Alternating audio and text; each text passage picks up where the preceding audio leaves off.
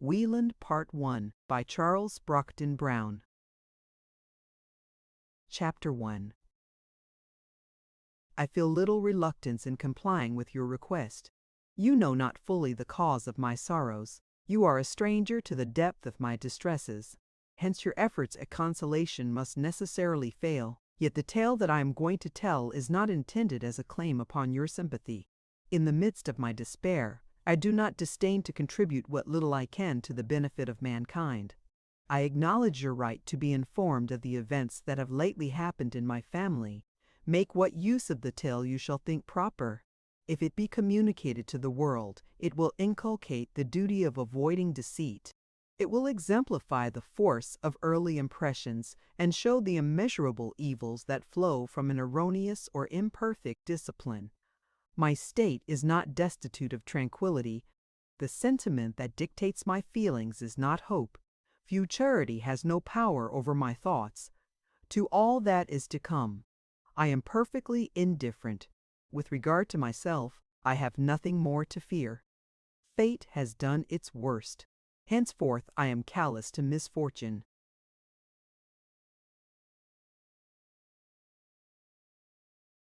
I address no supplication to the deity. The power that governs the course of human affairs has chosen his path. The decree that ascertained the condition of my life admits of no recall.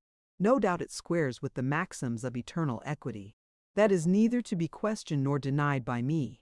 It suffices that the past is exempt from mutation.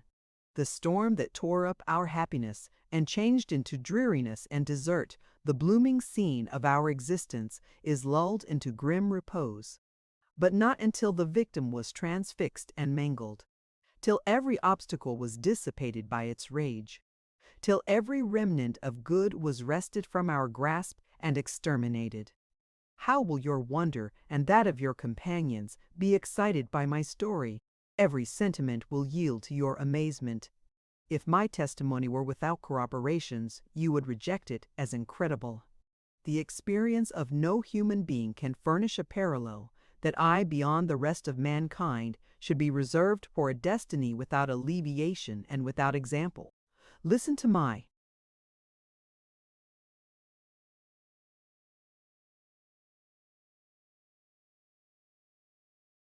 narrative, and then say what it is that has made me deserve to be placed on this dreadful eminence, if, indeed, every faculty be not suspended in wonder that I am still alive and am able to relate it. My father's ancestry was noble on the paternal side, but his mother was the daughter of a merchant. My grandfather was a younger brother and a native of Saxony. He was placed, when he had reached the suitable age, at a German college. During the vacations, he employed himself in traversing the neighboring territory. On one occasion, it was his fortune to visit Hamburg. He formed an acquaintance with Leonard Wisey, a merchant of that city, and was a frequent guest at his house. The merchant had an only daughter for whom his guest speedily contracted an affection, and, in spite of parental menaces and prohibitions, he, in due season, became her husband. By this act, he mortally offended his relations. Thenceforward he was entirely disowned and rejected by them. They refused to contribute anything to his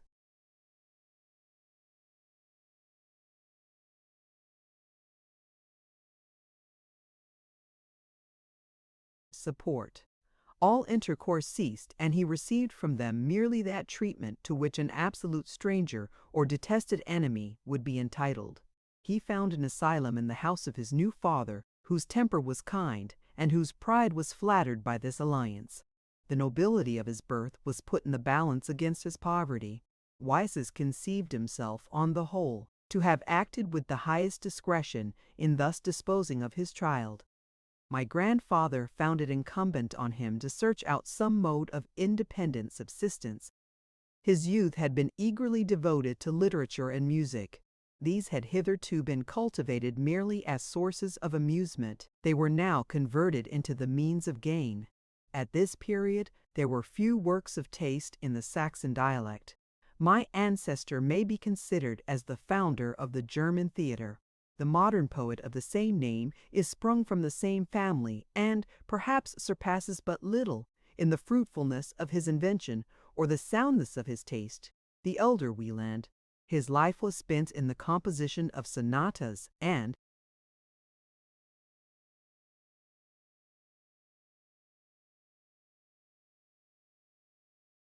dramatic pieces. They were not unpopular, but merely afforded him a scanty subsistence. He died in the bloom of his life and was quickly followed to the grave by his wife. Their only child was taken under the protection of the merchant.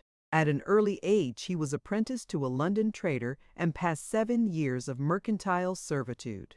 My father was not fortunate in the character of him under whose care he was now placed.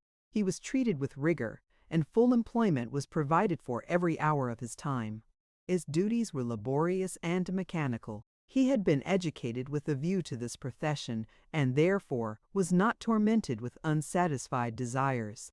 He did not hold his present occupations in abhorrence, because they withheld him from paths more flowery and more smooth, but he found in unintermitted labor, and in the sternness of his master, sufficient occasions for discontent. No opportunities of recreation were allowed him. He spent all his time pent up in a gloomy apartment or traversing narrow and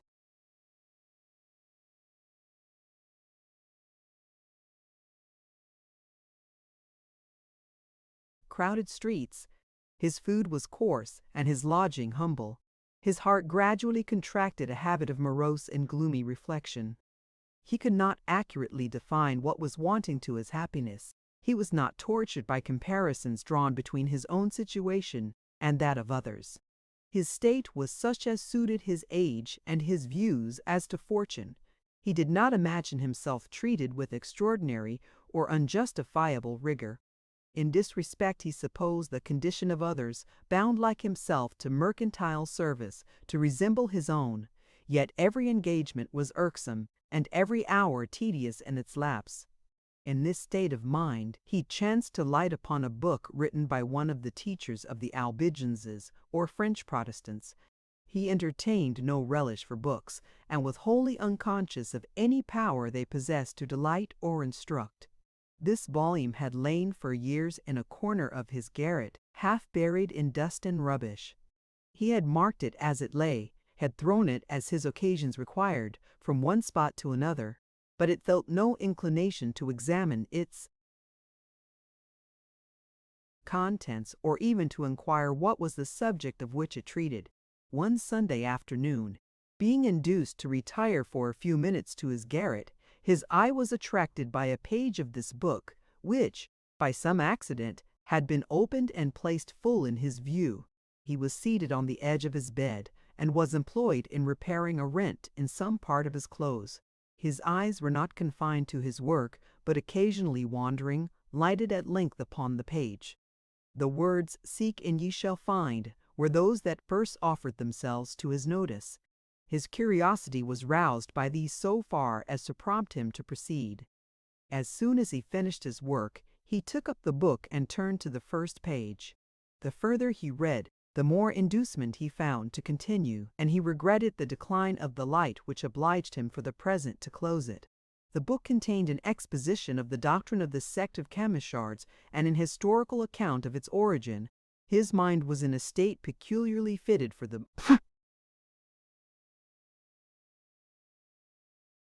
reception of devotional sentiments. The craving which had haunted him was now supplied with an object. His mind was at no loss for a theme of meditation. On days of business, he rose at the dawn and retired to his chamber not till late at night. He now supplied himself with candles, and employed his nocturnal and Sunday hours in studying this book. It, of course, abounded with allusions to the Bible. All its conclusions were deduced from the sacred text.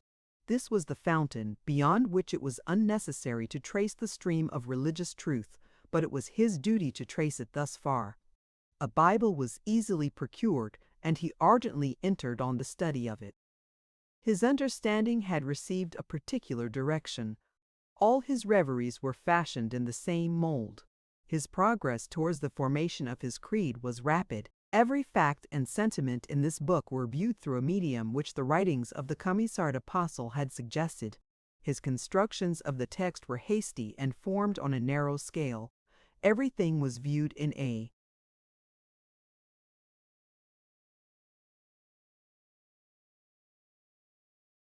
disconnected position. One action and one precept were not employed to illustrate and restrict the meaning of another. Hence arose 1,000 scruples to which he had hitherto been a stranger. He was alternately agitated by fear and by ecstasy. He imagined himself beset by the snares of a spiritual foe, and that his security lay in ceaseless watchfulness and prayer. His morals, which had never been loose, were now modeled by a stricter standard. The empire of religious duty extended itself to his looks, gestures, and phrases. All levities of speech and negligences of behavior were proscribed. His air was mournful and contemplative. He labored to keep alive a sentiment of fear and a belief of the awe-creating presence of the deity. Ideas foreign to this were sedulously excluded. To suffer their intrusion was a crime against the divine majesty, inexpiable but by days and weeks of the keenest agonies. No material variation had occurred in the lapse of 2 years. Every day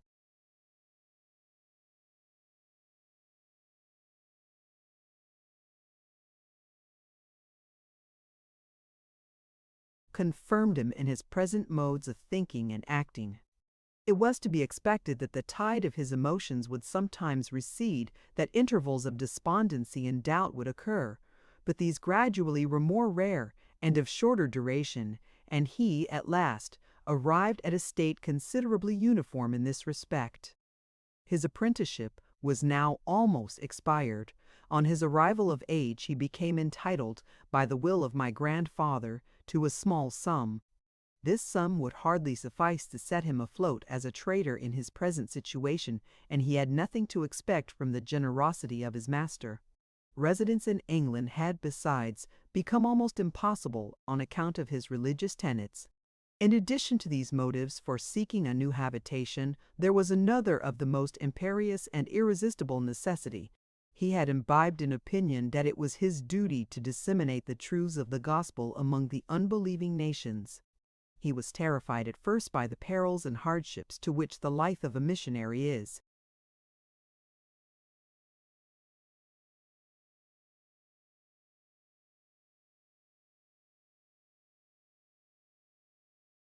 exposed. This cowardice made him diligent in the invention of objections and excuses, but he found it impossible wholly to shake off the belief that such was the injunction of his duty. The belief, after every new conflict with his passions, acquired new strength, and, at length, he formed a resolution of complying with what he deemed the will of heaven. The North American Indians naturally presented themselves as the first objects for this species of benevolence. As soon as his servitude expired, he converted his little fortune into money and embarked for Philadelphia. Here his fears were revived, and a nearer survey of savage manners once more shook his resolution. For a while he relinquished his purpose, and purchasing a farm on Schuylkill, within a few miles of the city, set himself down to the cultivation of it. The cheapness of land and the service of African slaves, which were then in general use, gave him, who was poor in Europe, all the advantages of wealth.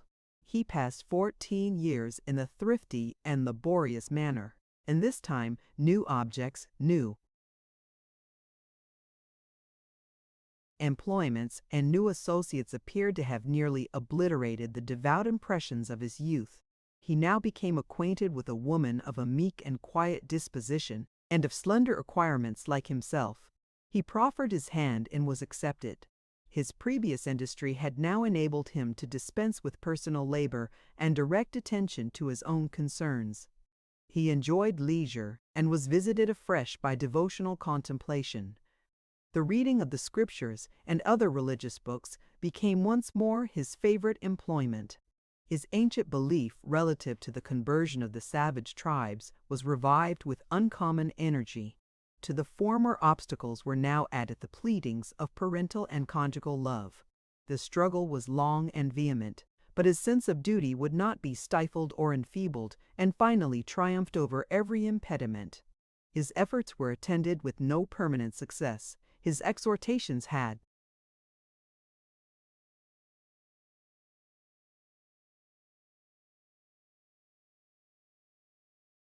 sometimes a temporary power, but more frequently were repelled with insult and derision. In pursuit of this object he encountered the most imminent perils, and underwent incredible fatigues, hunger, sickness, and solitude.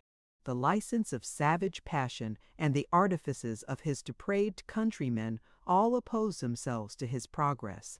His courage did not forsake him till there appeared no reasonable ground to hope for success. He desisted not till his heart was relieved from the supposed obligation to persevere. With his constitution somewhat decayed, he at length returned to his family. An interval of tranquillity succeeded. He was frugal, regular, and strict in the performance of domestic duties. He allied himself with no sect because he perfectly agreed with none. Social worship is that by which they are all distinguished, but this article found no place in his creed. He rigidly interpreted that precept which enjoins us, when we worship, to retire into solitude and shut out every species of society. According to him, devotion was not only a silent office, but must be performed alone. An hour at noon and an hour at midnight were thus appropriated.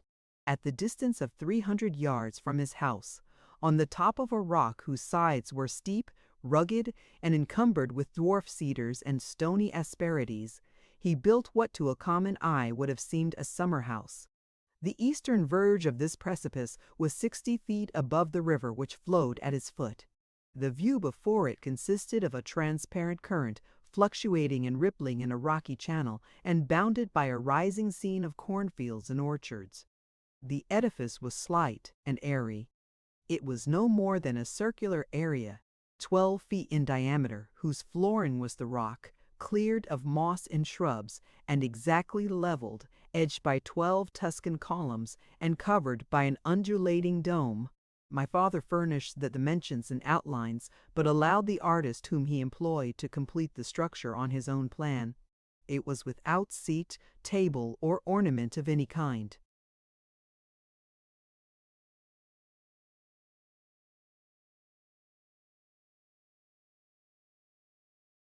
This was the temple of his deity. Twice in 24 hours he repaired hither, unaccompanied by any human being. Nothing but physical inability to move was allowed to obstruct or postpone this visit. He did not exact from his family compliance with his example. Few men, equally sincere in their faith, were as sparing in their censures and restrictions with respect to the conduct of others as my father. The character of my mother was no less devout, but her education had habituated her to a different mode of worship. The loneliness of their dwelling prevented her from joining any established congregation, but she was punctual in the offices of prayer and in the performance of hymns to her Savior after the manner of the disciples of Zinzendorf. My father refused to interfere in her arrangements. His own system was embraced not, accurately speaking, because it was the best, but because it had been expressly prescribed to him. Other modes, if practiced by other persons, might be equally acceptable. His deportment to others was full of charity and mildness, a sadness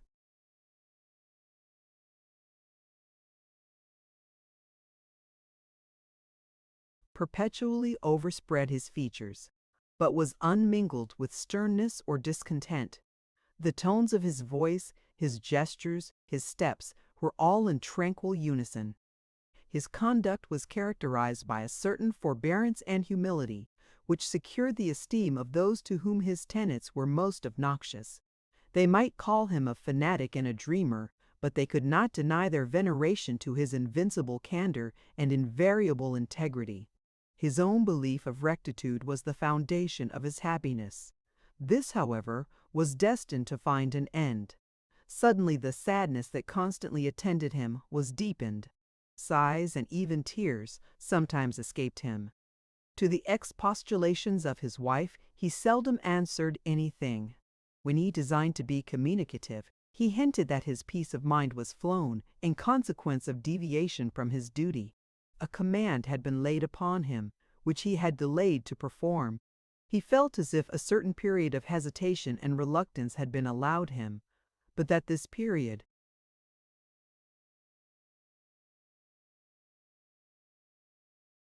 was past. He was no longer permitted to obey. The duty assigned to him was transferred, in consequence of his disobedience, to another, and all that remained was to endure the penalty. He did not describe this penalty. It appeared to be nothing more for some time than a sense of wrong. This was sufficiently acute, and was aggravated by the belief that his offense was incapable of expiation. No one could contemplate the agonies which he seemed to suffer without the deepest compassion. Time, instead of lightening the burthen, appeared to add to it. At length he hinted to his wife that his end was near. His imagination did not prefigure the mode or the time of his decease, but was fraught with an incurable persuasion that his death was at hand. He was likewise haunted by the belief that the kind of death that awaited him was strange and terrible. His anticipations were thus far vague and indefinite, but they sufficed to poison every moment of his being and devote him to ceaseless anguish.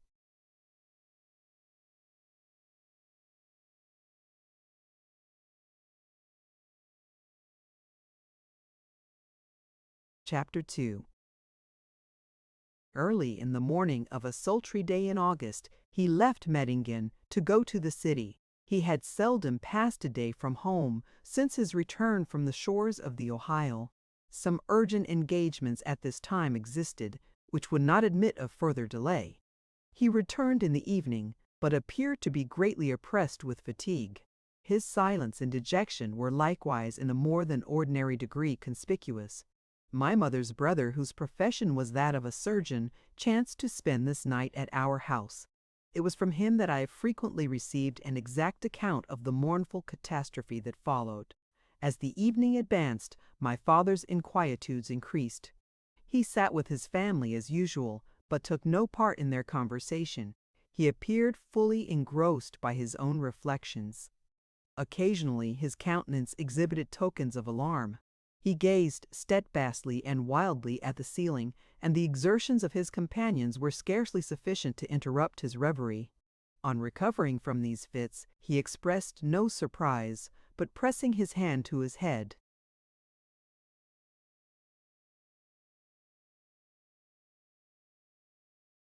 complained in a tremulous and terrified tone that his brain was scorched to cinders. He would then betray marks of insupportable anxiety. My uncle perceived by his pulse that he was indisposed, but in no alarming degree, and ascribed appearances chiefly to the workings of his mind. He exhorted him to recollection and composure, but in vain. At the hour of repose he readily retired to his chamber. At the persuasion of my mother he even undressed and went to bed. Nothing could abate his restlessness. He checked her tender expostulations with some sternness. "Be silent," said he, "for that which I feel there is but one cure, and that will shortly come. You can help me nothing. Look to your own condition and pray to God to strengthen you under the calamities that await you." "What am I to fear?" she answered. "What terrible disaster is it that you think of? Peace, as yet I know it not myself, but come it will, and shortly." She repeated her inquiries and doubts, but he suddenly put an end to the discourse by a stern command to be silent.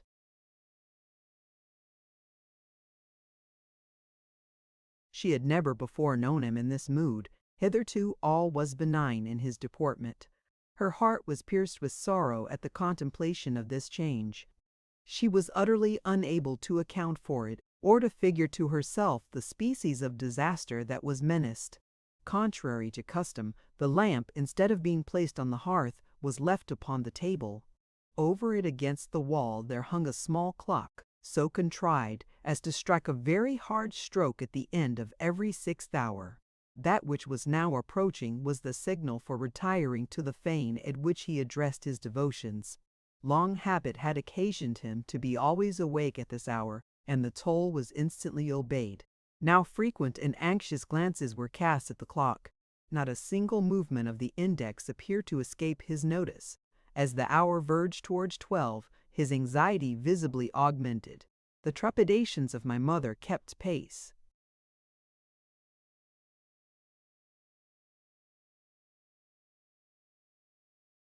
with those of her husband, but she was intimidated into silence. All that was left to her was to watch every change of his features and give vent to her sympathy and tears. At length the hour was spent, and the clock tolled. The sound appeared to communicate a shock to every part of my father's frame. He rose immediately and threw over himself a loose gown. Even this office was performed with difficulty, for his joints trembled and his teeth chattered with dismay. At this hour his duty called him to the rock, and my mother naturally concluded that it was thither he intended to repair. Yet these incidents were so uncommon as to fill her with astonishment and foreboding. She saw him leave the room, and heard his steps as they hastily descended the stairs. She half resolved to rise and pursue him, but the wildness of the scheme quickly suggested itself. He was going to a place whither no power on earth could induce him to suffer an attendant.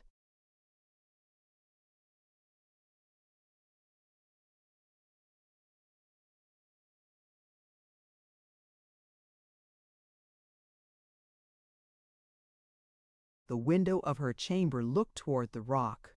The atmosphere was clear and calm, but the edifice could not be discovered at that distance through the dusk. My mother's anxiety would not allow her to remain where she was. She rose and seated herself at the window. She strained her sight to get a view of the dome and of the path that led to it. The first painted itself with sufficient distinctness on her fancy, but was undistinguishable by the eye from the rocky mass on which it was erected. The second could be imperfectly seen, but her husband had already passed, or had taken a different direction. What was it that she feared? Some disaster impended over her husband or herself. He had predicted evils, but professed himself ignorant of what nature they were. When were they to come? Was this night or this hour to witness the accomplishment? She was tortured with impatience and uncertainty. All her fears were at present linked to his person, and she gazed at the clock with nearly as much eagerness as my father had done, in expectation of the next hour.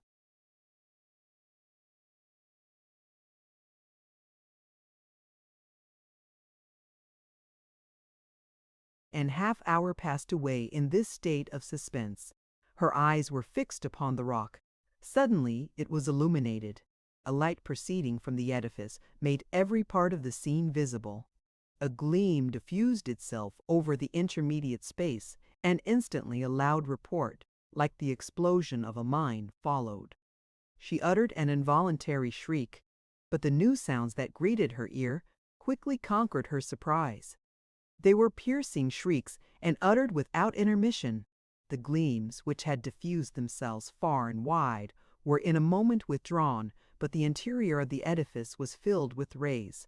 The first suggestion was that a pistol was discharged and that the structure was on fire. She did not allow herself time to meditate a second thought, but rushed into the entry and knocked loudly at the door of her brother's chamber. My uncle had been previously roused by the noise, and instantly flew to the window. He also imagined what he saw to be fire. The loud and vehement shrieks which succeeded the first explosion seemed to be an invocation of succor. The incident was inexplicable, but he could not fail to perceive the propriety of hastening to the spot. He was unbolting the door when his sister's voice was heard on the outside, conjuring him to come forth. He obeyed the summons with all the speed in his power. He stopped not to question her, but hurried downstairs and across the meadow which lay between the house and the rock. The shrieks were no longer to be heard, but a blazing light was clearly discernible between the columns of the temple. Irregular steps, hewn in the stone, led him to the summit. On 3 sides this edifice touched the very verge of the cliff. On the 4th side, which might be regarded as the front, there was an area of small extent, to which the rude staircase conducted you. My uncle speedily gained this spot. His strength was for a moment exhausted by his haste. He paused to rest himself. Meanwhile he bent the most vigilant attention towards the object before him. Within the columns he beheld what he could no better describe than by saying that it resembled a cloud impregnated with light. It had the brightness of flame, but was without its upward motion. It did not occupy the whole area and rose but a few feet above the floor. No part of the building was on fire. This appearance was astonishing. He approached the temple. As he went forward, the light retired, and when he put his feet within the apartment, utterly vanished. The suddenness of this transition increased the darkness that succeeded in a tenfold degree. Fear and wonder rendered him powerless. An occurrence like this in a place assigned to devotion was adapted to intimidate the stoutest heart. His wandering thoughts were recalled by the groans of one near him. His sight gradually recovered its power, and he was able to discern my father stretched on the floor. At that moment, my mother and servants arrived with a lanthorn and enabled my uncle to examine more closely this scene. My father, when he left the house, besides a loose upper vest and slippers, wore a shirt and drawers. Now he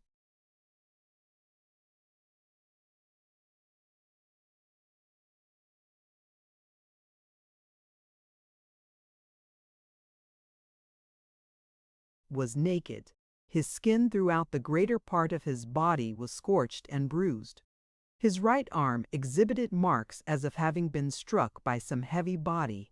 His clothes had been removed, and it was not immediately perceived that they were reduced to ashes. His slippers and his hair were untouched. He was removed to his chamber, and the requisite attention paid to his wounds, which gradually became more painful. A mortification speedily shewed itself in the arm, which had been most hurt. Soon after, the other wounded parts exhibited the like appearance. Immediately subsequent to this disaster, my father seemed nearly in a state of insensibility. He was passive under every operation. He scarcely opened his eyes, and was with difficulty prevailed upon to answer the questions that were put to him. By his imperfect account it appeared that while engaged in silent orisons, with thoughts full of confusion and anxiety, a faint gleam suddenly shot athwart.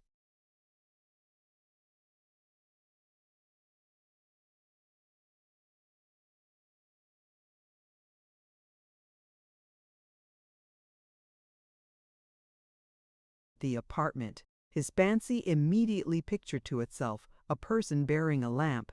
It seemed to come from behind.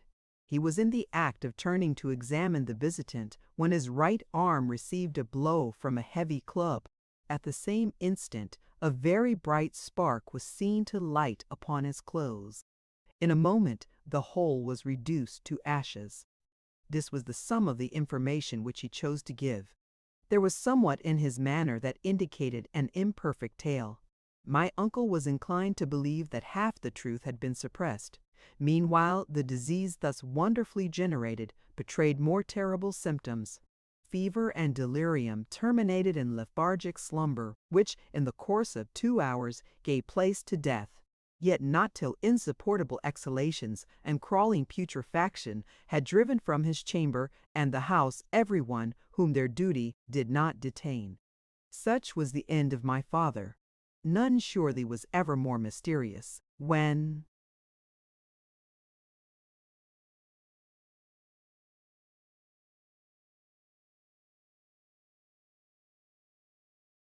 we recollect his gloomy anticipations and unconquerable anxiety, the security from human malice which his character, the place, and the condition of the times might be supposed to confer, the purity and cloudlessness of the atmosphere which rendered it impossible that lightning was the cause. What are the conclusions that we must form? The prelusive gleam, the blow upon his arm, the fatal spark, the explosion heard so far, the fiery cloud that environed him, without detriment to the structure, though composed of combustible materials, the sudden vanishing of this cloud at my uncle's approach. What is the inference to be drawn from these facts? Their truth cannot be doubted. My uncle's testimony is peculiarly worthy of credit because no man's temper is more skeptical and his belief is unalterably attached to natural causes. I was at this time a child of 6 years of age. The impressions that were then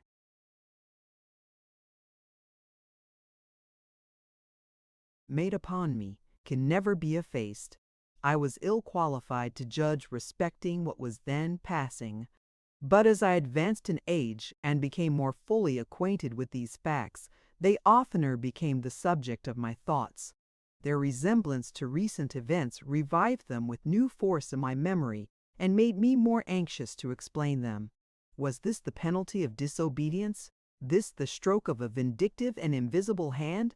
Is it a fresh proof that the divine ruler interferes in human affairs, meditates an end, selects and commissions his agents, and enforces by unequivocal sanctions submission to his will? Or was it merely the irregular expansion of the fluid that imparts warmth to our heart and our blood, caused by the fatigue of the preceding day, or flowing, by established laws, from the condition of his thoughts? A case, in its symptoms exactly parallel to this, is published in one of the journals of Florence. See likewise similar cases reported by Messrs. Merrill and Murrayr in the Journal de Medicine for February and May 1783. Researches of Maffei and Fontana have thrown some light upon this subject. Chapter 3. The shock which this disastrous occurrence occasioned to my mother was the foundation of a disease which carried her in a few months to the grave. My brother and myself were children at this time and were now reduced to the condition of orphans. The property which our parents left was by no means inconsiderable. It was entrusted to faithful hands till we should arrive at a suitable age. Meanwhile, our education was assigned to a maiden aunt who resided in the city and whose tenderness made us in a short time cease to regret that we had lost a mother. The years that succeeded were tranquil and happy. Our lives were molested by few of those cares that are incident to childhood. By accident more than design, the indulgence and yielding temper of our aunt was mingled with resolution and steadfastness. She seldom deviated into either extreme of rigor or lenity.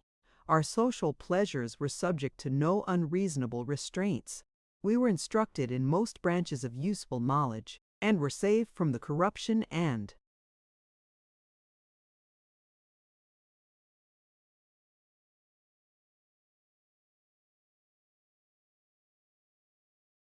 tyranny of colleges and boarding schools. Our companions were chiefly selected from the children of our neighbors. Between one of these and my brother, there quickly grew the most affectionate intimacy. Her name was Catherine Plale. She was rich, beautiful, and contrived to blend the most bewitching softness with the most exuberant vivacity. The tie by which my brother and she were united seemed to add force to the love which I bore her, and which was amply returned. Between her and myself there was every circumstance tending to produce and foster friendship. Our sex and age were the same. We lived within sight of each other's abode. Our tempers were remarkably congenial, and the superintendence of our education not only prescribed to us the same pursuits, but allowed us to cultivate them together. Every day added strength to the triple bonds that united us. We gradually withdrew ourselves from the society of others and found every moment irksome.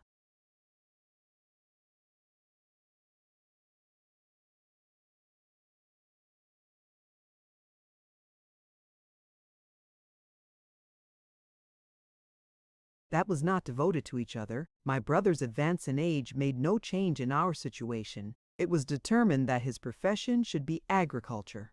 His fortune exempted him from the necessity of personal labor. The task to be performed by him was nothing more than superintendence. The skill that was demanded by this was merely theoretical, and was furnished by casual inspection or by closet study. The attention that was paid to this subject did not seclude him for any long time from us, on whom time had no other effect than to augment our impatience in the absence of each other and of him. Our tasks, our walks, our music, were seldom performed but in each other's company. It was easy to see that Catherine and my brother were born for each other. The passion which they mutually entertained quickly broke those bounds which extreme youth had set to it.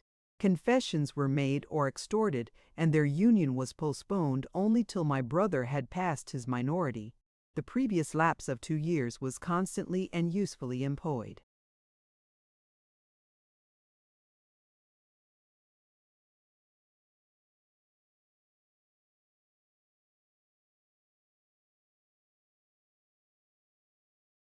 O my brother, but the task I have set myself let me perform with steadiness. The felicity of that period was marred by no gloomy anticipations.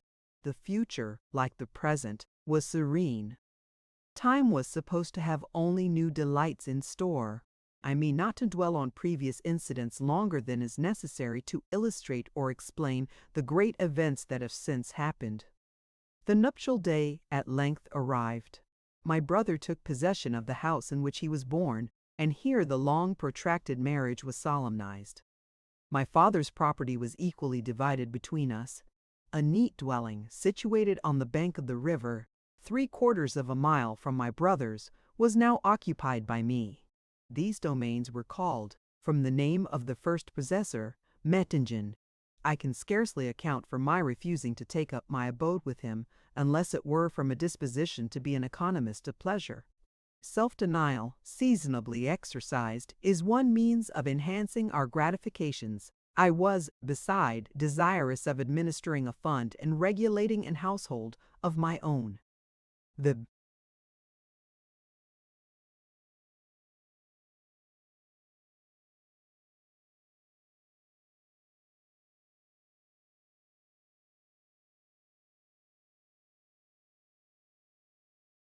short distance allowed us to exchange visits as often as we pleased. The walk from one mansion to the other was no unlightful prelude to our interviews. I was sometimes their visitant, and they, as frequently, were my guests. Our education had been modeled by no religious standard. We were left to the guidance of our own understanding and the casual impressions which society might make upon us. My friend's temper, as well as my own, exempted us from much anxiety on this account.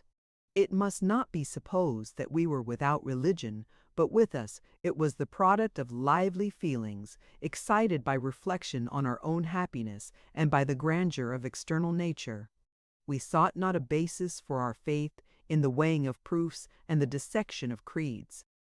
Our devotion was a mixed and casual sentiment, seldom verbally expressed, or solicitously sought, or carefully retained.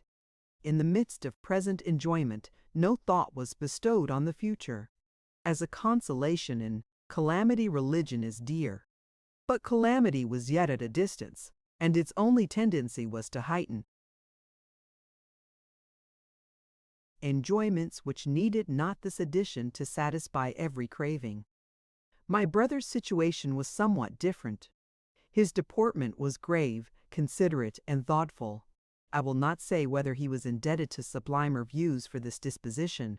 Human life, in his opinion, was made up of changeable elements, and the principles of duty were not easily unfolded. The future, either as anterior or subsequent to death, was a scene that required some preparation and provision to be made for it. These positions we could not deny, but what distinguished him was a propensity to ruminate on these truths. The images that visited us were blithesome and gay, but those with which he was most familiar were of an opposite hue. They did not generate affliction and fear, but they diffused over his behavior a certain air of forethought and sobriety. The principal effect of this temper was visible in his features and tones. These, in general, bespoke a sort of thrilling melancholy. I scarcely ever knew him to laugh.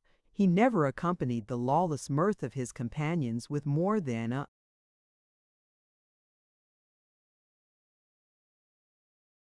smile, but his conduct was the same as ours. He partook of our occupations and amusements with a zeal not less than ours, but of a different kind. The diversity in our temper was never the parent of discord, and was scarcely a topic of regret. The scene was variegated, but not tarnished or disordered by it. It hindered the element in which we moved from stagnating. Some agitation and concussion is requisite to the due exercise of human understanding. In his studies he pursued an austerer and more arduous path. He was much conversant with the history of religious opinions, and took pains to ascertain their validity. He deemed it indispensable to examine the ground of his belief, to settle the relation between motives and actions, the criterion of merit, and the kinds and properties of evidence.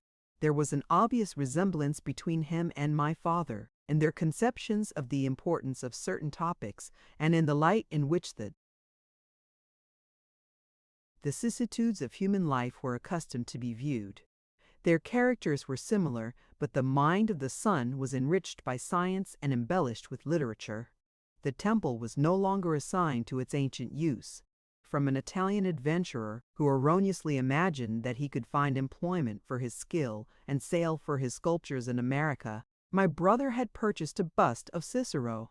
He professed to have copied this piece from an antique dug up with his own hands in the environs of Modena. Of the truth of his assertions we were not qualified to judge, but the marble was pure and polished, and we were contented to admire the performance without waiting for the sanction of connoisseurs. We hired the same artist to hew a suitable pedestal from a neighboring quarry. This was placed in the temple, and the bust rested upon it. Opposite to this was a harpsichord, sheltered by a temporary roof from the weather. This was the place of resort in the evenings of summer. Here we sung, and talked, and read, and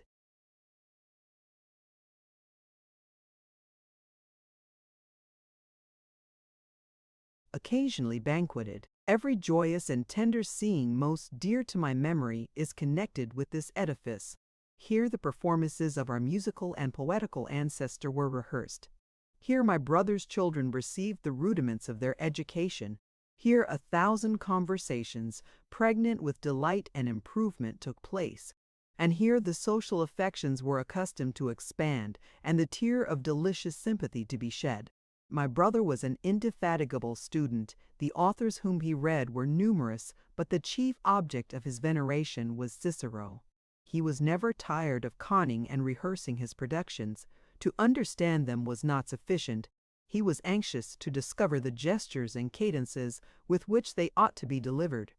He was very scrupulous in selecting a true scheme of pronunciation for the Latin tongue and in adapting it to the words of his darling writer. His favorite occupation consisted in embellishing his rhetoric with all the proprieties of gesticulation and utterance.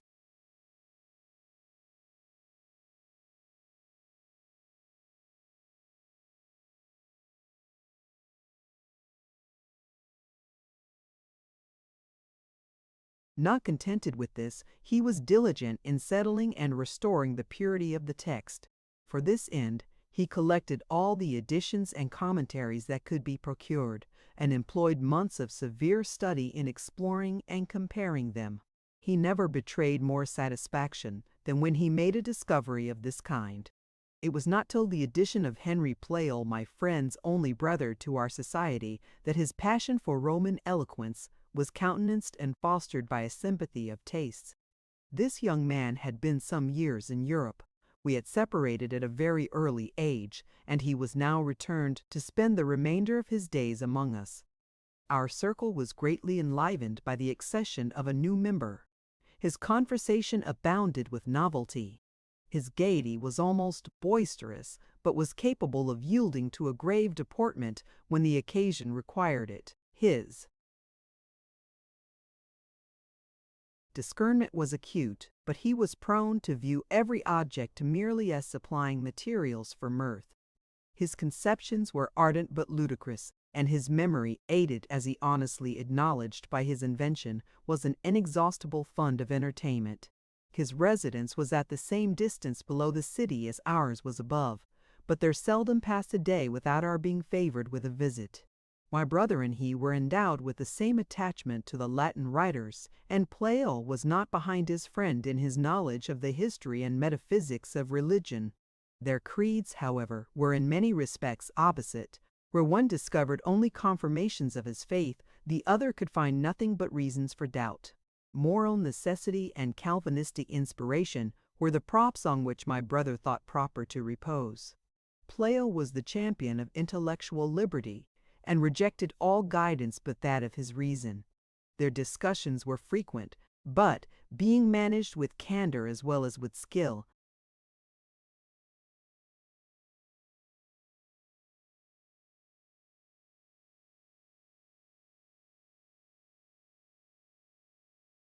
they were always listened to by us with avidity and benefit. Pleyel, like his new friends, was fond of music and poetry.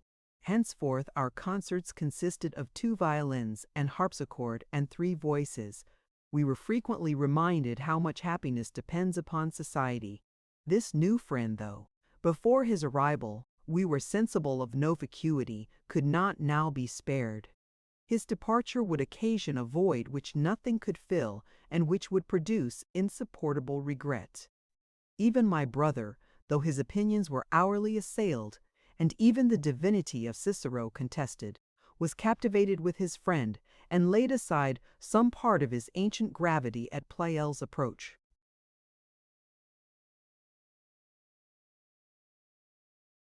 Chapter 4.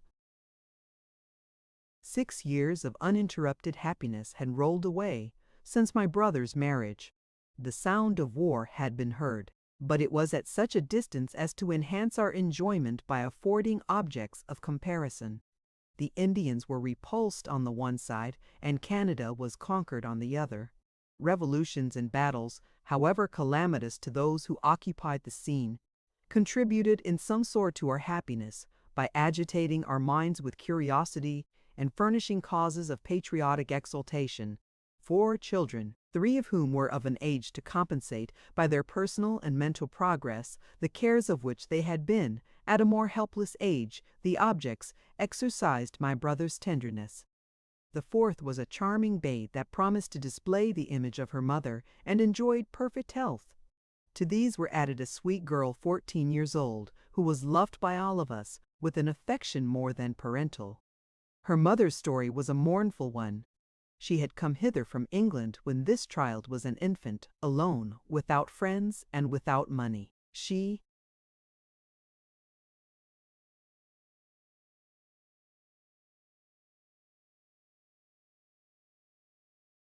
appeared to have embarked in a hasty and clandestine manner. She passed 3 years of solitude and anguish under my aunt's protection, and died a martyr to woe, the source of which she could, by no importunities, be prevailed upon to unfold. Her education and manners bespoke her to be of no mean birth.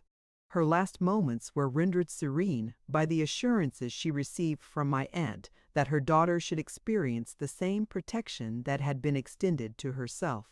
On my brother's marriage, it was agreed that she should make a part of his family. I cannot do justice to the attractions of this girl. Perhaps the tenderness she excited might partly originate in her personal resemblance to her mother, whose character and misfortunes were still fresh in our remembrance. She was habitually pensive, and this circumstance tended to remind the spectator of her friendless condition, and yet that epithet was surely misapplied in this case. This being was cherished by those with whom she now resided with unspeakable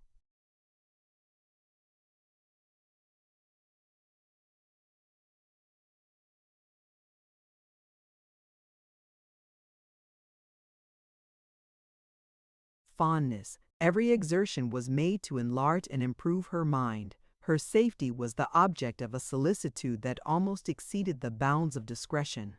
Our affection indeed could scarcely transcend her merits. She never met my eye, or occurred to my reflections, without exciting a kind of enthusiasm. Her softness, her intelligence, her equanimity, never shall I see surpassed. I have often shed tears of pleasure at her approach, and pressed her to my bosom in an agony of fondness.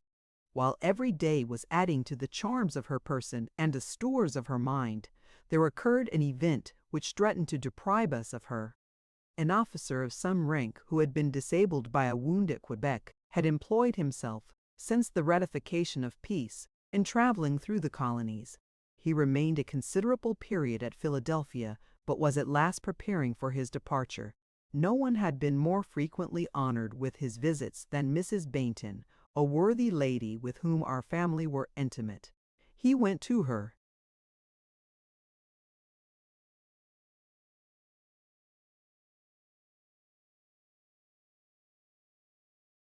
house with a view to perform a farewell visit, and was on the point of taking his leave, when I and my young friend entered the apartment. It is impossible to describe the emotions of the stranger when he fixed his eyes upon my companion. He was motionless with surprise. He was unable to conceal his feelings, but sat silently gazing at the spectacle before him. At length he turned to Mrs. Baynton, and more by his looks and gestures than by words, besought her for an explanation of the scene.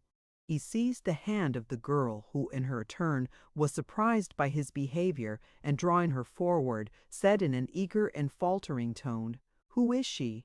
Whence does she come? What is her name?" The answers that were given only increased the confusion of his thoughts. He was successively told that she was the daughter of one whose name was Louisa Conway, who arrived among us at such a time, who sedulously concealed her parentage and the motives of her flight, whose incurable griefs had finally destroyed her, and who had left this child under the protection of her friends.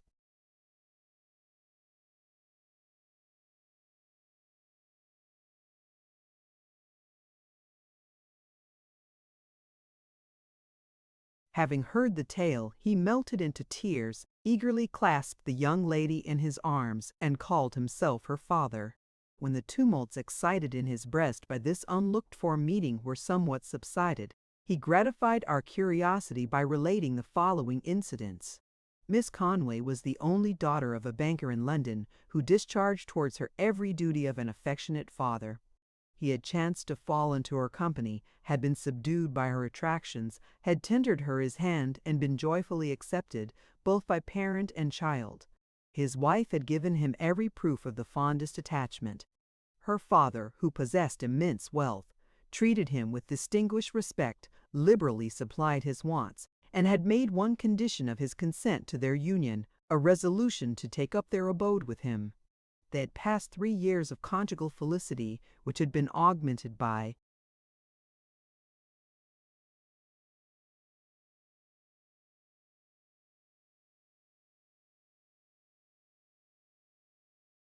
the birth of this child, when his professional duty called him into Germany. It was not without an arduous struggle that she was persuaded to relinquish the design of accompanying him through all the toils and perils of war. No parting was ever more distressful. They strove to alleviate by frequent letters the evils of their lot. Those of his wife breathed nothing but anxiety for his safety and impatience of his absence. At length a new arrangement was made, and he was obliged to repair from Westphalia to Canada. One advantage attended this change.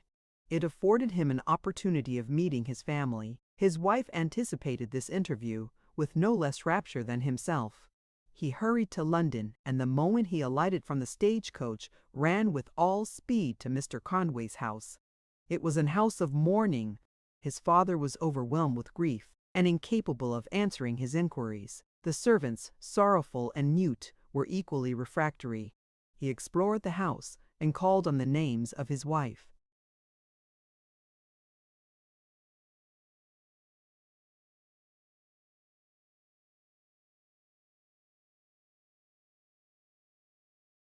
And daughter, but his summons was fruitless. At length this new disaster was explained. 2 days before his arrival, his wife's chamber was found empty. No search, however diligent and anxious, could trace her steps. No cause could be assigned for her disappearance. The mother and child had fled away together. New exertions were made. Her chamber and cabinets were ransacked, but no vestige was found serving to inform them as to the motives of her flight, whether it had been voluntary or otherwise, and in what corner of the kingdom or of the world she was concealed. Who shall describe the sorrow and amazement of the husband, his restlessness, his vicissitudes of hope and fear, and his ultimate despair? His duty called him to America. He had been in this city, and had frequently passed the door of the house in which his wife, at that moment, resided. Her father had not remitted his exertions to elucidate this painful mystery, but they had failed. This disappointment hastened his death, in consequence of which Louisa's father became possessor of his immense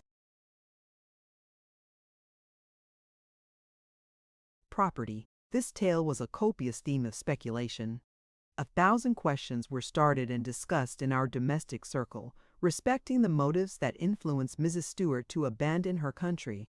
It did not appear that her proceeding was involuntary.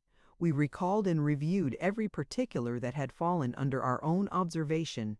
By none of these were we furnished with a clue. Her conduct, after the most rigorous scrutiny, still remained an impenetrable secret. On a nearer view, Major Stuart proved himself a man of most amiable character. His attachment to Louisa appeared hourly to increase. She was no stranger to the sentiments suitable to her new character. She could not but readily embrace the scheme which was proposed to her, to return with her father to England. This scheme his regard for her induced him, however, to postpone. Some time was necessary to prepare her for so great a change, and enable her to think without agony of her separation from us.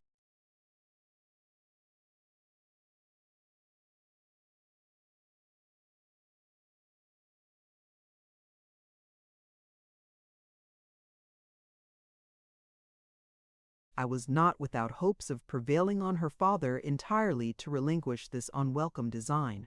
Meanwhile, he pursued his travels through the southern colonies, and his daughter continued with us. Louisa and my brother frequently received letters from him, which indicated a mind of no common order. They were filled with amusing details and profound reflections. While here, he often partook of our evening conversations at the temple, and since his departure his correspondence had frequently supplied us with topics of discourse.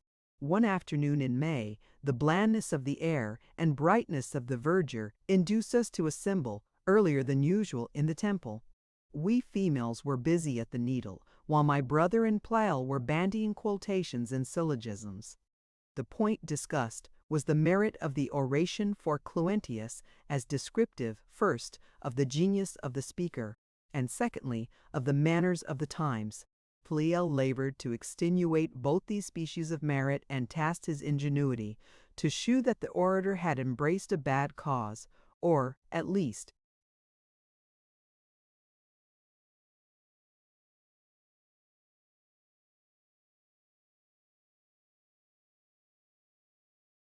doubtful one. He urged that to rely on the exaggerations of an advocate, or to make the picture of a single family a model from which to sketch the condition of a nation, was absurd. The controversy was suddenly diverted into a new channel by a misquotation. Pleyel accused his companion of saying Politschauter when he should have said Policiauter, when he should have said Policiaut. Nothing would decide the contest but an appeal to the volume. My brother was returning to the house for this purpose when a servant met him with a letter from Major Stuart. He immediately returned to read it in our company. Besides affectionate compliments to us and paternal benedictions on Louisa, his letter contained a description of a waterfall on the Monongahela. A sudden gust of rain falling, we were compelled to remove to the house. The storm passed away, and a radiant moonlight succeeded. There was no motion to resume our seats in the temple. We therefore remained where we were, and engaged in sprightly conversation. The letter lately received naturally suggested a topic. A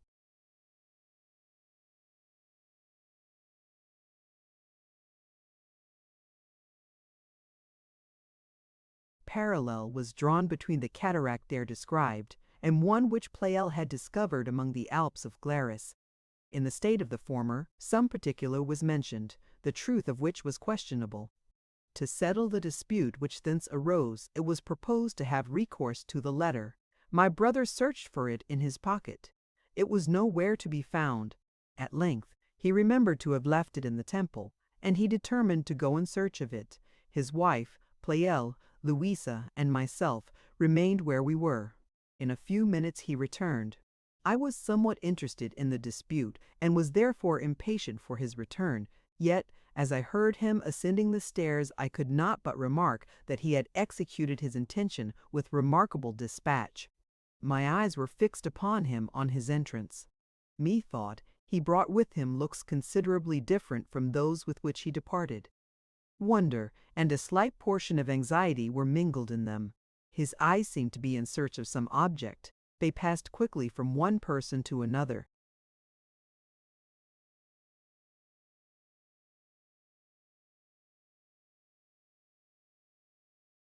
Till they rested on his wife. She was seated in a careless attitude on the sofa, in the same spot as before. She had the same muslin in her hand, by which her attention was chiefly engrossed. The moment he saw her, His perplexity visibly increased. He quietly seated himself, and fixing his eyes on the floor, appeared to be absorbed in meditation. These singularities suspended the inquiry which I was preparing to make respecting the letter. In a short time, the company relinquished the subject which engaged them, and directed their attention to Wieland. They thought that he only waited for a pause in the discourse to produce the letter. The pause was uninterrupted by him. At length Pleyel said, "Well, I suppose you have found the letter." "No," said he, without any abatement of his gravity, and looking steadfastly at his wife, "I did not mount the hill." "Why not?" "Catherine, have you not?"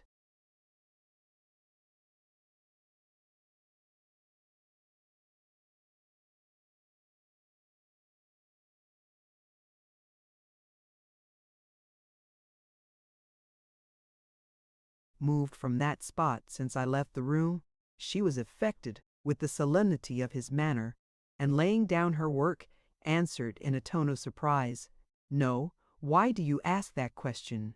His eyes were again fixed upon the floor, and he did not immediately answer. At length he said, looking round upon us, "Is it true that Catherine did not follow me to the hill? That she did not just now enter the room?" We assured him with one voice that she had not been absent for a moment, and inquired into the motive of his questions. "Your assurances," said he, "are solemn and unanimous, and yet I must deny credit to your assertions or disbelieve the testimony of my senses which informed me, when I was halfway up the hill, that Catherine was at the bottom." We were confounded at this declaration. Pleyel rallied him with great levity on his behavior. He listened to his friend with calmness, but without any relaxation of features.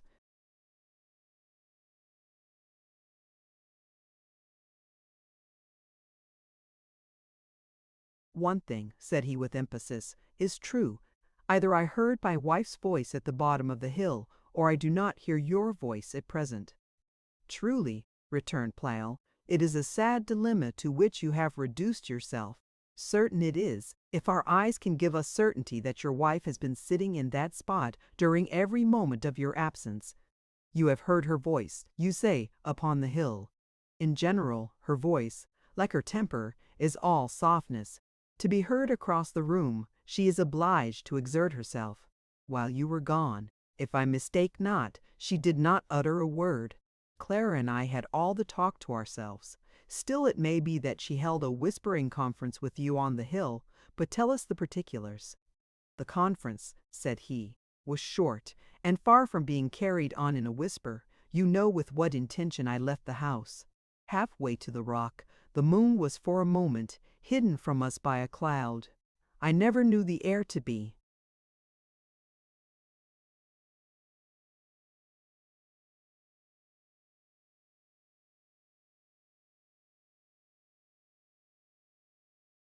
more bland and more calm. In this interval I glanced at the temple and thought I saw a glimmering between the columns. It was so faint that it would not perhaps have been visible if the moon had not been shrouded. I looked again, but saw nothing. I never visit this building alone, or at night, without being reminded of the fate of my father. There was nothing wonderful in this appearance, yet it suggested something more than mere solitude and darkness in the same place would have done. I kept on my way. The images that haunted me were solemn, and I entertained an imperfect curiosity, but no fear, as to the nature of this object. I had ascended the hill little more than halfway when a voice called me from behind. The accents were clear, distinct, powerful, and were uttered, as I fully believed, by my wife. Her voice is not commonly so loud. She has seldom occasion to exert it, but, nevertheless, I have sometimes heard her call with force and eagerness. If my ear was not deceived, it was her voice which I heard.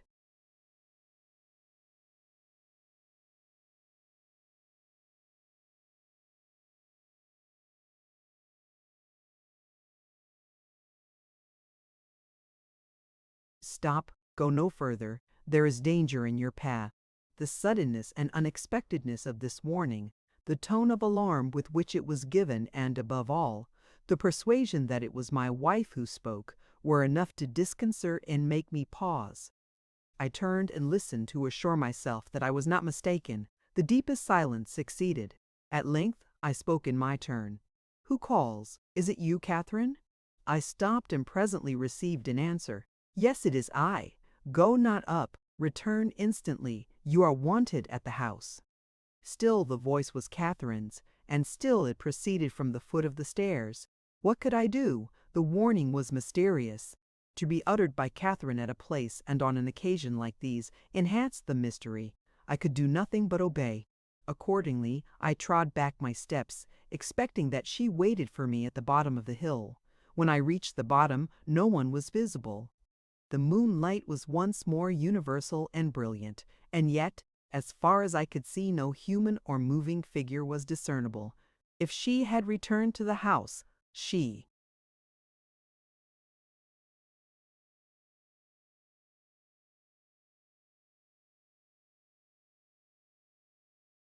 must have used wondrous expedition to have passed already beyond the reach of my eye.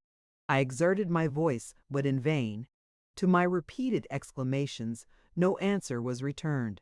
Ruminating on these incidents, I returned hither. There was no room to doubt that I had heard my wife's voice. Attending incidents were not easily explained, but you now assure me that nothing extraordinary has happened to urge my return, and that my wife has not moved from her seat. Such was my brother's narrative. It was heard by us with different emotions. Pleyel did not scruple to regard the whole as a deception of the senses. Perhaps a voice had been heard, but Wieland's imagination had misled him in supposing a resemblance to that of his wife, and giving such a signification to the sounds. According to his custom, he spoke what he thought. Sometimes he made it the theme of grave discussion, but more frequently treated it with ridicule. He did not believe that sober reasoning would convince his friend, and gaiety, he thought, was useful to take away the solemnities which, in a mind like Wieland's, an accident of this kind was calculated to produce. Pleyel proposed to go in search of the letter. He went and speedily returned, bearing it in his hand. He had found it open on the pedestal, and neither voice nor visage had risen to impede his design. Catherine was endowed with an uncommon portion of good sense, but her mind was accessible, on this quarter, to wonder and panic. That her voice should be thus inexplicably and unwarrantably assumed was a source of no small disquietude. She admitted the plausibility of the arguments by which Pleyel endeavored to prove that this was no more than an auricular deception, but this conviction was sure to be shaken when she turned her eyes upon her husband and perceived that Pleyel's logic was far from having produced the same effect upon him. As to myself, my attention was engaged by this occurrence.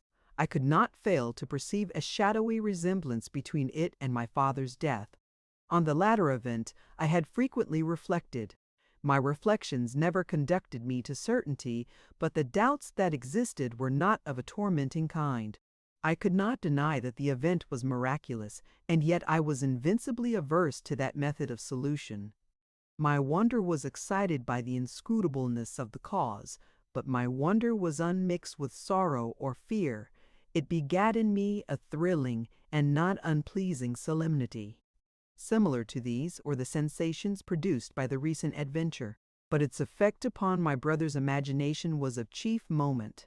All that was desirable was, that it should be regarded by him with indifference. The worst effect that could flow was not indeed very formidable, yet I could not bear to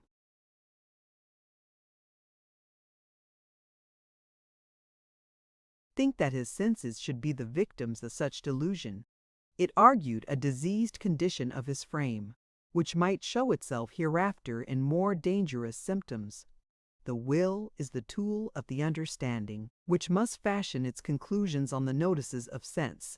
If the senses be depraved, it is impossible to calculate the evils that may flow from the consequent deductions of the understanding. I said, this man is of an ardent and melancholy character. Those ideas which, in others, are casual or obscure, which are entertained in moments of abstraction and solitude, and easily escape when the scene is changed, have obtained an immovable hold upon his mind. The conclusions which long habit has rendered familiar and, in some sort, palpable to his intellect, are drawn from the deepest sources. All his actions and practical sentiments are linked with long and abstruse deductions from the system of divine government and the laws of our intellectual constitution. He is, in some respects, an enthusiast, but is fortified in his belief by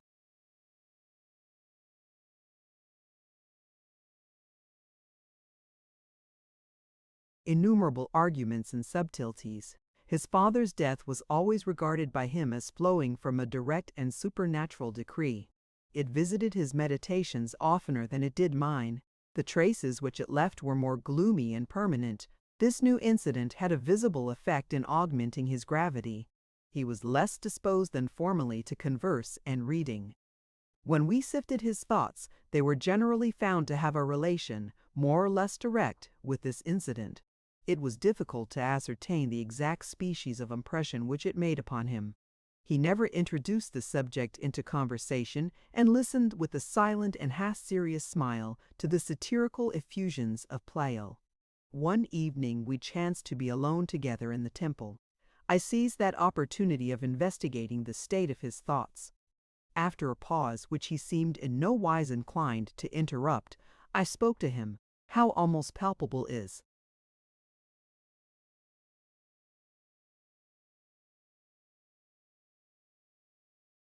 this dark, yet a ray from above would dispel it. "Aye," said Wieland with fervor, "not only the physical but moral night would be dispelled." "But why," said I, "must the divine will address its precepts to the eye?" He smiled significantly. "True," said he, "the understanding has other avenues." "You have never," said I, approaching near to the point, "you have never told me in what way you considered the late extraordinary incident." "There is no determinate way in which the subject can be viewed. Here is an effect, but the cause is utterly inscrutable. To suppose a deception will not do." "Such is possible, but there are 20 other suppositions more probable. They must all be set aside before we reach that point." "What are these 20 suppositions?" "It is needless to mention them. They are only less improbable than Pleyel's. Time may convert one of them into certainty. Till then, it is useless to expatiate on them."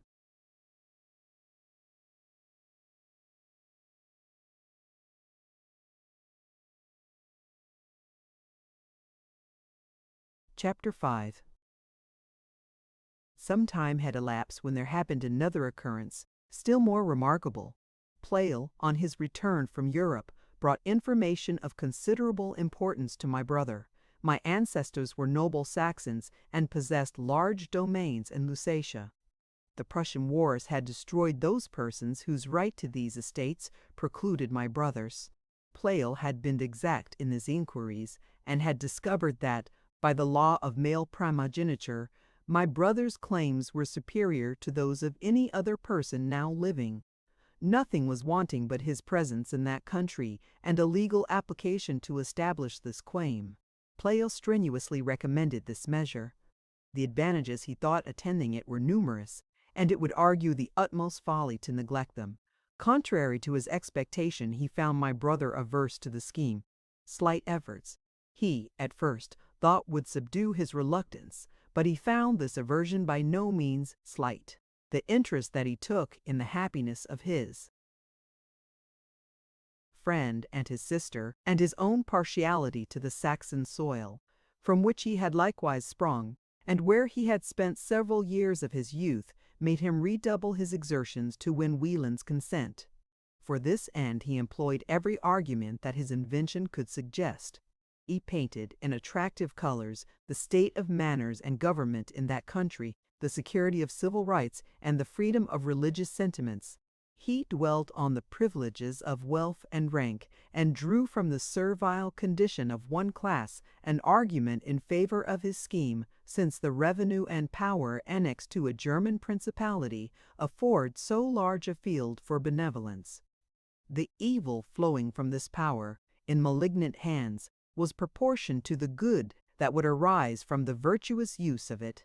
Hence, Wieland, in forbearing to claim his own, withheld all the positive felicity that would accrue to his vassals from his success, and hazarded all the misery that would redound from a less enlightened proprietor.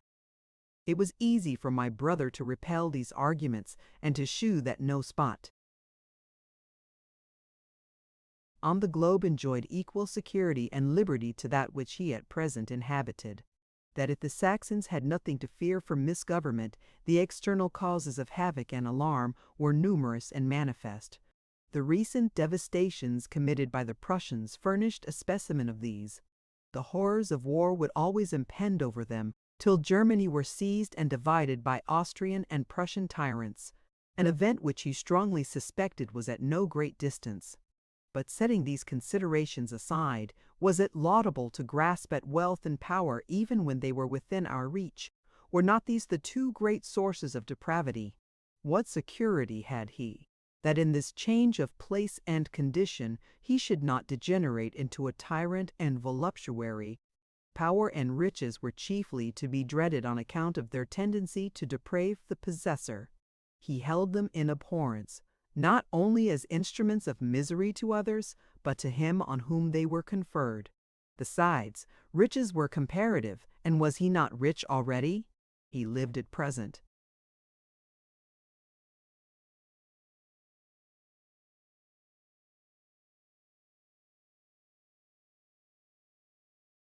in the bosom of security and luxury. All the instruments of pleasure, on which his reason or imagination set any value, were within his reach, but these he must forego for the sake of advantages which, whatever were their value, were as yet uncertain. In pursuit of an imaginary addition to his wealth, he must reduce himself to poverty. He must exchange present certainties for what was distant and contingent. For who knows not that the law is a system of expense, delay, and uncertainty? If he should embrace this scheme, it would lay him under the necessity of making a voyage to Europe and remaining for a certain period separate from his family. He must undergo the perils and discomforts of the ocean. He must divest himself of all domestic pleasures. He must deprive his wife of her companion, and his children of a father and instructor. And all for what? For the ambiguous advantages which overgrown wealth and flagitious tyranny have to bestow? For a precarious possession in a land of turbulence and war, advantages which will not certainly be gained, and of which the acquisition, if it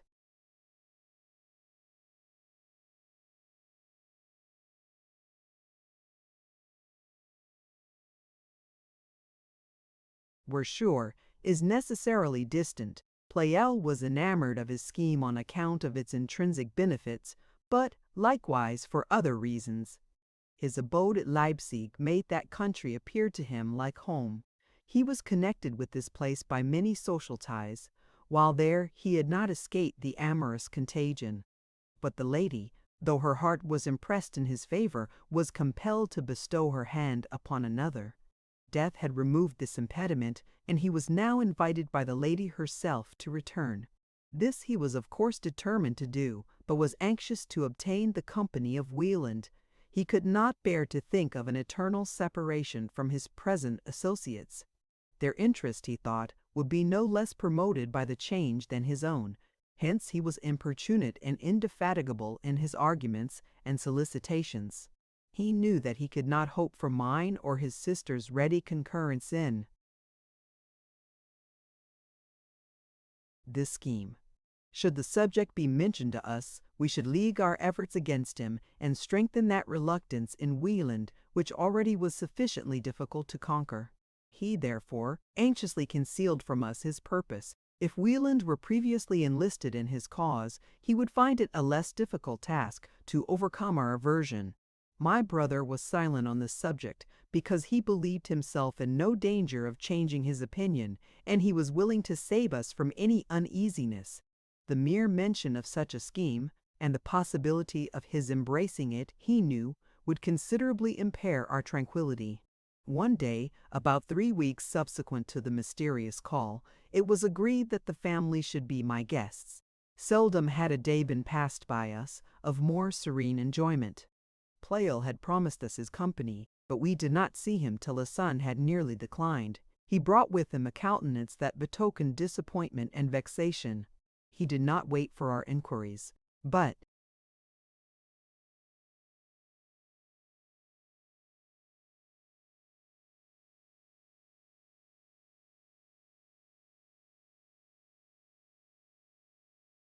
immediately explained the cause. 2 days before, a packet had arrived from Hamburg, by which he had flattered himself with the expectation of receiving letters. But no letters had arrived. I never saw him so much subdued by an untoward event. His thoughts were employed in accounting for the silence of his friends. He was seized with the torments of jealousy, and suspected nothing less than the infidelity of her to whom he had devoted his heart. The silence must have been concerted. Her sickness, or absence, or death, would have increased the certainty of someone's having written. No supposition could be formed but that his mistress had grown indifferent, or that she had transferred her affections to another. The miscarriage of a letter was hardly within the reach of possibility. From Leipzig to Hamburg, and from Hamburg hither, the conveyance was exposed to no hazard. He had been so long detained in America chiefly in consequence of Wieland's aversion to the scheme which he proposed. He now became more impatient than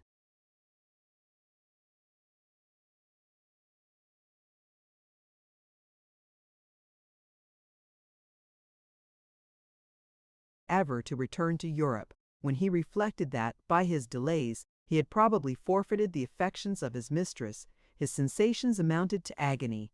It only remained, by his speedy departure, to repair, if possible, or prevent so intolerable an evil.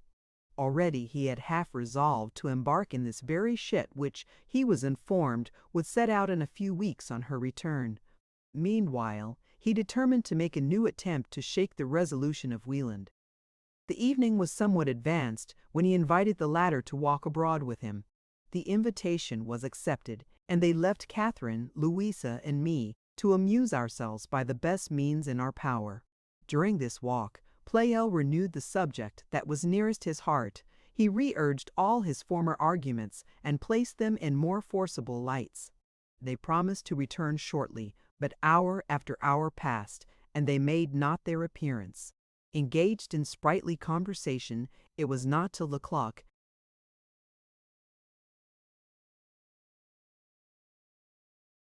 struck 12 that we were reminded of the lapse of time.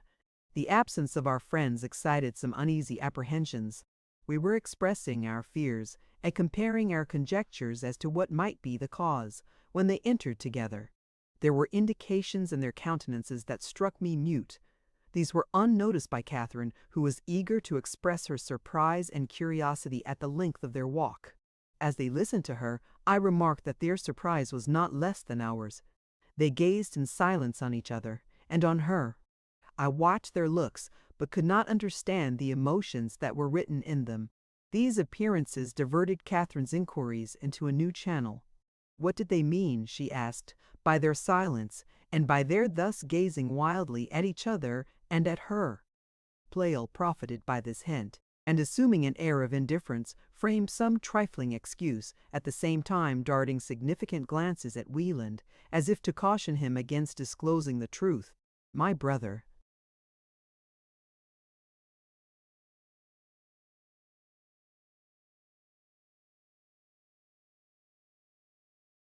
said nothing, but delivered himself up to meditation. I likewise was silent, but burned with impatience to fathom this mystery.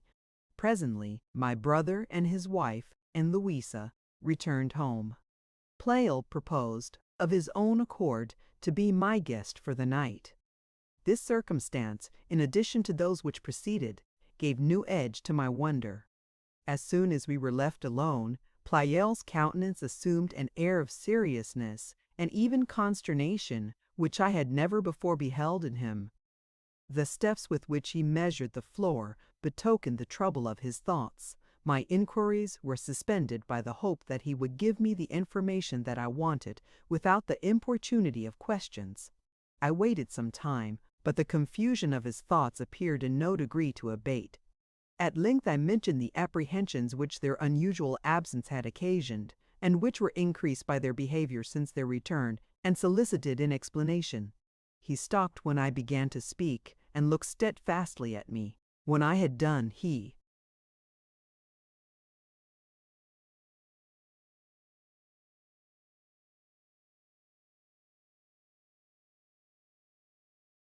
said to me, in a tone which faltered through the vehemence of his emotions, "How were you employed during our absence?" In turning over the Della Crusca dictionary and talking on different subjects. But just before your entrance, we were tormenting ourselves with omens and prognostics relative to your absence. Catherine was with you the whole time? Yes. But are you sure? Most sure. She was not absent a moment. He stood for a time, as if to assure himself of my sincerity. Then, clenching his hands and wildly lifting them above his head, "Lo," cried he, "I have news to tell you. The Baroness de Stolberg is dead." This was her whom he loved. I was not surprised at the agitations which he betrayed, but how was the information procured? How was the truth of this news connected with the circumstance of Catherine's remaining in our company? He was for some time inattentive to my questions. When he spoke, it seemed merely a continuation of the reverie into which he had been plunged.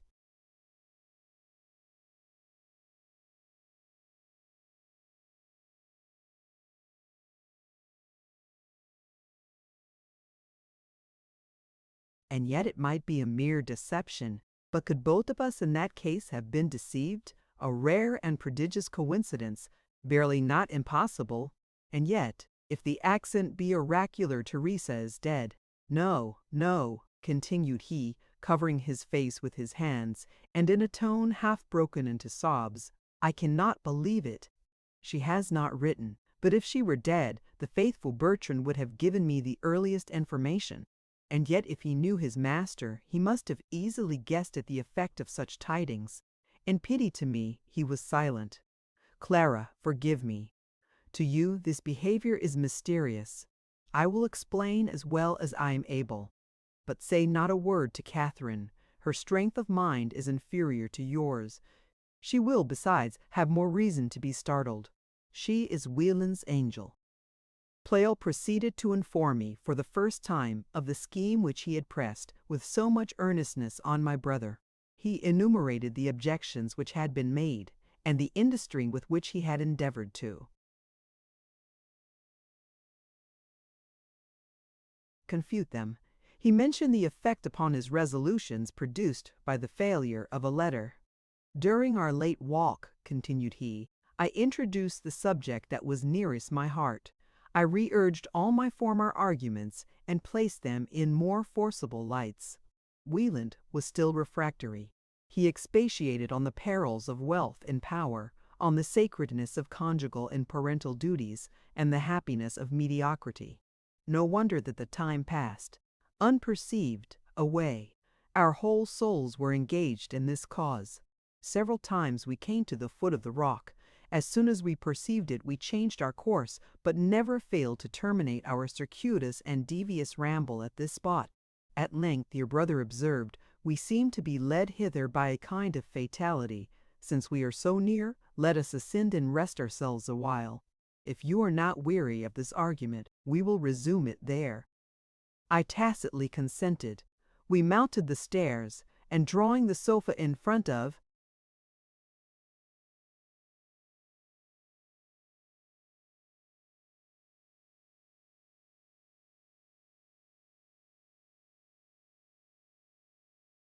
the river, we seated ourselves upon it. I took up the thread of our discourse where we had dropped it.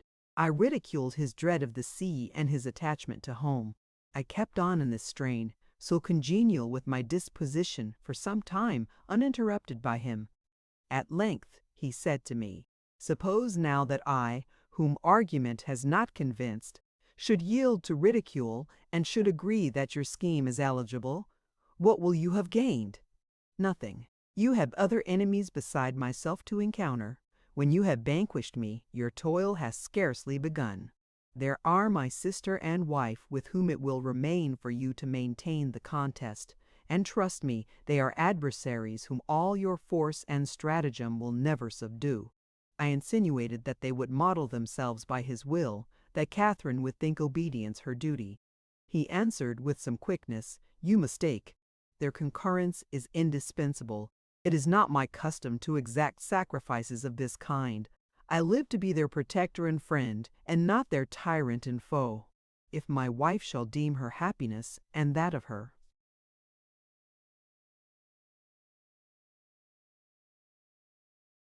children most consulted by remaining where she is, here she shall remain." "But," said I, "when she knows your pleasure, will she not conform to it?" Before my friend had time to answer this question, a negative was clearly and distinctly uttered from another quarter. It did not come from one side or the other, from before us or behind. Whence then did it come?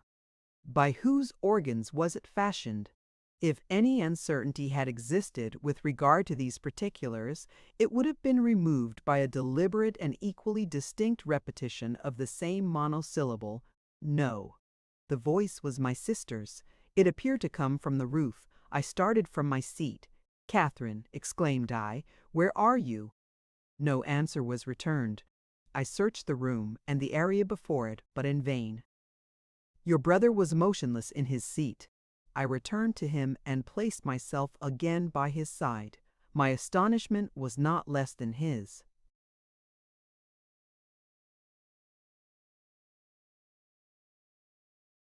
"Well," said he at length, "what think you of this? This is the selfsame voice which I formerly heard.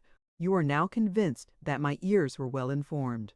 "Yes," said I, "this, it is plain, is no fiction of the fancy." We again sunk into mutual and thoughtful silence. A recollection of the hour, and of the length of our absence, made me at last propose to return. We rose up for this purpose. In doing this, my mind reverted to the contemplation of my own condition. "Yes," said I aloud, but without particularly addressing myself to Wieland, "my resolution is taken. I cannot hope to prevail with my friends to accompany me. They may doze away their days on the banks of Schuylkill, but as to me, I go in the next vessel.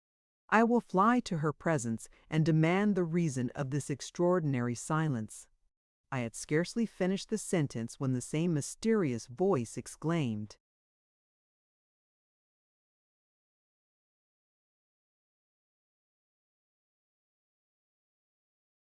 "You shall not go. The seal of death is on her lips. Her silence is the silence of the tomb. Think of the effects which accents like these must have had upon me." I shuddered as I listened. As soon as I recovered from my first amazement, "Who is it that speaks?" said I. "Whence did you procure these dismal tidings?" I did not wait long for an answer. "From a source that cannot fail. Be satisfied, she is dead." You may justly be surprised that, in the circumstances in which I heard the tidings, and notwithstanding the mystery which environed him by whom they were imparted, I could give an undivided attention to the facts which were the subject of our dialogue. I eagerly inquired, when and where did she die? What was the cause of her death? Was her death absolutely certain? An answer was returned only to the last of these questions. "Yes," was pronounced by the same voice, but it now sounded from a greater distance, and the deepest silence was all the return made to my subsequent interrogatories. It was my sister's voice, but it could not be uttered by her, and yet if not by her, by whom was it uttered? When we returned hither and discovered you together, the doubt that had previously existed was removed. It was manifest that the intimation came not from her. Yet if not from her, from whom could it come? Are the circumstances attending the imparting of this news proof that the tidings are true? God forbid that they should be true. Here Pleyel sunk into anxious silence and gave me leisure to ruminate on this inexplicable event. I am at a loss to describe the sensations that affected me. I am not fearful of shadows. The tales of apparitions and enchantments did not possess that power over my belief which could even render them interesting. I saw nothing in them but ignorance and folly, and was a stranger even to that terror which is pleasing. But this incident was different from any that I had ever before known. Here were proofs of a sensible and intelligent existence which could not be denied. Here was information obtained and imparted by means unquestionably superhuman.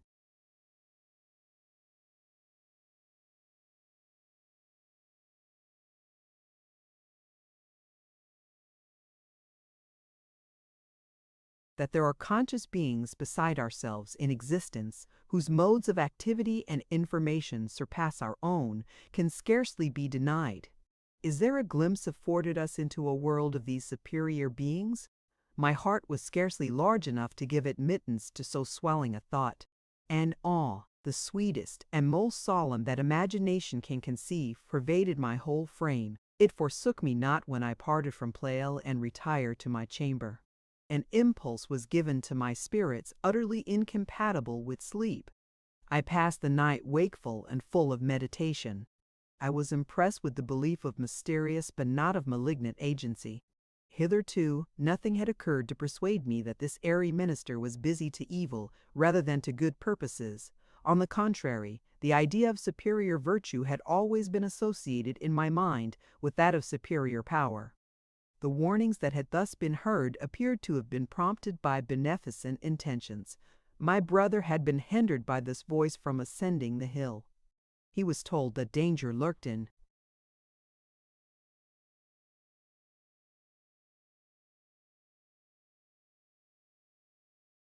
his path, and his obedience to the intimation had perhaps saved him from a destiny similar to that of my father. Pleyel had been rescued from tormenting uncertainty and from the hazards and fatigues of a fruitless voyage by the same interposition. It had assured him of the death of his Teresa. This woman was then dead. A confirmation of the tidings, if true, would speedily arrive. Was this confirmation to be deprecated or desired? By her death the tie that attached him to Europe was taken away. Henceforward every motive would combine to retain him in his native country, and we were rescued from the deep regrets that would accompany his hopeless absence from us. Propitious was the spirit that imparted these tidings. Propitious he would perhaps have been if he had been instrumental in producing, as well as in communicating the tidings of her death. Propitious to us, the friends of Pleyel, to whom has thereby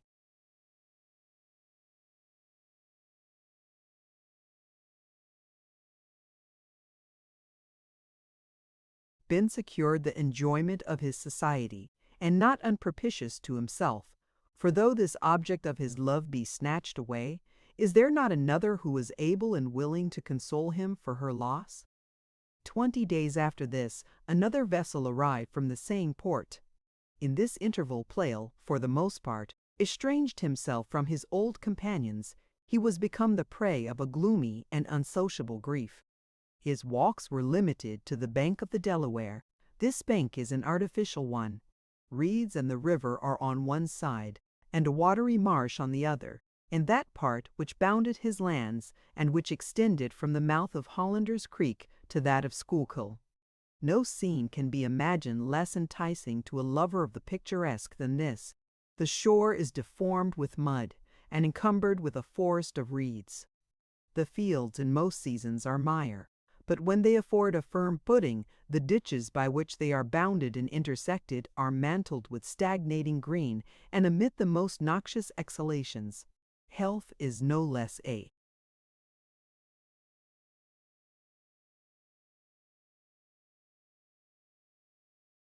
stranger to those seats than pleasure. Spring and autumn are sure to be accompanied with agues and bilious remittents. The scenes which environed our dwellings at Mettingen constituted the reverse of this.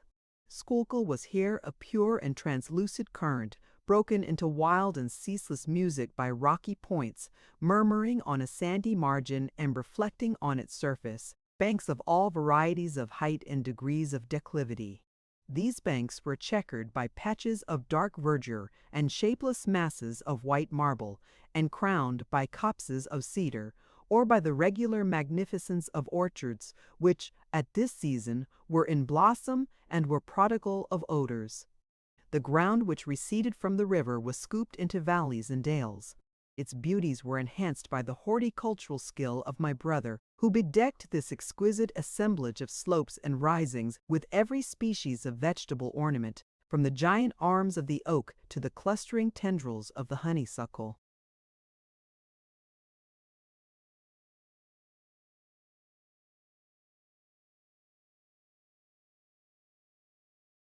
To screen him from the unwholesome airs of his own residence, it had been proposed to Pleyel to spend the months of spring with us.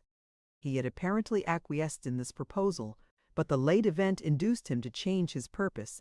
He was only to be seen by visiting him in his retirements. His gaiety had flown, and every passion was absorbed in eagerness to procure tidings from Saxony. I have mentioned the arrival of another vessel from the Elbe. He descried her early one morning as he was passing along the skirt of the river.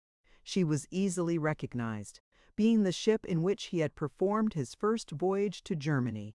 He immediately went on board, but found no letters directed to him. This omission was, in some degree, compensated by meeting with an old acquaintance among the passengers who had till lately been a resident in Leipzig. This person put an end to all suspense respecting the fate of Teresa by relating the particulars of her death and funeral. Thus was the truth of the former intimation attested, no longer devoured by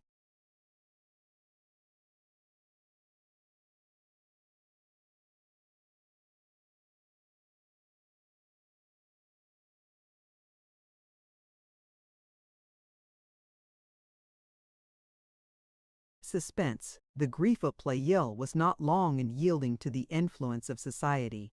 He gave himself up once more to our company. His vivacity had indeed been damped, but even in this respect he was a more acceptable companion than formerly, since his seriousness was neither incommunicative nor sullen. These incidents for a time occupied all our thoughts. In me they produced a sentiment not unallied to pleasure, and more speedily than in the case of my friends, were intermixed with other topics. My brother was particularly affected by them. It was easy to perceive that most of his meditations were tinctured from this source. To this was to be ascribed a design in which his pen was, at this period, engaged, of collecting and investigating the facts which relate to that mysterious personage, the daemon of Socrates. My brother's skill in Greek and Roman learning was exceeded by that of few, and no doubt the world would have accepted a treatise upon this subject from his hand with avidity. But alas, this and every other scheme of felicity and honor were doomed to sudden blast and hopeless extermination. Chapter 6.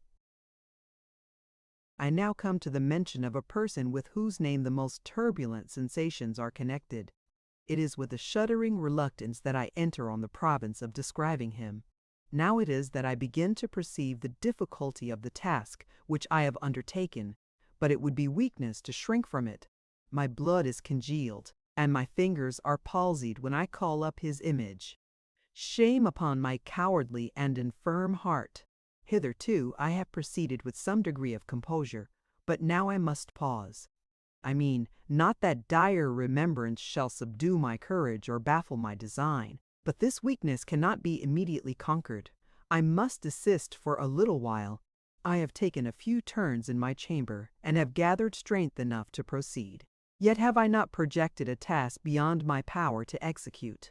If thus, on the very threshold of the scene, my knees falter and I sink, how shall I support myself when I rush into the midst of horrors such as no heart has hitherto conceived, nor tongue related? I sicken and recoil at the prospect, and yet my irresolution is momentary. I have not formed this design upon slight grounds, and though I may at times pause and hesitate, I will not be finally diverted from it. And thou, O most fatal and potent of mankind, in what terms shall I describe thee?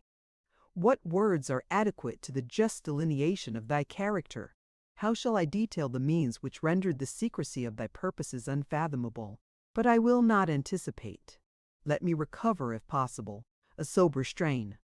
Let me keep down the flood of passion that would render me precipitate or powerless. Let me stifle the agonies that are awakened by thy name. Let me for a time regard thee as a being of no terrible attributes. let me tear myself from contemplation of the evils of which it is but too certain that thou wast the author, and limit my view to those harmless appearances which attended thy entrance on the stage.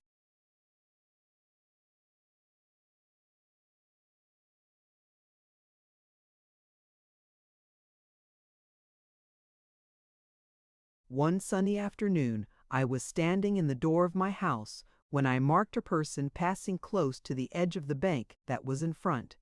His pace was a careless and lingering one, and had none of that gracefulness and ease which distinguish a person with certain advantages of education from a clown.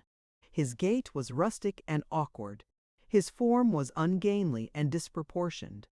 Shoulders broad and square, breast sunken, his head drooping, his body of uniform breadth, supported by long and lank legs, were the ingredients of his frame. His garb was not ill adapted to such a figure. A slouched hat, tarnished by the weather. A coat of thick gray cloth, cut and wrought, as it seemed, by a country tailor. Blue worsted stockings, and shoes fastened by thongs, and deeply discolored by dust, which brush had never disturbed, constituted his dress. There was nothing remarkable in these appearances. They were frequently to be met with on the road and in the harvest field. I cannot tell why I gazed upon them, on this occasion, with more than ordinary attention, unless it were that.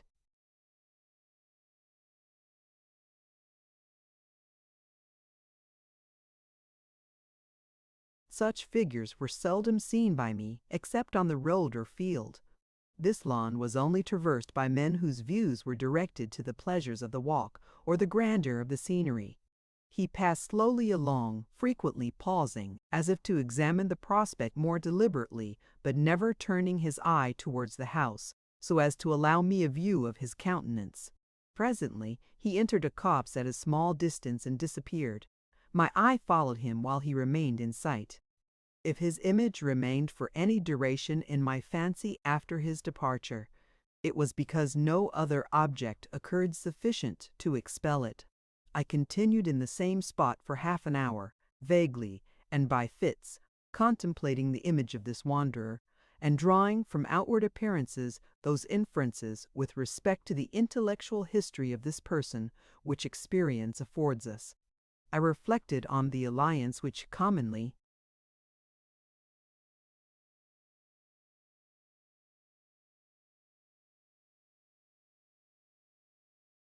subsists between ignorance and the practice of agriculture, and indulged myself in airy speculations as to the influence of progressive knowledge in dissolving this alliance and embodying the dreams of the poets.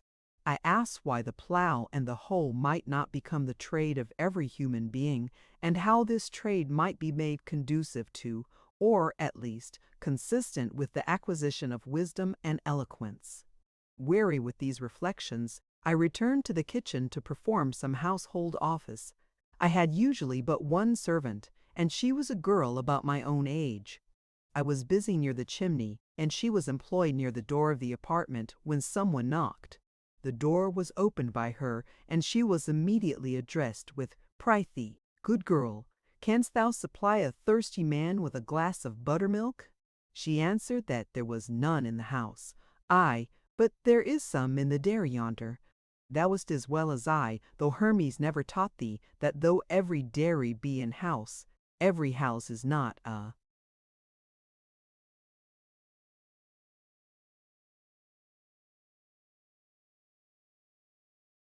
dairy." To this speech, though she understood only a part of it, she replied by repeating her assurances that she had none to give. "Well then," rejoined the stranger, "for charity's sweet sake, hand me forth a cup of cold water." The girl said she would go to the spring and fetch it. "Nay, give me the cup, and suffer me to help myself. Neither manacled nor lame, I should merit burial in the maw of carrion crows, if I laid this task upon thee." She gave him the cup, and he turned to go to the spring. I listened to this dialogue in silence. The words uttered by the person without affected me as somewhat singular, but what chiefly rendered them remarkable was the tone that accompanied them. It was wholly new. My brother's voice and Pleyel's were musical and energetic. I had fondly imagined that in this respect they were surpassed by none. Now my mistake was detected. I cannot pretend to communicate the impression that was made upon me by these accents, or to depict the degree in which force and sweetness were blended in them. They were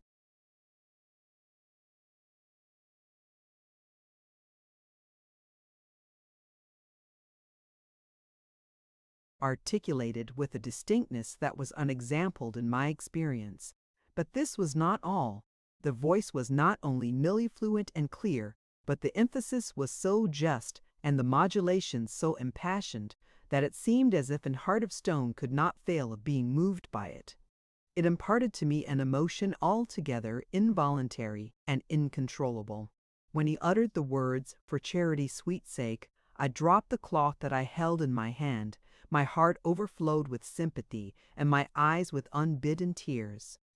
This description will appear to you trifling or incredible. The importance of these circumstances will be manifested in the sequel.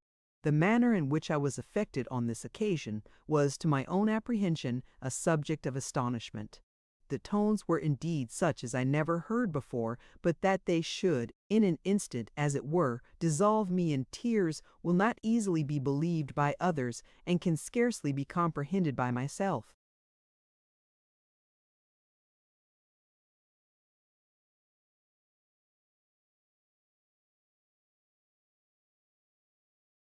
It will be readily supposed that I was somewhat inquisitive as to the person and demeanor of our visitant. After a moment's pause, I stepped to the door and looked after him. Judge my surprise when I beheld the self-same figure that had appeared an half-hour before upon the bank. My fancy had conjured up a very different image. A form and attitude and garb were instantly created worthy to accompany such elocution, but this person was, in all visible respects, the reverse of this phantom. Strange as it may seem, I could not speedily reconcile myself to this disappointment. Instead of returning to my employment, I threw myself in a chair that was placed opposite the door and sunk into a fit of musing. My attention was, in a few minutes, recalled by the stranger, who returned with the empty cup in his hand. I had not thought of the circumstance, or should certainly have chosen a different seat. He no sooner shewed himself than a confused sense of impropriety, added to the suddenness of the interview, for which, not having foreseen it, I had made no preparation, threw me into a state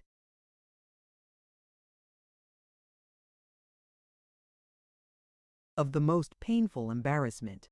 He brought with him a placid brow, but no sooner had he cast his eyes upon me than his face was as glowingly suffused as my own. He placed the cup upon the bench, stammered out thanks, and retired.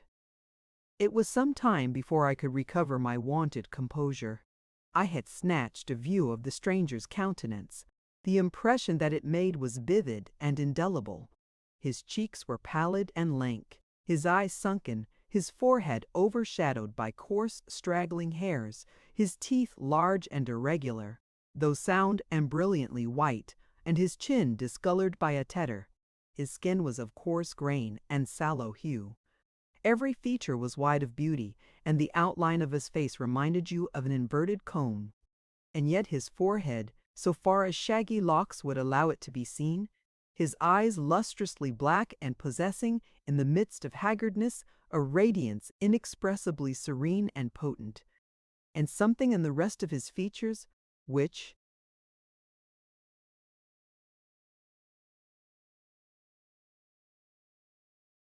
it would be in vain to describe, but which served to betoken a mind of the highest order, were essential ingredients in the portrait.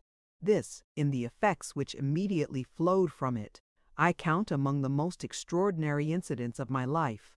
This face, seen for a moment, continued for hours to occupy my fancy, to the exclusion of almost every other image. I had purposed to spend the evening with my brother, but I could not resist the inclination of forming a sketch upon paper of this memorable visage.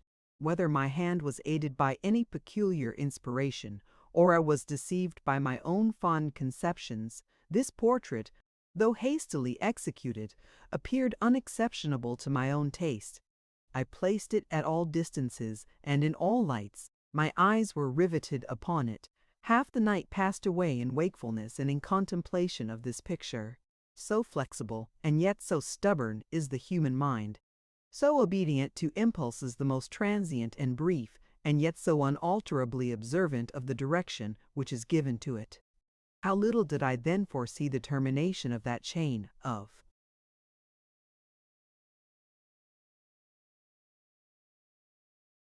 which this may be regarded as the first link.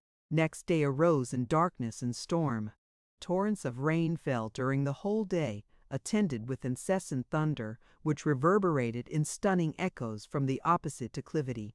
The inclemency of the air would not allow me to walk out. I had indeed no inclination to leave my apartment. I betook myself to the contemplation of this portrait, whose attractions time had rather enhanced than diminished. I laid aside my usual occupations, and seating myself at a window, consumed the day in alternately looking out upon the storm and gazing at the picture which lay upon a table before me. You will, perhaps, deem this conduct somewhat singular and ascribe it to certain peculiarities of temper. I am not aware of any such peculiarities. I can account for my devotion to this image no otherwise than by supposing that its properties were rare and prodigious. Perhaps you will suspect that such were the first inroads of a passion incident to every female heart, and which frequently gains a footing by means even more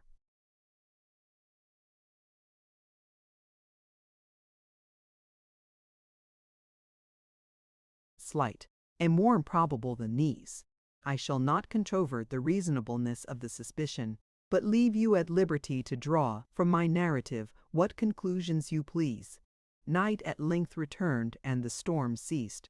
The air was once more clear and calm, and bore an affecting contrast to that uproar of the elements by which it had been preceded.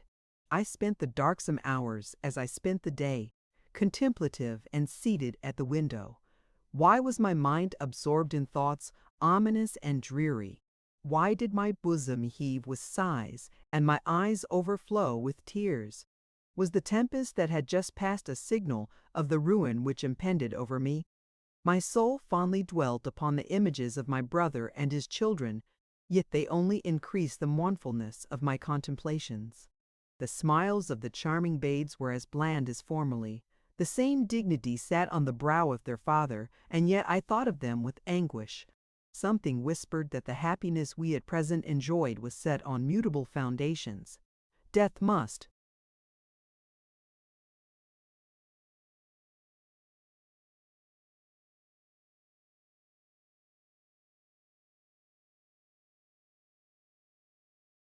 happen to all. Whether our felicity was to be subverted by it tomorrow, or whether it was ordained that we should lay down our heads full of years and of honor, was a question that no human being could solve. At other times, these ideas seldom intruded. I either forbore to reflect upon the destiny that is reserved for all men, or the reflection was mixed up with images that disrobed it of terror. But now the uncertainty of life occurred to me without any of its usual and alleviating accompaniments. I said to myself, we must die. Sooner or later, we must disappear forever from the face of the earth. Whatever be the links that hold us to life, they must be broken. This scene of existence is, in all its parts, calamitous. The greater number is oppressed with immediate evils, and those, the tide of whose fortunes is full, how small is their portion of enjoyment, since they know that it will terminate. For some time I indulged myself without reluctance in these gloomy thoughts, but at length the dejection which they produce became insupportably painful. I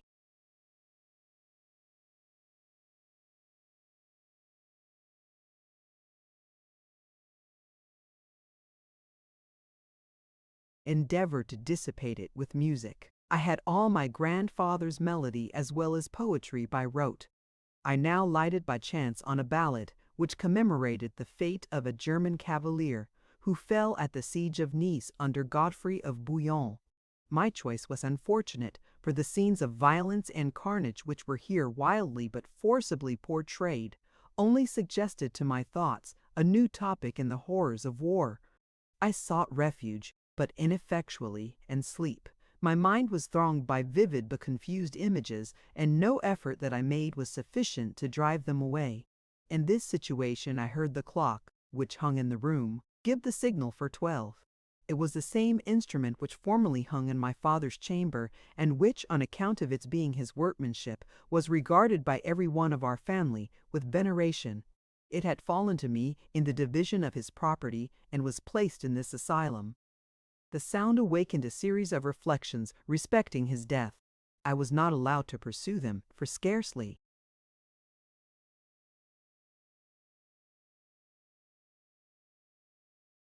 had the vibration ceased when my attention was attracted by a whisper which at first appeared to proceed from lips that were laid close to my ear. No wonder that a circumstance like this startled me. In the first impulse of my terror, I uttered a slight scream and shrunk to the opposite side of the bed. In a moment, however, I recovered from my trepidation. I was habitually indifferent to all the causes of fear by which the majority are afflicted. I entertained no apprehension of either ghosts or robbers. Our security had never been molested by either, and I made use of no means to prevent or counterwork their machinations. My tranquillity on this occasion was quickly retrieved. The whisper evidently proceeded from one who was posted at my bedside. The first idea that suggested itself was that it was uttered by the girl who lived with me as a servant. Perhaps somewhat had alarmed her, or she was sick and had come to request my assistance. By whispering in my ear, she intended to rouse without alarming me. Full of this persuasion, I called. "Judith," said I, "is it you? What do you want? Is there anything the matter with you?" No answer was returned. I repeated my inquiry, but equally in vain. Cloudy as was the atmosphere, and curtained as my bed was, nothing was visible. I withdrew the curtain, and leaning my head on my elbow, I listened with the deepest attention to catch some new sound. Meanwhile, I ran over in my thoughts every circumstance that could assist my conjectures. My habitation was a wooden edifice consisting of 2 stories. In each story were 2 rooms, separated by an entry or middle passage with which they communicated by opposite doors. The passage on the lower story had doors at the 2 ends and a staircase. Windows answered to the doors on the upper story. Annexed to this, on the eastern side, were wings divided in like manner into an upper and lower room. One of them comprised a kitchen and chamber above it for the servant, and communicated on both stories with the parlor.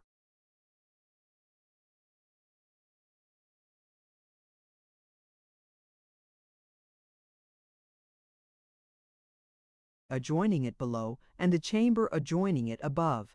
The opposite wing is of smaller dimensions, the rooms not being above 8 feet square. The lower of these was used as a depository of household implements. The upper was a closet in which I deposited my books and papers.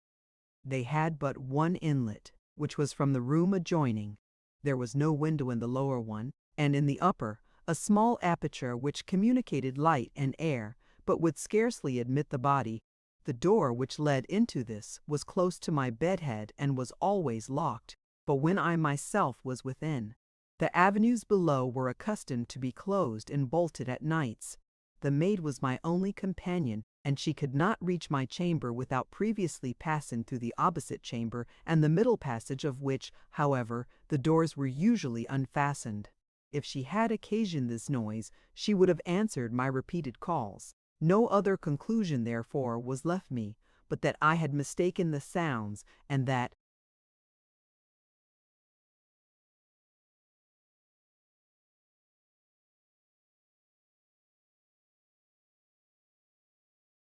my imagination had transformed some casual noise into the voice of a human creature.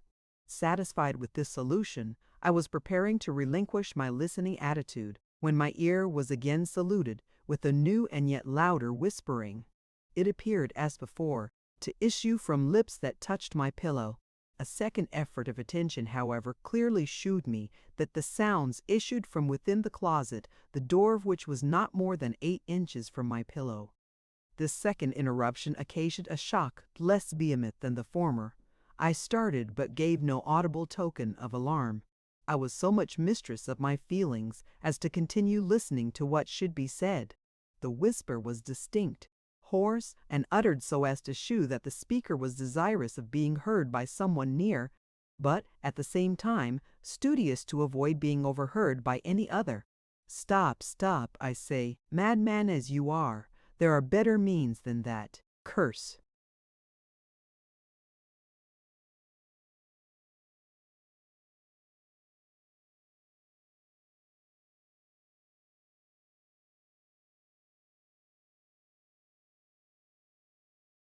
"Upon your rashness. There is no need to shoot." Such were the words uttered in a tone of eagerness and anger within so small a distance of my pillow. What construction could I put upon them? My heart began to palpitate with dread of some unknown danger. Presently, another voice, but equally near me, was heard whispering in answer. "Why not?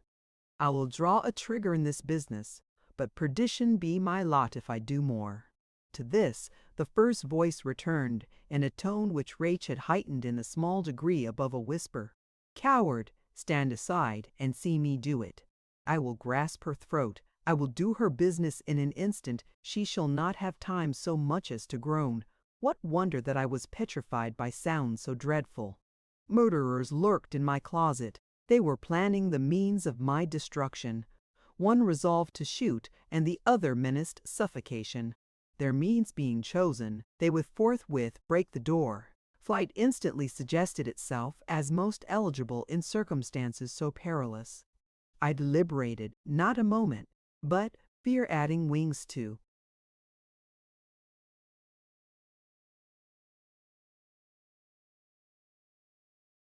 my speed, I leaped out of bed and, scantily robed as I was, rushed out of the chamber, downstairs, and into the open air. I can hardly recollect the process of turning keys and withdrawing bolts.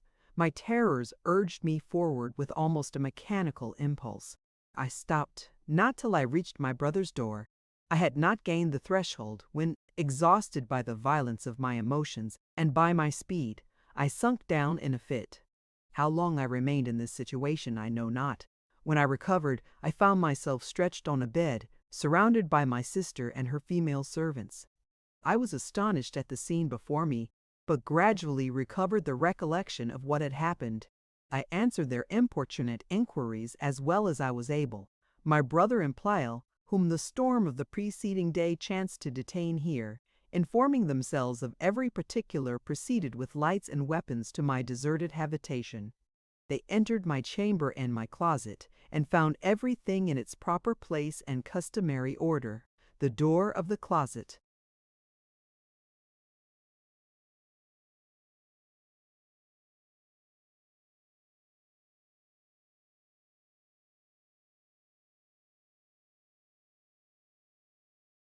was locked and appeared not to have been opened in my absence. They went to Judith's apartment. They found her asleep and in safety. Pleyel's caution induced him to forbear alarming the girl, and finding her wholly ignorant of what had passed, they directed her to return to her chamber. They then fastened the doors and returned. My friends were disposed to regard this transaction as a dream. That person should be actually immured in this closet, to which, in the circumstances of the time, access from without or within was apparently impossible. They could not seriously believe that any human beings had intended murder, unless it were to cover a scheme of pillage, was incredible. But that no such design had been formed was evident from the security in which the furniture of the house and the closet remained. I revolved every incident and expression that had occurred, my senses assured.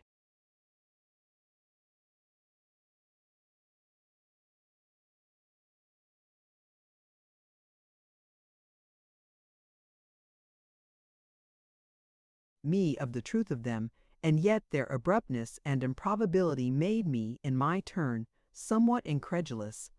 The adventure had made a deep impression on my fancy, and it was not till after a week's abode at my brother's that I resolved to resume the possession of my own dwelling. There was another circumstance that enhanced the mysteriousness of this event.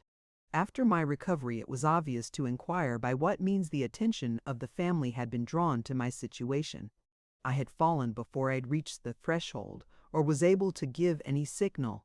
My brother related that while this was transacting in my chamber, he himself was awake, in consequence of some slight indisposition, and lay, according to his custom, musing on some favorite topic. Suddenly the silence, which was remarkably profound, was broken by a voice of most piercing shrillness that seemed to be uttered by one in the hall below his chamber. "Awake! Arise!" it exclaimed. "Hasten to succor one that is dying at your door." This summons was effectual. There was no one in the house who was not roused by it. Pleo was the first to obey, and my brother overtook him before he reached the hall. What was the general astonishment when your friend was discovered stretched upon the grass before the door, pale, ghastly, and with every mark of death. This was the third instance of a voice exerted for the benefit of this little community. The agent was no less inscrutable in this than in the former case. When I ruminated upon these events, my soul was suspended in wonder and awe. Was I really deceived in imagining that I heard the closet conversation? I was no longer at liberty to question the reality of those accents which had formerly recalled my brother from the hill, which had imparted tidings of the death of the German lady to Pleyel, and which had lately summoned them to my assistance. But how was I to regard this midnight conversation? Hoarse and man-like voices conferring on the means of death, so near my bed and at such an hour, how had my ancient security vanished? That dwelling, which had hitherto been an inviolate asylum, was now beset with danger to my life. That solitude, formerly so dear to me, could no longer be endured. Pleyel, who had consented to reside with us during the months of spring, lodged in the vacant chamber in order to quiet my alarms. He treated my fears with ridicule, and in a short time very slight traces of them remained. But as it was wholly indifferent to him whether his nights were passed at my house or at my brother's, this arrangement gave general satisfaction.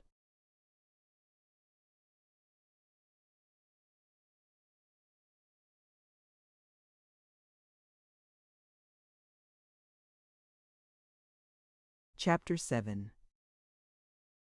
I will not enumerate the various inquiries and conjectures which these incidents occasioned. After all our efforts, we came no nearer to dispelling the mist in which they were involved, and time, instead of facilitating a solution, only accumulated our doubts. In the midst of thoughts excited by these events, I was not unmindful of my interview with the stranger. I related the particulars and shewed the portrait to my friends.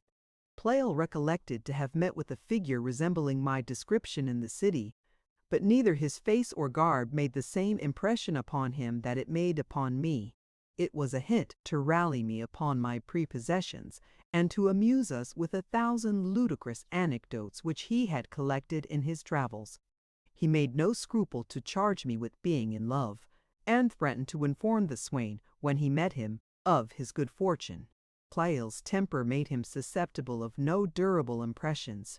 His conversation was occasionally visited by gleams of his ancient vivacity. But, though his impetuosity was sometimes inconvenient, there was nothing to dread.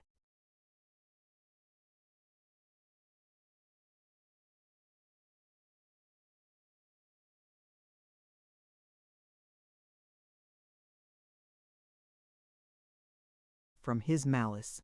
I had no fear that my character or dignity would suffer in his hands, and was not heartily displeased when he declared his intention of profiting by his first meeting with the stranger to introduce him to our acquaintance. Some weeks after this I had spent a toilsome day, and as the sun declined, found myself disposed to seek relief in a walk. The river bank is, at this part of it, and for some considerable space upward, so rugged and steep as not to be easily descended. In a recess of this declivity, near the southern verge of my little demesne, was placed a slight building with seats and lattices. From a crevice of the rock to which this edifice was attached, there burst forth a stream of the purest water, which, leaping from ledge to ledge for the space of 60 feet, produced a freshness in the air and a murmur the most delicious and soothing imaginable. These, added to the odors of the cedars which embowered it, and of the honeysuckle which clustered among the lattices, rendered this my favorite.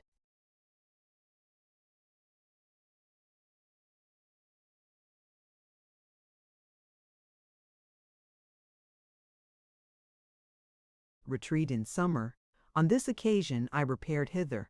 My spirits drooped through the fatigue of long attention, and I threw myself upon a bench in a state, both mentally and personally, of the utmost supineness. The lulling sounds of the waterfall, the fragrance and the dusk combined to becalm my spirits and, in a short time, to sink me into sleep. Either the uneasiness of my posture or some slight indisposition molested my repose with dreams of no cheerful hue. After various incoherences had taken their turn to occupy my fancy, I at length imagined myself walking in the evening twilight to my brother's habitation. A pit, methought, had been dug in the path I had taken, of which I was not aware. As I carelessly pursued my walk, I thought I saw my brother standing at some distance before me, beckoning and calling me to make haste. He stood on the opposite edge of the gulf. I mended my pace, and one step more would have plunged me into this abyss had not someone from behind caught suddenly my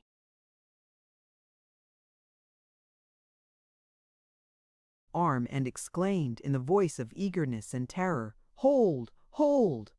The sound broke my sleep, and I found myself at the next moment standing on my feet and surrounded by the deepest darkness.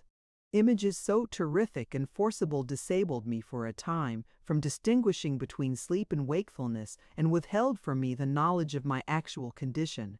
My first panics were succeeded by the perturbations of surprise, to find myself alone in the open air and immersed in so deep a gloom.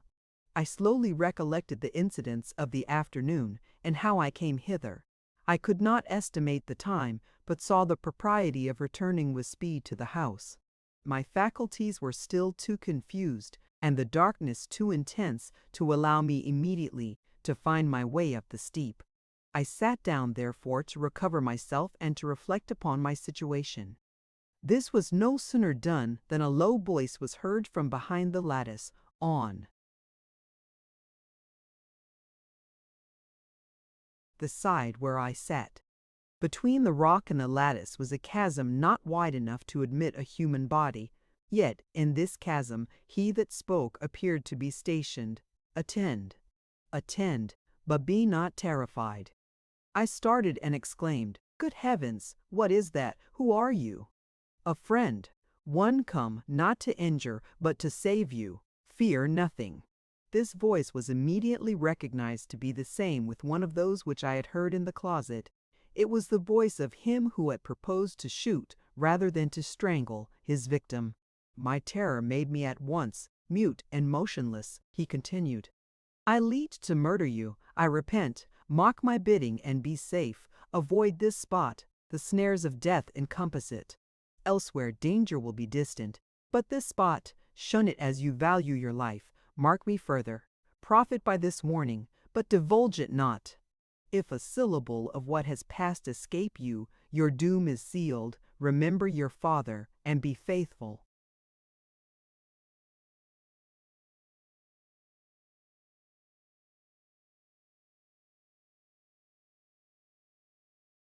Here the accents ceased, and left me overwhelmed with dismay.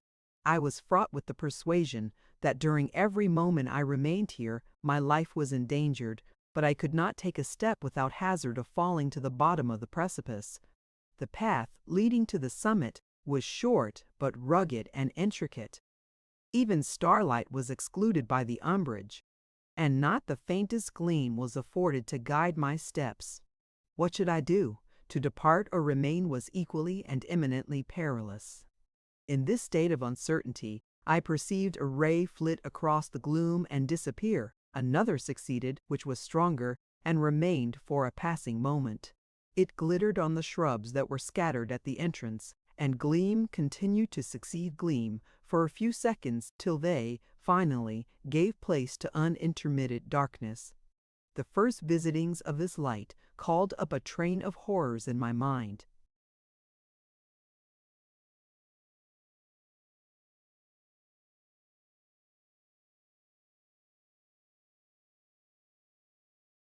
Destruction impended over this spot. The voice which I had lately heard had warned me to retire, and had menaced me with the fate of my father if I refused. I was desirous, but unable, to obey. These gleams were such as preluded the stroke by which he fell. The hour, perhaps, was the same. I shuddered as if I had beheld, suspended over me, the exterminating sword. Presently a new and stronger illumination burst through the lattice on the right hand, and a voice from the edge of the precipice above called out my name. It was Pleyel. Joyfully did I recognize his accents, but such was the tumult of my thoughts that I had not power to answer him till he had frequently repeated his summons. I hurried at length from the fatal spot, and, directed by the lanthorn which he bore, ascended the hill. Pale and breathless, it was with difficulty I could support myself. He anxiously inquired into the cause of my affright, and the motive of my unusual absence. He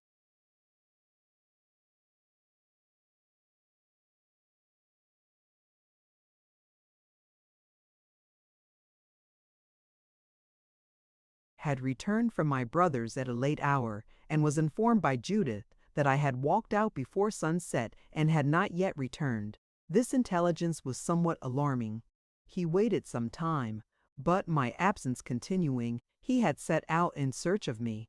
He had explored the neighborhood with the utmost care, but, receiving no tidings of me, he was preparing to acquaint my brother with this circumstance, when he recollected the summer house on the bank, and conceived it possible that some accident had detained me there.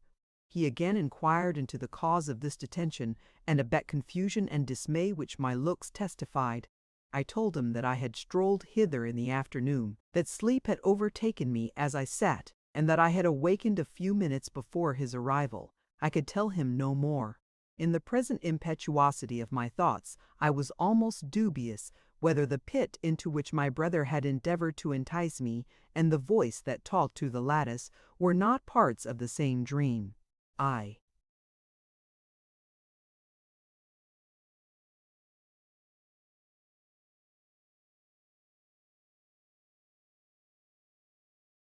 remembered likewise the charge of secrecy, and the penalty denounced if I should rashly divulge what I had heard.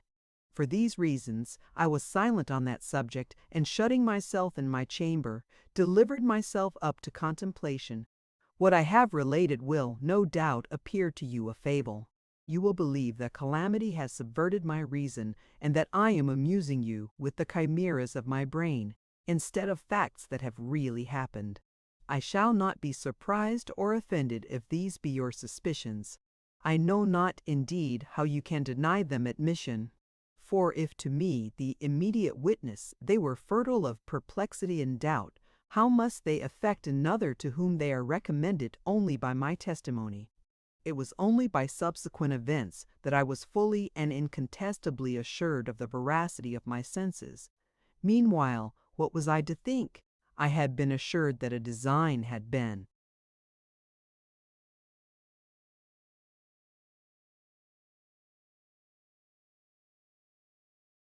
formed against my life.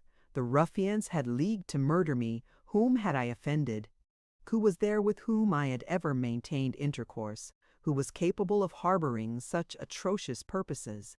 My temper was the reverse of cruel and imperious. My heart was touched with sympathy for the children of misfortune, but this sympathy was not a barren sentiment. My purse, scanty as it was ever open, and my hands ever active to relieve distress. Many were the wretches whom my personal exertions had extricated from want and disease, and who rewarded me with their gratitude. There was no face which lowered at my approach, and no lips which uttered imprecations in my hearing. On the contrary, there was none over whose fate I had exerted any influence, or to whom I was known by reputation, who did not greet me with smiles and dismiss me with proofs of veneration. Yet did not my senses assure me that a plot was laid against my life? I am not destitute of courage. I have shewn myself deliberative and calm in the midst of peril. I have hazarded my own life for the preservation of another. But now was I confused and panic-struck. I have not lived so as to fear death, yet to perish by an unseen and secret stroke, to be mangled by the knife of an assassin, was a thought at which I shuddered. What had I done to deserve to be made the victim of malignant passions? But soft, was I not assured that my life was safe in all places but one? And why was the treason limited to take effect in this spot? I was everywhere equally defenseless. My house and chamber were at all times accessible. Danger still impended over me, the bloody purpose was still entertained, but the hand that was to execute it was powerless in all places but one. Here I had remained for the last 4 or 5 hours without the means of resistance or defense, yet I had not been attacked. A human being was at hand, who was conscious of my presence and warned me hereafter to avoid this retreat. His voice was not absolutely new, but had I never heard it but once before? But why did he prohibit me from relating this incident to others? And what species of death will be awarded if I disobey? He talked of my father. He intimated that disclosure would pull upon my head the same destruction. Was then the death of my father, portentous and inexplicable as it was, the consequence of human machinations? It should seem that this being is apprised of the true nature of this event, and is conscious of the means that led to it. Whether it shall likewise fall upon me depends upon the observance of silence. Was it the infraction of a similar command that brought so horrible a penalty upon my father? Such were the reflections that haunted me during the night, and which effectually deprived me of sleep. Next morning, at breakfast, Pleyel related an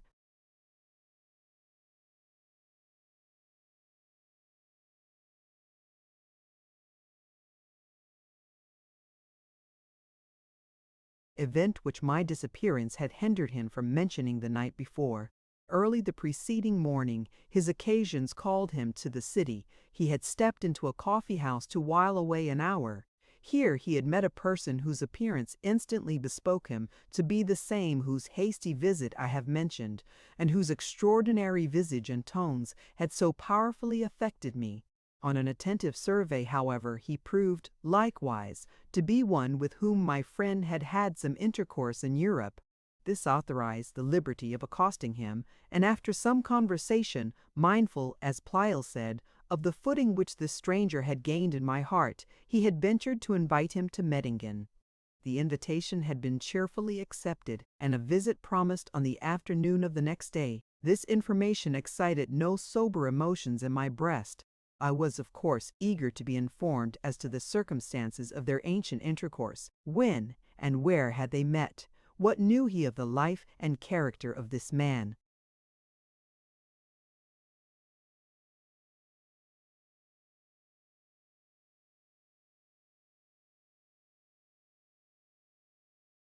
In answer to my inquiries, he informed me that, 3 years before, he was a traveler in Spain.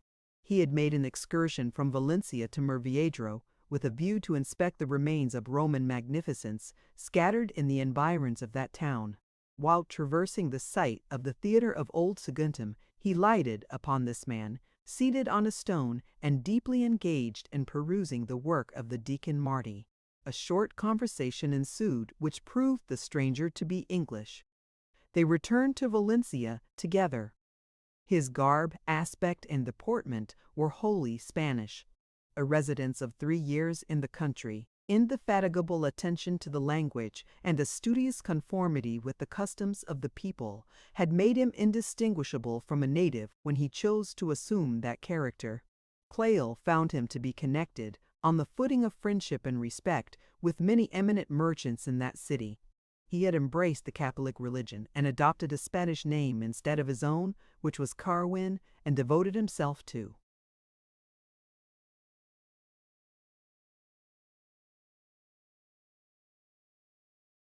the literature and religion of his new country. He pursued no profession, but subsisted on remittances from England. While Pleyel remained in Valencia, Carwin betrayed no aversion to intercourse, and the former found no small attractions in the society of this new acquaintance. On general topics, he was highly intelligent and communicative.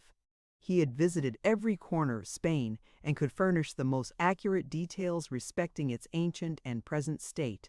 On topics of religion and of his own history, previous to his transformation into a Spaniard, he was invariably silent. You could merely gather from his discourse that he was English, and that he was well acquainted with the neighboring countries. His character excited considerable curiosity in this observer. It was not easy to reconcile his conversion to the Romish faith with those proofs of knowledge and capacity that were exhibited by him on different occasions. A suspicion was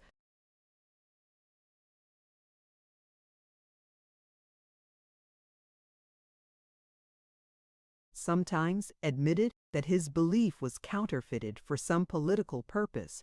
The most careful observation, however, produced no discovery. His manners were, at all times, harmless and inartificial, and his habits those of a lover of contemplation and seclusion. He appeared to have contracted an affection for Pleyel, who was not slow to return it. My friend, after a month's residence in this city, returned into France, and, since that period, had heard nothing concerning Carwin till his appearance at Mettingen. On this occasion, Carwin had received Pleyel's greeting with a certain distance and solemnity to which the latter had not been accustomed. He had waived noticing the inquiries of Pleyel respecting his desertion of Spain, in which he had formally declared that it was his purpose to spend his life. He had assiduously diverted the attention of the latter to indifferent topics, but was still on every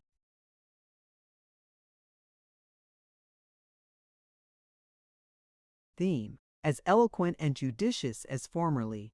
Why he had assumed the garb of a rustic Pleyel was unable to conjecture. Perhaps it might be poverty, perhaps he was swayed by motives which it was his interest to conceal, but which were connected with consequences of the utmost moment. Such was the sum of my friend's information. I was not sorry to be left alone during the greater part of this day. Every employment was irksome which did not leave me at liberty to meditate. I had now a new subject on which to exercise my thoughts.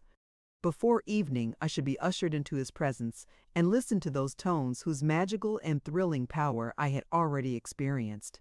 But with what new images would he then be accompanied? Carwin was an adherent to the Romish faith, yet was an Englishman by birth and, perhaps, a Protestant by education. He had adopted Spain for his country and had intimated a design to spend his days there, yet now was an inhabitant of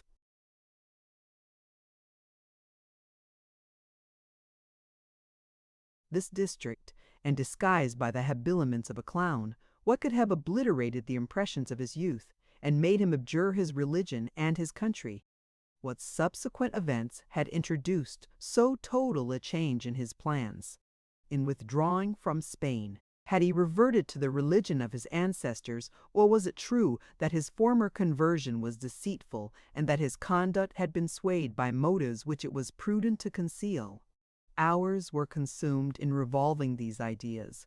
My meditations were intense, and when the series was broken, I began to reflect with astonishment on my situation.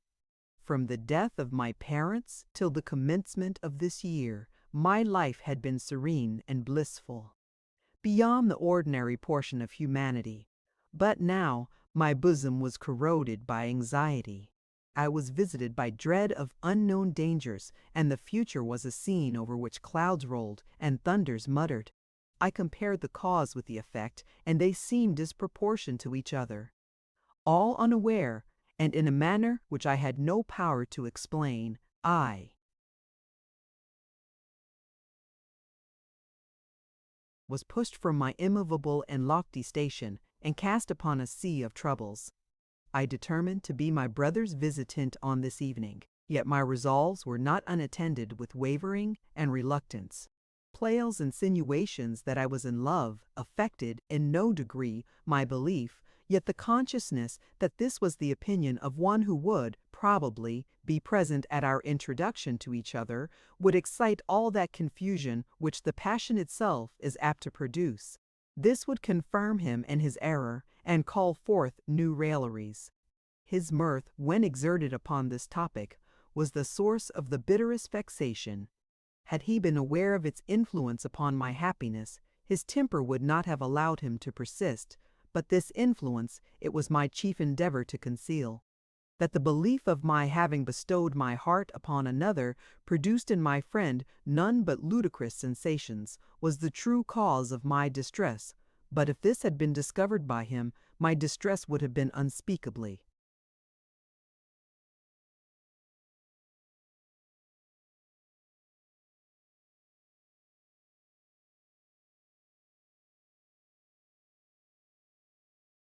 Aggravated. Chapter 8. As soon as evening arrived, I performed my visit. Carwin made one of the company, into which I was ushered. Appearances were the same as when I before beheld him. His garb was equally negligent and rustic.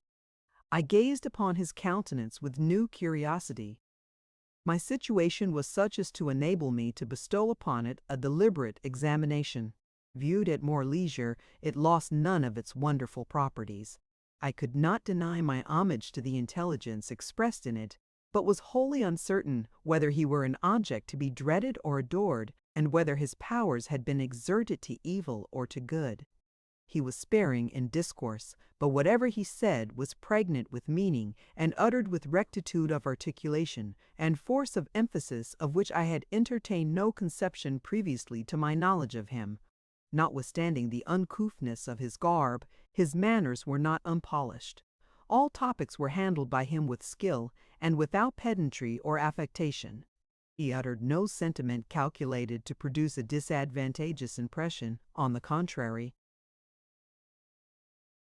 his observations denoted a mind alive to every generous and heroic feeling. They were introduced without parade and accompanied with that degree of earnestness which indicates sincerity. He parted from us not till late, refusing an invitation to spend the night here, but readily consented to repeat his visit. His visits were frequently repeated. Each day introduced us to a more intimate acquaintance with his sentiments, but left us wholly in the dark concerning that about which we were most inquisitive. He studiously avoided all mention of his past or present situation. Even the place of his abode in the city he concealed from us. Our sphere in this respect being somewhat limited, and the intellectual endowments of this man being indisputably great, his deportment was more diligently marked and copiously commented on by us than you perhaps will think the circumstances warranted. Not a gesture, or glance, or accent that was not in our private assemblies discussed, and inferences deduced from it. It may well be thought that he modeled his behavior by an uncommon standard when, with all our opportunities and accuracy of observation, we were able, for a long time, to gather no satisfactory information. He afforded us no ground on which to build even a plausible conjecture. There is a degree of familiarity which takes place between constant associates that justifies the negligence of many rules of which, in an earlier period of their intercourse, politeness requires the exact observance. Inquiries into our condition are allowable when they are prompted by a disinterested concern for our welfare, and this solicitude is not only pardonable, but may justly be demanded from those who choose us for their companions. This state of things was more slow to arrive on this occasion than on most others, on account of the gravity and loftiness of this man's behavior. Pleyel, however, began at length to employ regular means for this end. He occasionally alluded to the circumstances in which they had formerly met, and remarked the incongruousness between the religion and habits of a Spaniard with those of a native of Britain. He expressed his astonishment at meeting our guest in this corner of the globe, especially as, when they parted in Spain, he was taught to believe that Carwin should never leave that country. He insinuated that a change so great must have been prompted by motives of a singular and momentous kind. No answer, or an answer wide of the purpose, was generally made to these insinuations. Britons and Spaniards, he said, are votaries of the same deity, and square their faith by the same precepts. Their ideas are drawn from the same fountains of literature, and they speak dialects of the same tongue. Their government and laws have more resemblances than differences. They were formerly provinces of the same civil, and till lately of the same religious empire.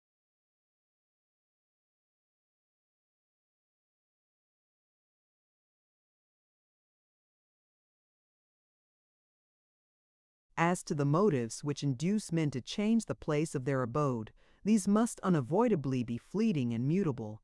If not bound to one spot by conjugal or parental ties, or by the nature of that employment to which we are indebted for subsistence, the inducements to change are far more numerous and powerful than opposite inducements. He spoke as if desirous of shewing that he was not aware of the tendency of Pleyel's remarks, yet certain tokens were apparent that proved him by no means wanting in penetration. These tokens were to be read in his countenance, and not in his words. When anything was said, indicating curiosity in us, the gloom of his countenance was deepened, his eyes sunk to the ground, and his wonted air was not resumed without visible struggle. Hence, it was obvious to infer that some incidents of his life were reflected on by him with regret, and that since these incidents were carefully concealed, and even that regret which flowed from them laboriously stifled, they had not been merely disastrous. The secrecy that was observed appeared not designed to provoke or baffle the inquisitive, but was prompted by the shame or by the prudence of guilt. These ideas, which were adopted by Pleyel and my brother, as well as myself, hindered us from employing more direct means for accomplishing our wishes.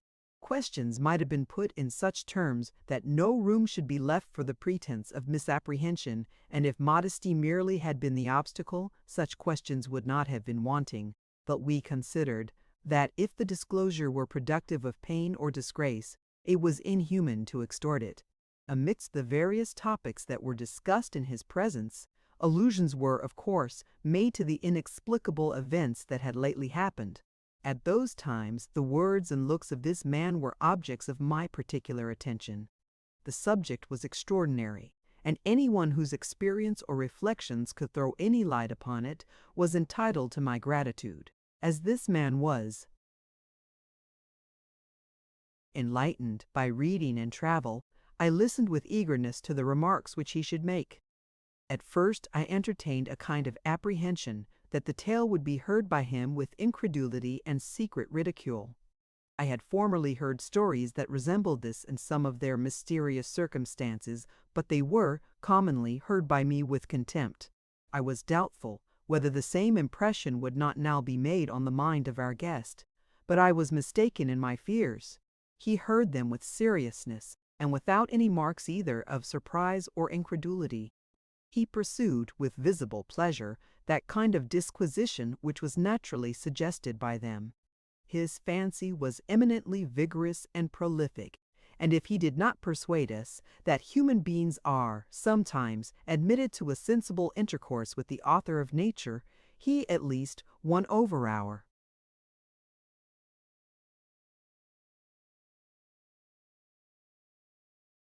inclination to the cause. He merely deduced from his own reasonings that such intercourse was probable, but confessed that though he was acquainted with many instances somewhat similar to those which had been related by us, none of them were perfectly exempted from the suspicion of human agency. On being requested to relate these instances, he amused us with many curious details. His narratives were constructed with so much skill and rehearsed with so much energy that all the effects of a dramatic exhibition were frequently produced by them. Those that were most coherent and most minute, and, of consequence, least entitled to credit, were yet rendered probable by the exquisite art of this rhetorician. For every difficulty that was suggested, a ready and plausible solution was furnished. Mysterious voices had always a share in producing the catastrophe, but they were always to be explained on some known principles, either as reflected into a focus or communicated through a tube. I could not but remark that his narratives, however complex or marvelous,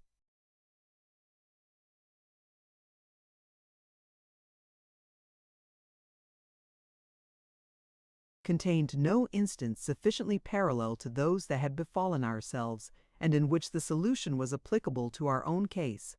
My brother was a much more sanguine reasoner than our guest. Even in some of the facts which were related by Carwin, he maintained the probability of celestial interference when the latter was disposed to deny it and had found, as he imagined, footsteps of an human agent. Pleyel was by no means equally credulous. He scrupled not to deny faith to any testimony but that of his senses, and allowed the facts which had lately been supported by this testimony not to mold his belief, but merely to give birth to doubts. It was soon observed that Carwin adopted in some degree a similar distinction. A tale of this kind, related by others, he would believe, provided it was explicable upon known principles, but that such notices were actually communicated by beings of an higher order, he would believe only when his own ears were assailed, in a manner which could not be otherwise accounted for. Civility forbade him to contradict my brother or myself, but his understanding refused to acquiesce in our testimony. Besides, he was disposed to question whether the voices heard in the temple, at the foot of the hill, and in my closet, were not really uttered by human organs. On this supposition, he was desired to explain how the effect was produced. He answered that the power of mimicry was very common. Catherine's voice might easily be imitated by one at the foot of the hill, who would find no difficulty in eluding by flight the search of Wieland. The tidings of the death of the Saxon lady were uttered by one near at hand, who overheard the conversation, who conjectured her death, and whose conjecture happened to accord with the truth. That the voice appeared to come from the ceiling was to be considered as an illusion of the fancy.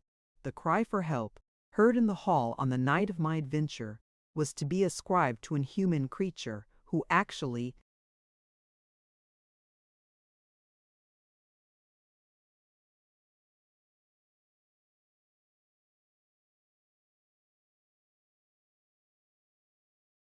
stood in the hall when he uttered it. It was of no moment, he said, that we could not explain by what motives he that made the signal was led hither. How imperfectly acquainted were we with the condition and designs of the beings that surrounded us. The city was near at hand, and thousands might there exist whose powers and purposes might easily explain whatever was mysterious in this transaction. As to the closet dialogue, he was obliged to adopt one of two suppositions, and affirm either that it was fashioned in my own fancy, or that it actually took place between two persons in the closet. Such was Carwin's mode of explaining these appearances. It is such, perhaps, as would commend itself as most plausible to the most sagacious minds, but it was insufficient to impart conviction to us. As to the treason that was meditated against me, it was doubtless just to conclude that it was either real or imaginary, but that it was real was attested by the mysterious warning in the summer-house, the secret of which I had hitherto locked up in my own breast.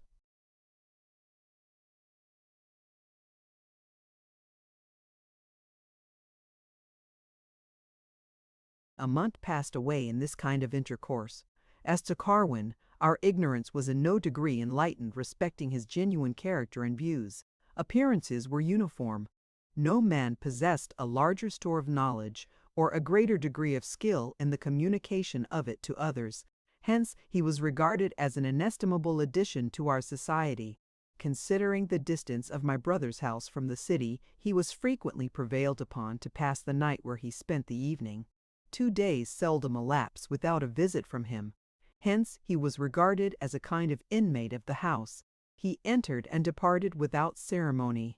When he arrived, he received an unaffected welcome, and when he chose to retire, no importunities were used to induce him to remain.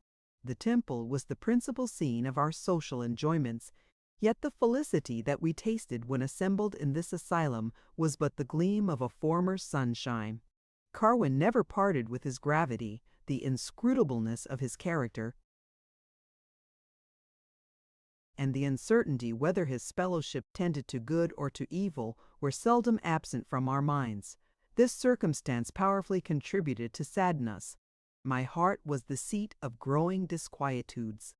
This change in one who had formerly been characterized by all the exuberances of soul could not fail to be remarked by my friends. My brother was always a pattern of solemnity. My sister was clay, molded by the circumstances in which she happened to be placed. There was but one whose deportment remains to be described as being of importance to our happiness. Had Pleyel likewise dismissed his vivacity? He was as whimsical and jestful as ever, but he was not happy. The truth, in this respect, was of too much importance to me not to make me a vigilant observer. His mirth was easily perceived to be the fruit of exertion. When his thoughts wandered from the company, an air of dissatisfaction and impatience stole across his features. Even the punctuality and frequency of his visits were somewhat lessened. It may be supposed that my own uneasiness was heightened by these tokens, but, strange as it may seem, I found, in the present state of my mind, no relief but in the persuasion that Pleyel was unhappy. That unhappiness indeed depended for its value in my eyes on the cause that produced it. It did not arise from the death of the Saxon lady. It was not a contagious emanation from the countenances of Wieland or Carwin. There was but one other source whence it could flow. And nameless ecstasy thrilled through my frame when any new proof occurred that the ambiguousness of my behavior was the cause.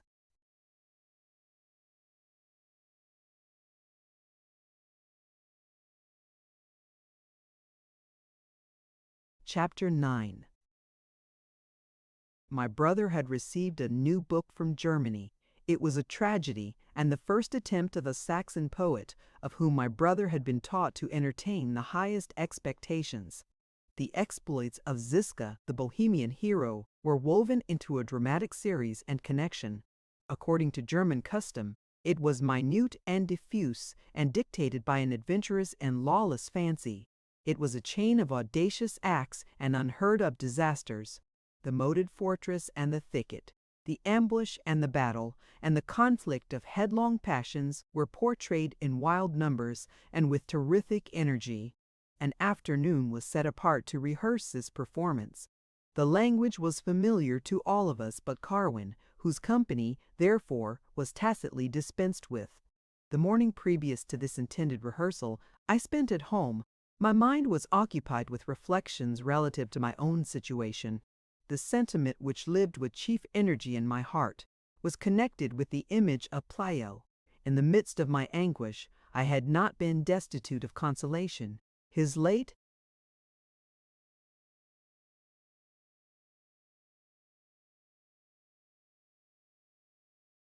deportment had given spring to my hopes. Was not the hour at hand which should render me the happiest of human creatures? He suspected that I looked with favorable eyes upon Carwin. Hence arose disquietudes, which he struggled in vain to conceal.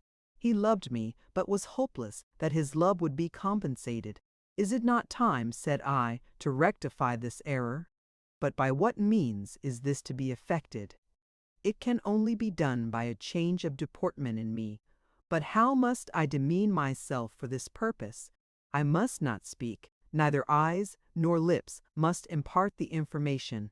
He must not be assured that my heart is his, previous to the tender of his own, but he must be convinced that it has not been given to another. He must be supplied with space whereon to build a doubt as to the true state of my affections.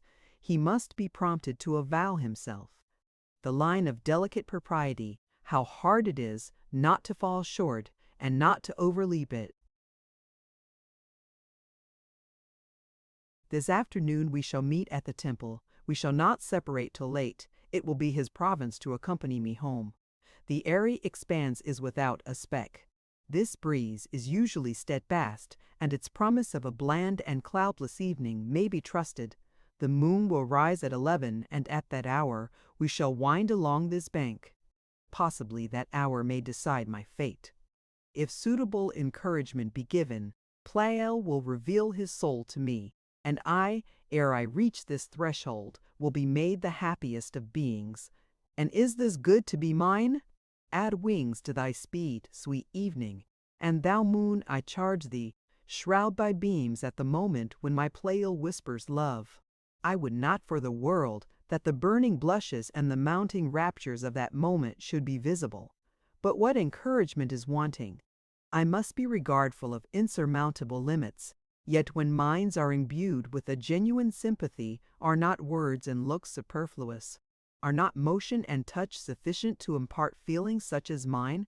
Has he not eyed me at moments when the pressure of his hand has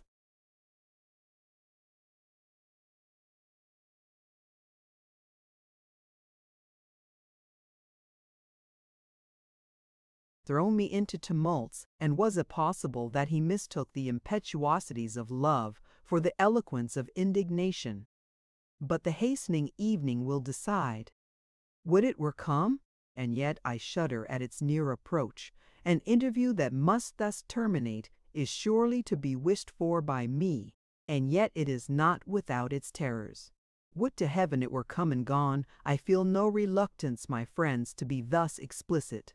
Time was when these emotions would be hidden with immeasurable solicitude from every human eye. Alas, these airy and fleeting impulses of shame are gone. My scruples were preposterous and criminal. They are bred in all hearts by a perverse and vicious education, and they would still have maintained their place in my heart had not my portion been set in misery. My errors have taught me thus much wisdom, that those sentiments which we ought not to disclose, it is criminal to harbor.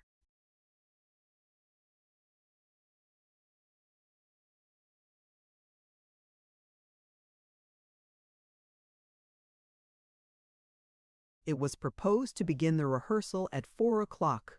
I counted the minutes as they passed. Their flight was at once too rapid and too slow. My sensations were of an excruciating kind. I could taste no food, nor apply to any task, nor enjoy a moment's repose. When the hour arrived, I hastened to my brother's. Pleyel was not there. He had not yet come. On ordinary occasions, he was eminent for punctuality. He had testified great eagerness to share in the pleasures of this rehearsal. He was to divide the task with my brother, and, in tasks like these, he always engaged with peculiar zeal. His elocution was less sweet than sonorous, and, therefore, better adapted than the mellifluences of his friend to the outrageous vehemence of this drama. What could detain him? Perhaps he lingered through forgetfulness, yet this was incredible. Never had his memory been known to fail upon even more trivial occasions. Not less impossible was it that the scheme had lost its attractions, and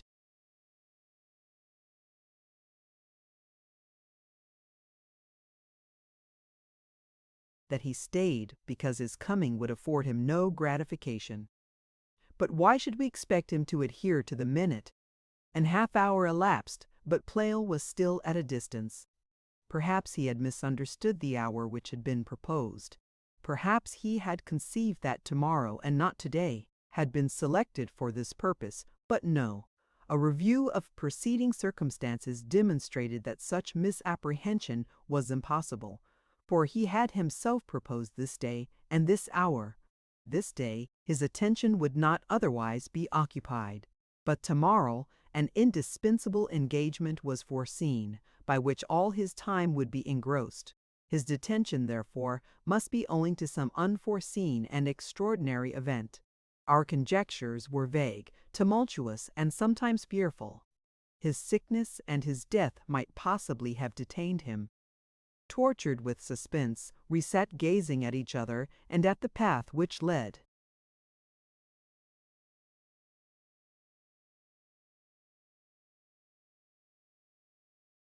From the road, every horseman that passed was, for a moment, imagined to be him. Hour succeeded hour, and the sun, gradually declining, at length disappeared. Every signal of his coming proved fallacious, and our hopes were at length dismissed. His absence affected my friends in no insupportable degree. They should be obliged, they said, to defer this undertaking till the morrow, and perhaps their impatient curiosity would compel them to dispense entirely with his presence. No doubt some harmless occurrence had diverted him from his purpose, and they trusted that they should receive a satisfactory account of him in the morning. It may be supposed that this disappointment affected me in a very different manner. I turned aside my head to conceal my tears. I fled into solitude to give vent to my reproaches without interruption or restraint. My heart was ready to burst with indignation and grief. Pleyel was not the only object of my keen but unjust upbraiding. Deeply did I execrate my own folly, thus fallen into ruins.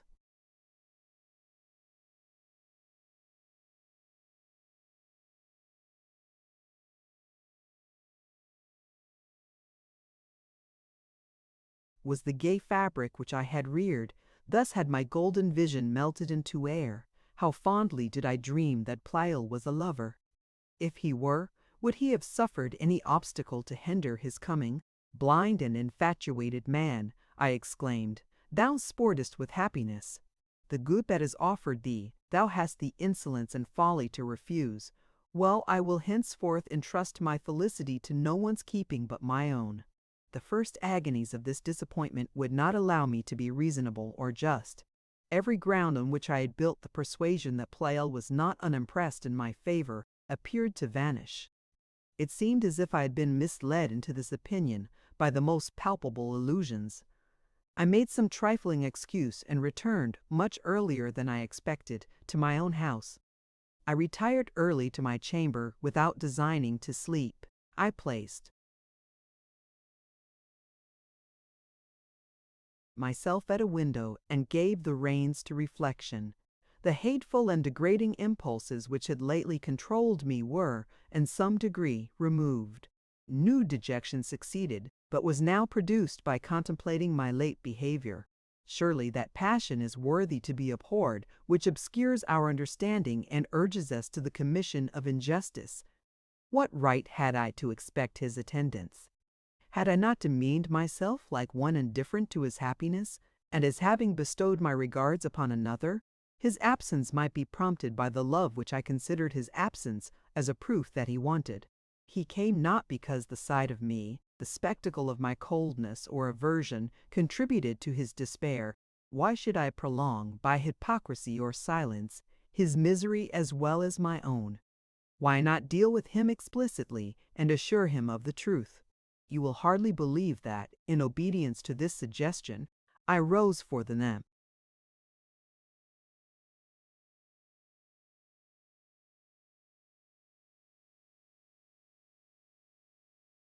Purpose of ordering a light, that I might instantly make this confession in a letter. A second thought shewed me the rashness of this scheme, and I wondered by what infirmity of mind I could be betrayed into a momentary approbation of it. I saw with the utmost clearness that a confession like that would be the most remedialist and unpardonable outrage upon the dignity of my sex, and utterly unworthy of that passion which controlled me. I resumed my seat and my musing. To account for the absence of Pleyel became once more the scope of my conjectures. How many incidents might occur to raise an insuperable impediment in his way? When I was a child, a scheme of pleasure, in which he and his sister were parties, had been, in like manner, frustrated by his absence, but his absence, in that instance, had been occasioned by his falling from a boat into the river, in consequence of which he had run the most imminent hazard of being drowned. Here was a second disappointment endured by the same persons and produced by his failure. Might it not originate in the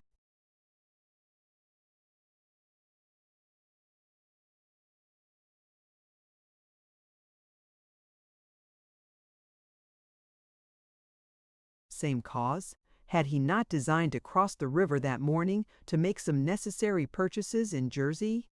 He had preconcerted to return to his own house to dinner, but perhaps some disaster had befallen him.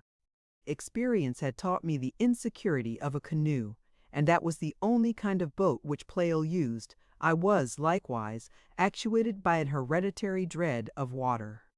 These circumstances combined to bestow considerable plausibility on this conjecture. but the consternation with which I began to be seized was allayed by reflecting that if this disaster had happened, my brother would have received the speediest information of it. The consolation which this idea imparted was ravished from me by a new thought. This disaster might have happened, and his family not be apprised of it. The first intelligence of his fate may be communicated by the livid corpse which the tide may cast, many days hence, upon the shore. Thus was I distressed by opposite conjectures, thus was I tormented by phantoms of my own creation. It was not always thus. I can ascertain the date.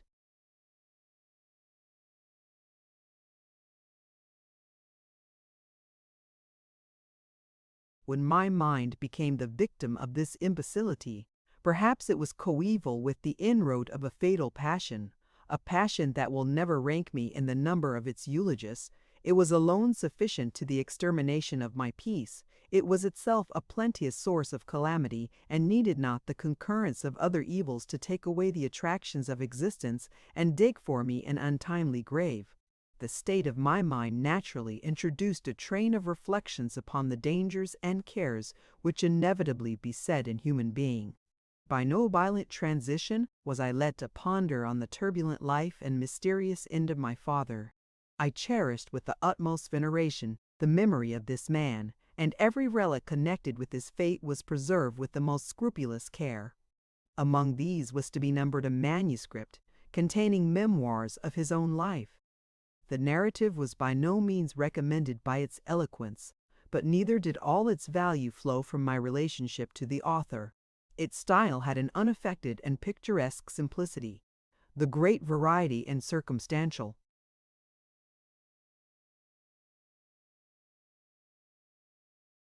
display of the incidents, together with their intrinsic importance, as descriptive of human manners and passions, made it the most useful book in my collection.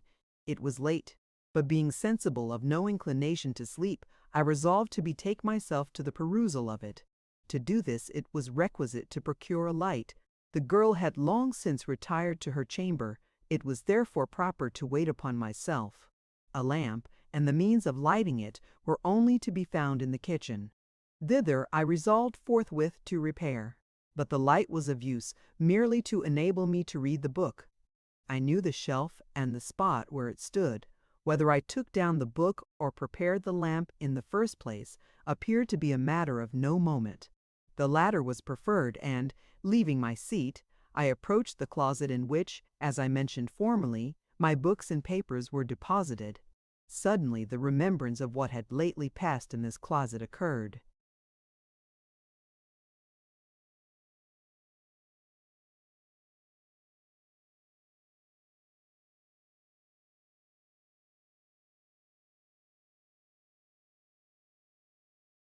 Whether midnight was approaching or had passed, I knew not. I was, as then, alone and defenseless. The wind was in that direction in which, aided by the death-like repose of nature, it brought to me the murmur of the waterfall. This was mingled with that solemn and enchanting sound which a breeze produces among the leaves of pines. The words of that mysterious dialogue, their fearful import, and the wild excess to which I was transported by my terrors, filled my imagination anew. My steps faltered, and I stood a moment to recover myself. I prevailed on myself at length to move towards the closet. I touched the lock, but my fingers were powerless. I was visited afresh by unconquerable apprehensions. A sort of belief darted into my mind that some being was concealed within, whose purposes were evil. I began to contend with those fears, when it occurred to me that I might, without impropriety, go for a lamp previously to opening the closet. I receded a few steps, but before I reached my chamber door, my thoughts took a new direction. Motion seemed to produce a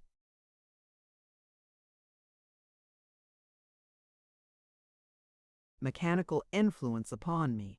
I was ashamed of my weakness. Besides, what aid could be afforded me by a lamp? My fears had pictured to themselves no precise object. It would be difficult to depict, in words, the ingredients and hues of that phantom which haunted me. An hand invisible and of preternatural strength, lifted by human passions, and selecting my life for its aim, were parts of this terrific image. All places were alike accessible to this foe, or if his empire were restricted by local bounds, those bounds were utterly inscrutable by me. But had I not been told by someone in league with this enemy that every place but the recess in the bank was exempt from danger? I returned to the closet and once more put my hand upon the lock. Oh, may my ears lose their sensibility ere they be again assailed by a shriek so terrible! Not merely my understanding was subdued by the sound, it acted on my nerves like an edge of steel. It appeared to cut asunder the fibers of my brain and rack every joint with agony.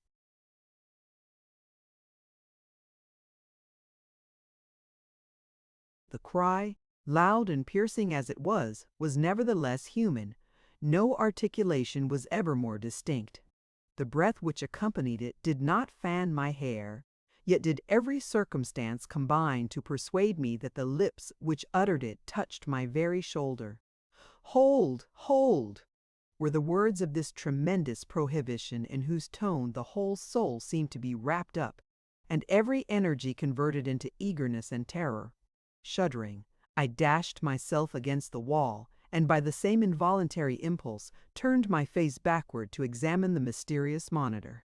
The moonlight streamed into each window, and every corner of the room was conspicuous, and yet I beheld nothing. The interval was too brief to be artificially measured between the utterance of these words and my scrutiny directed to the quarter whence they came. Yet if a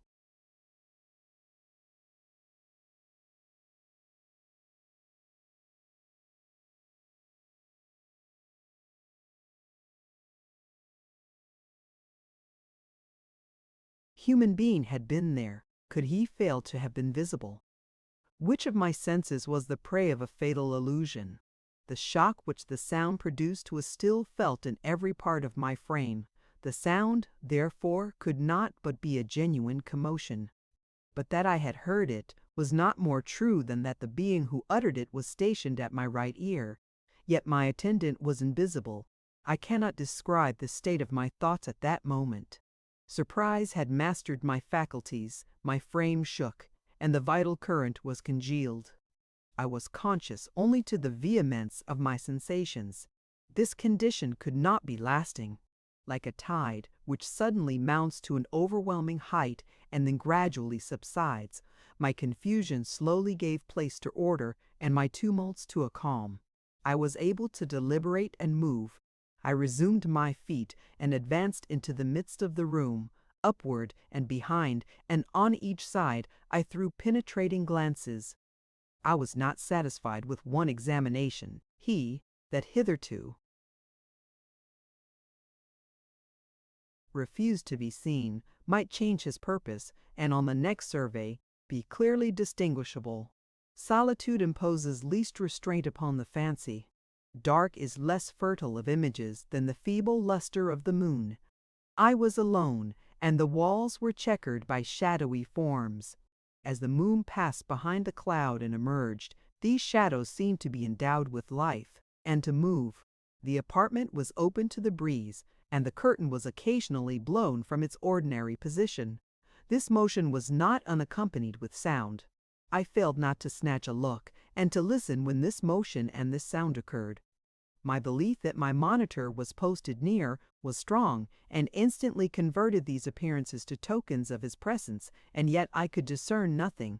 When my thoughts were at length permitted to revert to the past, the first idea that occurred was the resemblance between the words of the voice which I had just heard and those which had terminated my dream in the summer house. There are means by which we are able to distinguish a substance from a shadow, a reality from the phantom of a dream. The pit, my brother beckoning me forward, the seizure of my arm, and the voice behind were surely imaginary. That these incidents were fashioned in my sleep is supported by the same indubitable evidence that compels me to believe myself awake at present, yet the words and the voice were the same. Then, by some inexplicable contrivance, I was aware of the danger, while my actions and sensations were those of one wholly unacquainted with it. Now, Was it not equally true that my actions and persuasions were at war? Had not the belief that evil lurked in the closet gained admittance, and had not my actions betokened an unwarrantable security? To obviate the effects of my infatuation, the same means had been used. In my dream, he that tempted me to my destruction was my brother. Death was ambushed in my path. From what evil was I now rescued? What minister or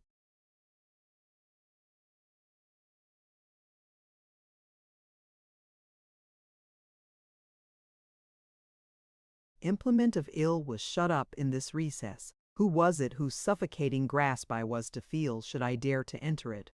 What monstrous conception is this? My brother! No, protection and not injury is his province. Strange and terrible chimera, yet it would not be suddenly dismissed. It was surely no vulgar agency that gave this form to my fears. He to whom all parts of time are equally present, whom no contingency approaches, was the author of that spell which now seized upon me. Life was dear to me. No consideration was present that enjoined me to relinquish it. Sacred duty combined with every spontaneous sentiment to endear to me my being. Should I not shudder when my being was endangered? But what emotion should possess me when the arm lifted against me was Wieland's? Ideas exist in our minds that can be accounted for by no established laws. Why did I dream that my brother was my foe? Why, but because an omen of my fate?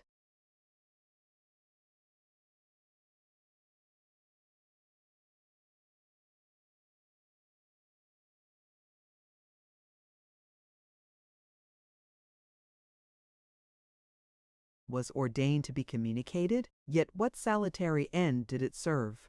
Did it arm me with caution to elude, or fortitude to bear the evils to which I was reserved?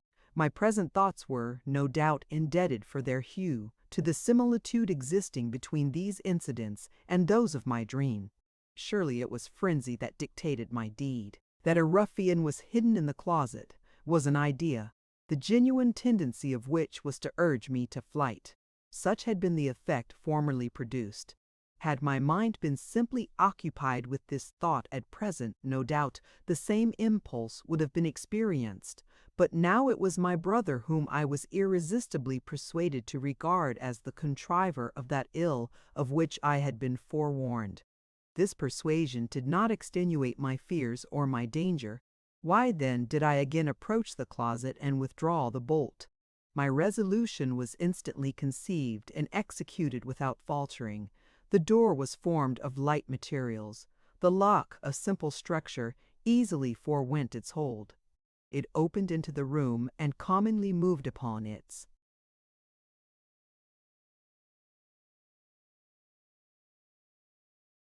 hinges, after being unfastened without any effort of mine. This effort, however, was bestowed upon the present occasion. It was my purpose to open it with quickness, but the exertion which I made was ineffectual. It refused to open. At another time, this circumstance would not have looked with a face of mystery. I should have supposed some casual obstruction and repeated my efforts to surmount it. But now my mind was accessible to no conjecture but one. The door was hindered from opening by human force. Surely, here was new cause for affright. This was confirmation proper to decide my conduct. Now was all ground of hesitation taken away. What could be supposed but that I deserted the chamber and the house? That I at least endeavored no longer to withdraw the door? Have I not said that my actions were dictated by frenzy? My reason had forborne, for a time, to suggest or to sway my resolves. I reiterated my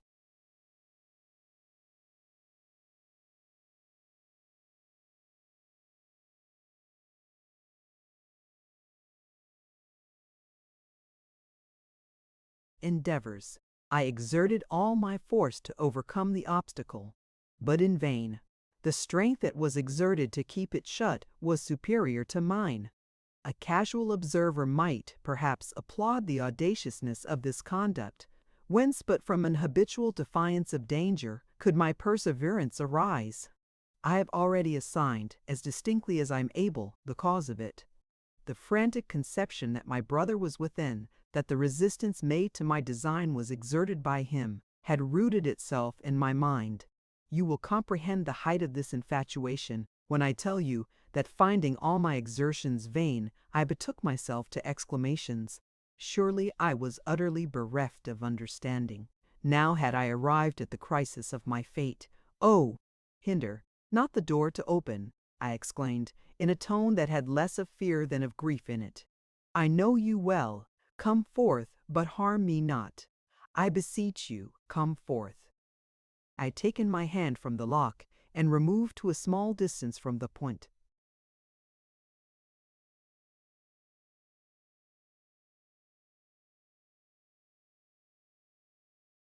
Door! I had scarcely uttered these words when the door swung upon its hinges and displayed to my view the interior of the closet. Whoever was within was shrouded in darkness. A few seconds passed without interruption of the silence. I knew not what to expect or to fear. My eyes would not stray from the recess. Presently a deep sigh was heard. The quarter from which it came heightened the eagerness of my gaze. Someone approached from the farther end. I quickly perceived the outlines of a human figure. Its steps were irresolute and slow. I recoiled as it advanced. By coming at length within the verge of the room, his form was clearly distinguishable. I had prefigured to myself a very different personage. The face that presented itself was the last that I should desire to meet at an hour and in a place like this. My wonder was stifled by my fears. Assassins had lurked in this recess. Some divine voice warned me of danger that at this moment awaited me. I had spurned the intimation and challenged my adversary. I recalled the mysterious countenance and dubious character of Carwin. What motive but atrocious ones could guide his steps hither? I was alone. My habit suited the hour, and the place, and the warmth of the season. All succor was remote. He had placed himself between me and the door. My frame shook with the vehemence of my apprehensions, yet I was not wholly lost to myself. I vigilantly marked his demeanor. His looks were grave, but not without perturbation. What species of inquietude it betrayed, the light was not strong enough to enable me to discover. He stood still, but his eyes wandered from one object to another. When these powerful organs were fixed upon me, I shrunk into myself. At length he broke silence. Earnestness, and not embarrassment, was in his tone. He advanced close to me while he spoke. What voice was that which lately addressed you? He paused for an answer. But observing my trepidation, he resumed with undiminished solemnity. Be not terrified. Whoever he was, he has done you an important service. I need not ask you if it were the voice of a companion. That sound was beyond the compass of human organs. The knowledge that enabled him to tell you who was in the closet was obtained by incomprehensible means. You knew that Carwin was there. Were you not apprised of his intents? The same power could impart the one as well as the other. Yet, knowing these, you persisted. Audacious girl! But perhaps you confided in his guardianship. Your confidence was just. With succor like this at hand, you may safely defy me. He is my eternal foe, the baffler of my best concerted schemes. Twice have you been saved by his accursed interposition. But for him I should long ere now have borne away the spoils of your honor. He looked at me with greater steadfastness than before. I became every moment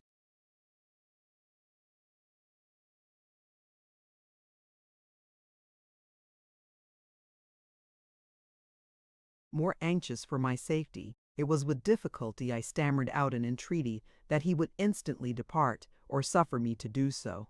He paid no regard to my request, but proceeded in a more impassioned manner. What is it you fear? Have I not told you you are safe? Has not one in whom you more reasonably place trust assured you of it? Even if I execute my purpose, what injury is done? Your prejudices will call it by that name, but it merits it not. I was impelled by a sentiment that does you honor, a sentiment that would sanctify my deed. But, whatever it be, you are safe.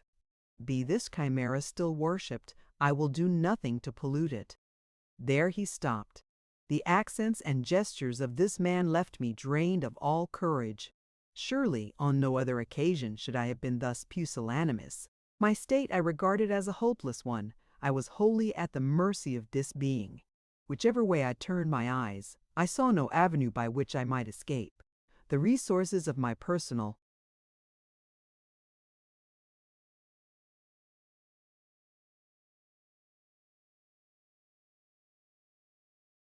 strength, my ingenuity, and my eloquence I estimated at nothing.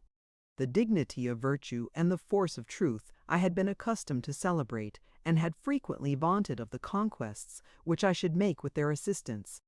I used to suppose that certain evils could never befall a being in possession of a sound mind, that true virtue supplies us with energy which vice can never resist, that it was always in our power to obstruct, by his own death, the designs of an enemy who aimed at less than our life.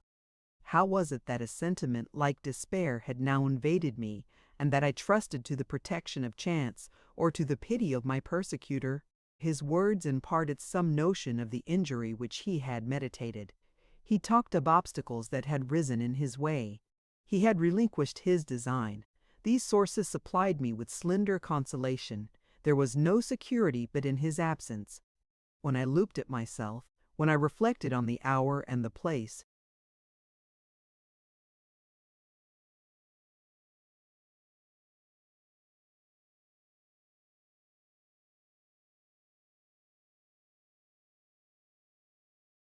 I was overpowered by horror and dejection. He was silent, museful, and inattentive to my situation, yet made no motion to depart. I was silent in my turn. What could I say? I was confident that reason in this contest would be impotent. I must owe my safety to his own suggestions. Whatever purpose brought him hither, he had changed it. Why then did he remain? His resolutions might fluctuate, and the pause of a few minutes restore to him his first resolutions. Yet was not this the man whom we had treated with unwearied kindness, whose society was endeared to us by his intellectual elevation and accomplishments, who had 1,000 times expatiated on the usefulness and beauty of virtue? Why should such a one be dreaded? If I could have forgotten the circumstances in which our interview had taken place, I might have treated his words as jests. Presently he resumed,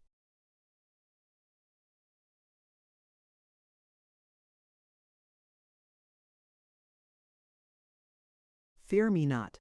The space that severs us is small, and all visible succor is distant. You believe yourself completely in my power, that you stand upon the brink of ruin. Such are your groundless fears. I cannot lift a finger to hurt you. Easier it would be to stop the moon in her course than to injure you. The power that protects you would crumble my sinews and reduce me to a heap of ashes in a moment if I were to harbor a thought hostile to your safety. Thus are appearances at length solved. Little did I expect that they originated hence. What a portion is assigned to you? Scanned by the eyes of this intelligence, your path will be without pits to swallow, or snares to entangle you. Environed by the arms of this protection, all artifices will be frustrated and all malice repelled." Here succeeded a new pause. I was still observant of every gesture and look. The tranquil solemnity that had lately possessed his countenance gave way to a new expression. All now was trepidation and anxiety.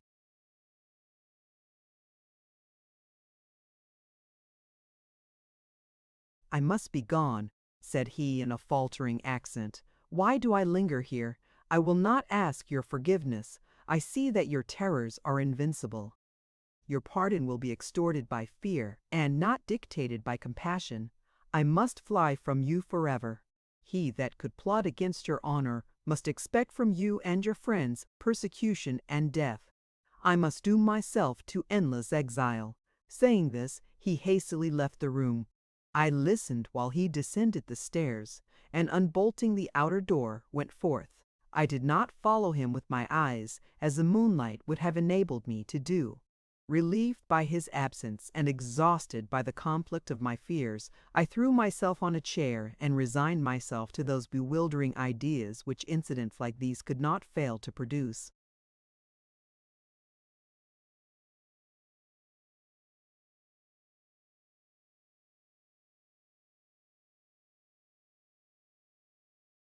Chapter 10. Order could not readily be introduced into my thoughts. The voice still rung in my ears. Every accent that was uttered by Carwin was fresh in my remembrance. His unwelcome approach, the recognition of his person, his hasty departure, produced a complex impression on my mind which no words can delineate. I strove to give a slower motion to my thoughts and to regulate a confusion which became painful, but my efforts were nugatory. I covered my eyes with my hand and sat, I know not how long, without power to arrange or utter my conceptions. I had remained for hours, as I believed, in absolute solitude. No thought of personal danger had molested my tranquillity. I had made no preparation for defense. What was it that suggested the design of perusing my father's manuscript? If, instead of this, I had retired to bed and to sleep, to what fate might I not have been reserved?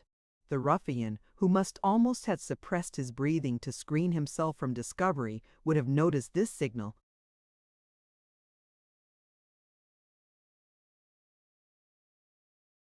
and I should have awakened only to perish with affright and to abhor myself.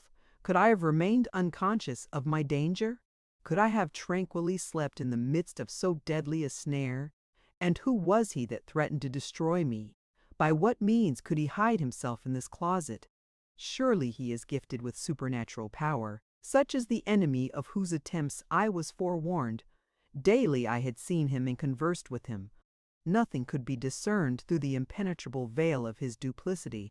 When busied in conjectures as to the author of the evil that was threatened, my mind did not light for a moment upon his image. Yet has he not avowed himself my enemy? Why should he be here if he had not meditated evil? He confesses that this has been his second attempt. What was the scene of his former conspiracy? Was it not he whose whispers betrayed him? Am I deceived, or was there not a faint resemblance between the voice of this man and that, which talked of grasping my throat and extinguishing my life in a moment? Then he had a colleague in his crime. Now he is alone. Then death was the scope of his thoughts. Now an injury unspeakably more dreadful. How thankful should I be to the power that has interposed to save me. That power is invisible. It is subject to the cognizance of one of my senses. What are the means that will inform me of what nature it is? He has set himself to counterwork the machinations of this man, who had menaced destruction to all that is dear to me, and whose cunning had surmounted every human impediment. There was none to rescue me from his grasp. My rashness even hastened the completion of his scheme, and precluded him from the benefits of the liberation. I had robbed him of the power to repent and forbear. Had I been apprised of the danger, I should have regarded my conduct as the means of rendering my escape from it impossible. Such, likewise, seemed to have been the fears of my invisible protector. Else, why that startling entreaty to refrain from?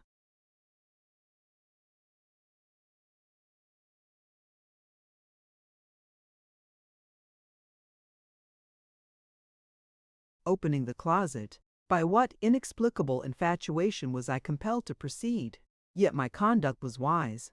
Carwin, unable to comprehend my folly, ascribed my behavior to my knowledge.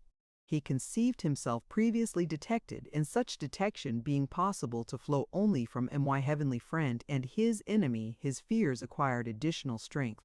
He is apprised of the nature and intentions of this being. Perhaps he is a human agent, yet on that supposition his achievements are incredible. Why should I be selected as the object of his care?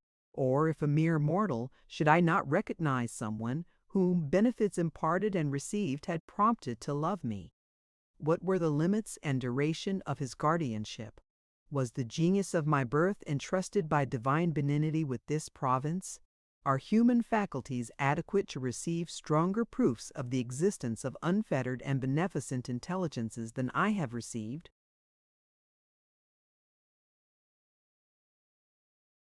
But who was this man's coadjutor? The voice that acknowledged an alliance in treachery with Carwin warned me to avoid the summer house. He assured me that there only my safety was endangered. His assurance, as it now appears, was fallacious. Was there not deceit in his admonition? Was his compact really annulled? Some purpose was, perhaps, to be accomplished by preventing my future visits to that spot. Why was I enjoined silence to others on the subject of this admonition, unless it were for some unauthorized and guilty purpose? No one but myself was accustomed to visit it. Backward, it was hidden from distant view by the rock, and in front it was screened from all examination by creeping plants and the branches of cedars. What recess could be more propitious to secrecy? The spirit which haunted it formerly was pure and rapturous. It was a fane sacred to the memory of infantile days and to blissful imaginations of the future. What a gloomy reverse had succeeded since the ominous arrival of this stranger! Now, perhaps, it is the scene of his meditations. Purposes fraught with horror, that shun the light and contemplate the pollution of innocence, are here engendered and fostered and reared to maturity. Such were the ideas that, during the night, were tumultuously revolved by me. I reviewed every conversation in which Carwin had borne a part. I studied to discover the true inferences deducible from his deportment and words with regard to his former adventures and actual views. I pondered on the comments which he made on the relation which I had given of the closet dialogue. No new ideas suggested themselves in the course of this review. My expectation had, from the first, been disappointed on the small degree of surprise which this narrative excited in him. He never explicitly declared his opinion as to the nature of those voices, or decided whether they were real or visionary. He recommended no measures of caution or prevention. But what measures were now to be taken? Was the danger which threatened me at an end? Had I nothing more to fear? I was lonely and without means of defense. I could not calculate the motives and regulate the footsteps of this person. What certainty was there that he would not reassume his purposes and swiftly return to the execution of them? This idea covered me once more with dismay. How deeply did I regret the solitude in which I was placed, and how ardently did I desire the return of day! But neither of these inconveniencies were susceptible of remedy. At first, it occurred to me to summon my servant and make her spend the night in my chamber, but the inefficacy of this expedient to enhance my safety was easily seen. Once I resolved to leave the house and retire to my brother's, but was deterred by reflecting on the unseasonableness of the hour, on the alarm which my arrival and the account which I should be obliged to give might occasion, and on the danger to which I might expose myself in the way thither. I began likewise to consider Carwin's return to molest me as exceedingly improbable. He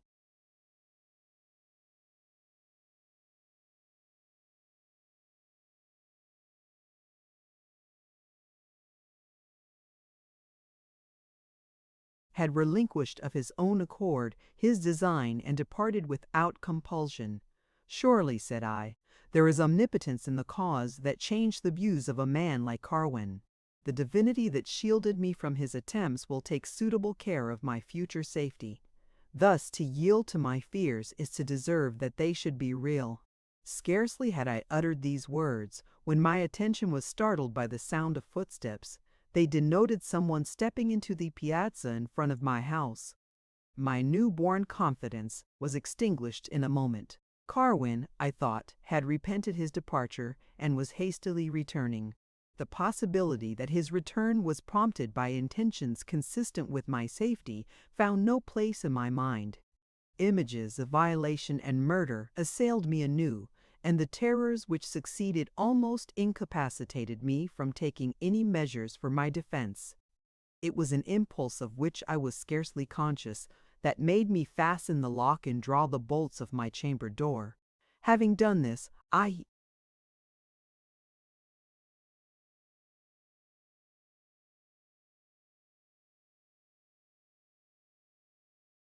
threw myself on a seat, for I trembled to a degree which disabled me from standing, and my soul was so perfectly absorbed in the act of listening that almost the vital motions were stopped. The door below creaked on its hinges. It was not again thrust to, but appeared to remain open. Footsteps entered, traversed the entry, and began to mount the stairs. How I detested the folly of not pursuing the man when he withdrew, and bolting after him the outer door. Might he not conceive this omission to be a proof that my angel had deserted me, and be thereby fortified in guilt? Every step on the stairs, which brought him nearer to my chamber, added vigor to my desperation. The evil with which I was menaced was to be at any rate eluded. How little did I preconceive the conduct which, in an exigence like this, I should be prone to adopt. You will suppose that deliberation and despair would have suggested the same course of action, and that I should have, unhesitatingly, resorted to the best means of personal defense within my power. A penknife lay open upon my table. I remembered that it was there, and seized it. For what purpose you will scarcely inquire. It will be immediately supposed that I meant it for my last refuge, and that if all other means should fail, I should plunge it into the heart of my ravisher. I have lost all faith in the steadfastness of human resolves. It was thus that in periods of calm I had determined to act. No cowardice had been held by me in greater abhorrence than that which prompted an injured female to destroy, not her injurer, ere the injury was perpetrated, but herself when it was without remedy. Yet now this penknife appeared to me of no other use than to baffle my assailant and prevent the crime by destroying myself. To deliberate at such a time was impossible, but among the tumultuous suggestions of the moment, I do not recollect that it once occurred to me to use it as an instrument of direct defense. The steps had now reached the second floor. Every footfall accelerated.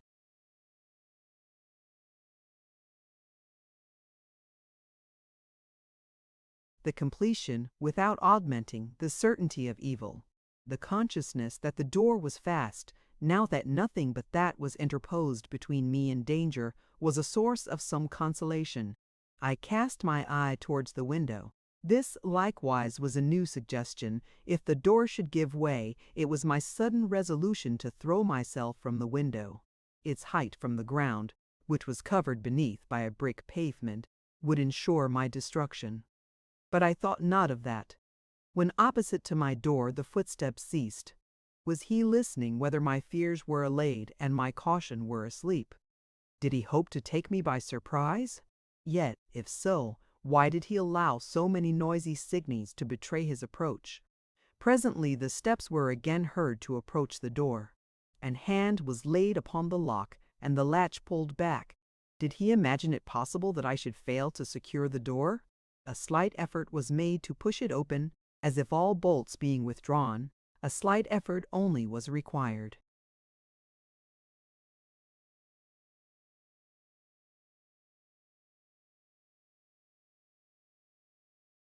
I no sooner perceived this than I moved swiftly towards the window. Carwin's frame might be said to be all muscle.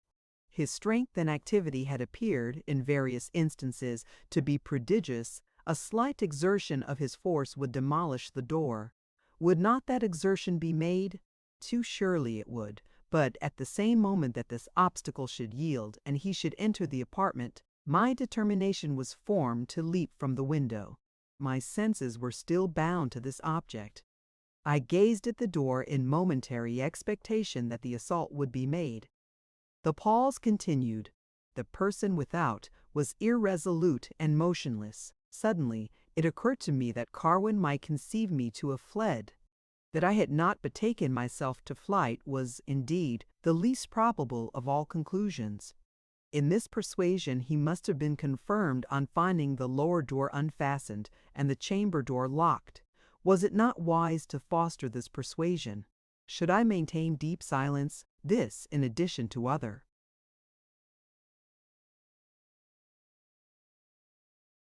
circumstances, might encourage the belief, and he would once more depart. Every new reflection added plausibility to this reasoning. it was presently more strongly enforced when I noticed footsteps withdrawing from the door. The blood once more flowed back to my heart, and a dawn of exultation began to rise, but my joy was short-lived. Instead of descending the stairs, he passed to the door of the opposite chamber, opened it, and having entered, shut it after him with a violence that shook the house. How was I to interpret this circumstance? For what end could he have entered this chamber? Did the violence with which he closed the door testify the depth of his vexation? This room was usually occupied by Pleyel. Was Carwin aware of his absence on this night? Could he be suspected of a design so sordid as pillage? If this were his view, there were no means in my power to frustrate it. It behoved me to seize the first opportunity to escape, but if my escape were supposed by my enemy to have been already effected, no asylum was more secure than the present.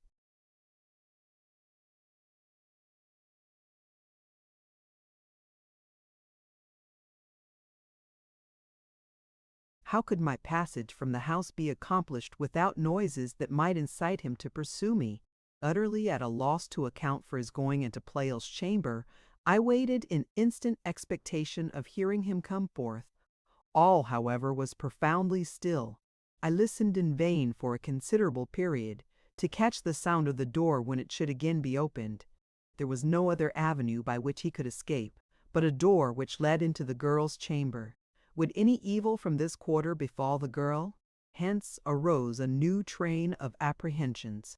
They merely added to the turbulence and agony of my reflections. Whatever evil impended over her, I had no power to avert it. Seclusion and silence were the only means of saving myself from the perils of this fatal night.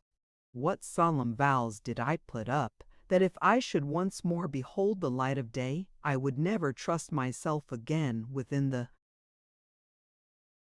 threshold of this dwelling. Minute lingered after minute, but no token was given that Carwin had returned to the passage. What, I again asked, could detain him in this room?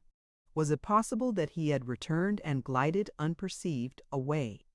I was speedily aware of the difficulty that attended an enterprise like this, and yet, as if by that means I were capable of gaining any information on that head, I cast anxious looks from the window.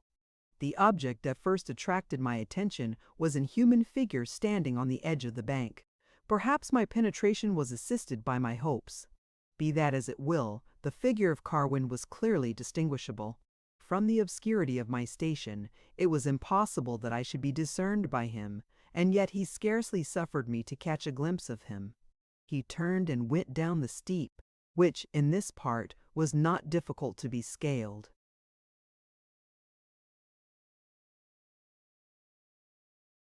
My conjecture, then, had been right. Carwin has softly opened the door, descended the stairs, and issued forth. That I should not have overheard his steps was only less incredible than that my eyes had deceived me. But what was now to be done? The house was at length delivered from this detested inmate. By one avenue might he again re-enter. Was it not wise to bar the lower door? Perhaps he had gone out by the kitchen door. For this end, he must have passed through Judith's chamber. These entrances being closed and bolted, as great security was gained as was compatible with my lonely condition. The propriety of these measures was too manifest not to make me struggle successfully with my fears. Yet I opened my own door with the utmost caution and descended as if I were afraid that Carwin had been still immured in Pleyel's chamber.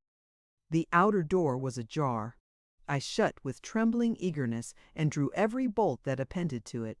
I then passed with light and less cautious steps through the parlor, but was surprised to discover that the kitchen door was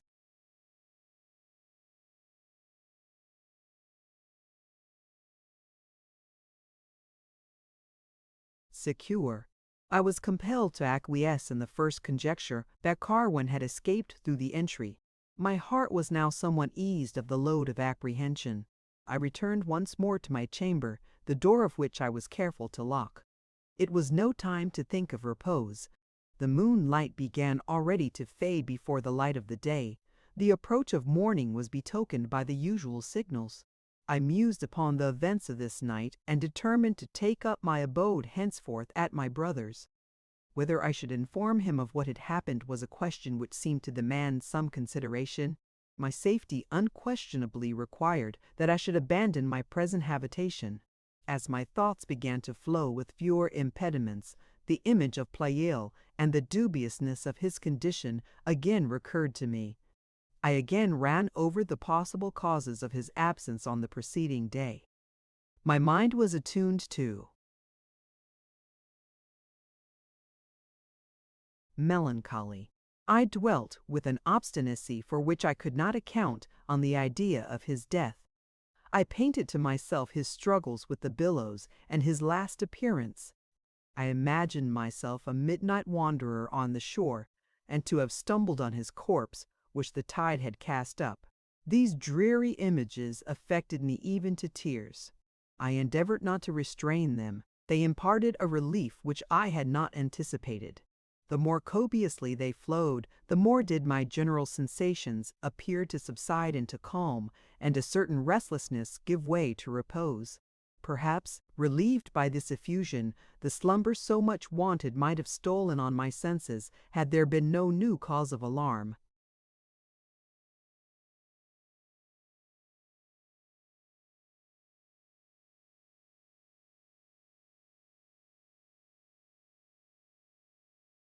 Chapter 11.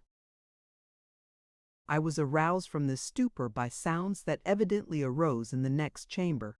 Was it possible that I had been mistaken in the figure which I had seen on the bank, or had Carwin, by some inscrutable means, penetrated once more into this chamber?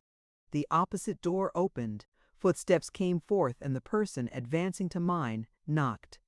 So unexpected an incident robbed me of all presence of mind, and starting up, I involuntarily exclaimed, "Who is there?" An answer was immediately given. The voice, to my inexpressible astonishment, was Pleyel's. "It is I. Have you risen? If you have not, make haste. I want 3 minutes' conversation with you in the parlor. I will wait for you there." Saying this, he retired from the door. Should I confide in the testimony of my ears? If that were true, it was Pleyel that had been hitherto immured in the opposite chamber, he whom my rueful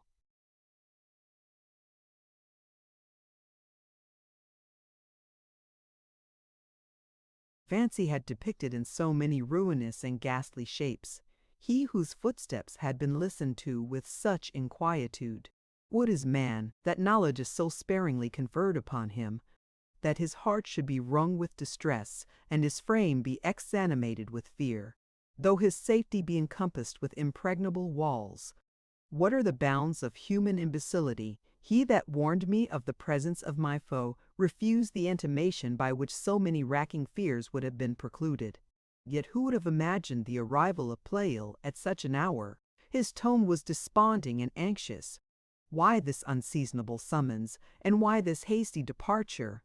Some tidings he, perhaps, bears of mysterious and unwelcome import. My impatience would not allow me to consume much time in deliberation. I hastened down. Pleyel I found standing at a window with eyes cast down as in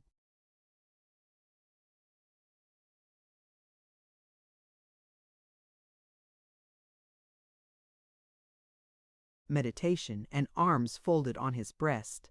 Every line in his countenance was pregnant with sorrow. To this was added a certain wanness and air of fatigue. The last time I had seen him appearances had been the reverse of these. I was startled at the change. The first impulse was to question him as to the cause. This impulse was supplanted by some degree of confusion, flowing from a consciousness that love had too large, and, as it might prove, a perceptible share in creating this impulse. I was silent. Presently he raised his eyes and fixed them upon me. I read in them an anguish altogether ineffable. Never had I witnessed a light demeanor in Pleyel. Never, indeed, had I observed in human countenance in which grief was more legibly inscribed. He seemed struggling for utterance, but his struggles being fruitless, he shook his head and turned away from me. My impatience would not allow me to be longer silent. "What?" said I. "For?"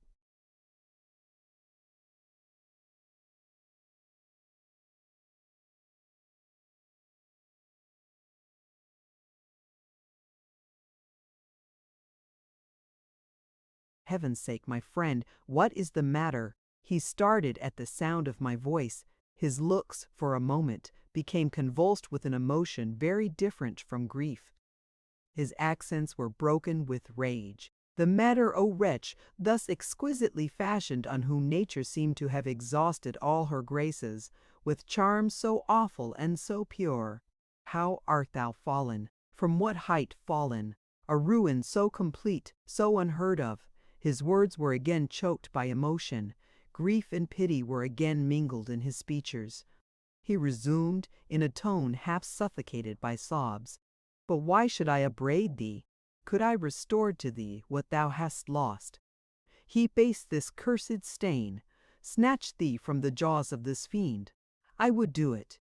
Yet what will avail my efforts? I have not arms with which to contend with so consummate, so frightful a depravity." Evidence less than this would only have excited resentment and scorn.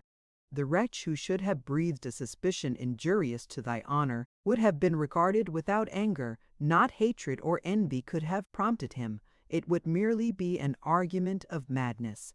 That my eyes, that my ears, should bear witness to thy fall. By no other way could detestable conviction be imparted. Why do I summon thee to this conference? Why expose myself to thy derision? Here admonition and entreaty are vain. Thou knowest him already for a murderer and thief. I had thought to have been the first to disclose to thee his infamy, to have warned thee of the pit to which thou art hastening. But thy eyes are open in vain. O foul and insupportable disgrace! There is but one path. I know you will disappear together. In thy ruin, how will the felicity and honor of multitudes be involved? But it must come. This scene shall not be blotted by his presence. No doubt thou wilt shortly see thy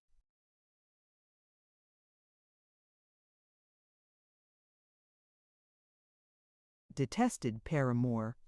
This scene will be again polluted by a midnight assignation. Inform him of his danger. Tell him that his crimes are known. Let him fly far and instantly from this spot, if he desires to avoid the fate which menaced him in Ireland. And wilt thou not stay behind? But shame upon my weakness! I know not what I would say. I have done what I purposed.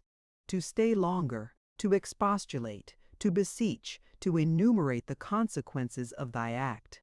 What end can it serve but to blazon thy infamy and embitter our woes? And yet, oh, think ere it be too late on the distresses which thy flight will entail upon us, on the base, groveling, and atrocious character of the wretch to whom thou hast sold thy honor. But what is this? Is not thy effrontery impenetrable and thy heart thoroughly cankered? O most specious and most profligate of women! Saying this, he rushed out of the house. I saw him in a few moments, hurrying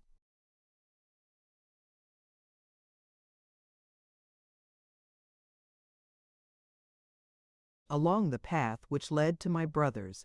I had no power to prevent his going, or to recall, or to follow him.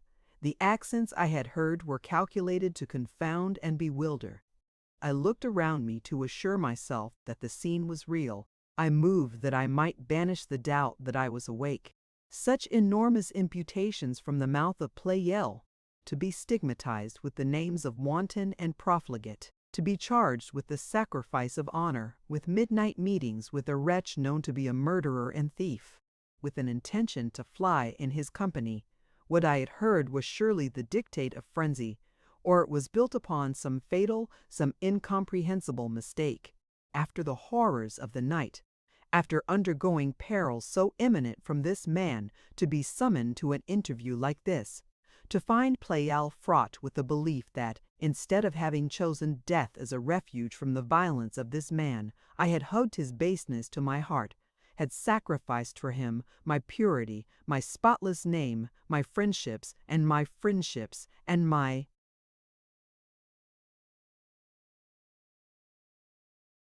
fortune. That even madness could engender accusations like these was not to be believed. What evidence could possibly suggest conceptions so wild? After the unlooked-for interview with Carwin in my chamber, he retired. Could Pila have observed his exit? It was not long after that Pleyel himself entered. Did he build on this incident his odious conclusions?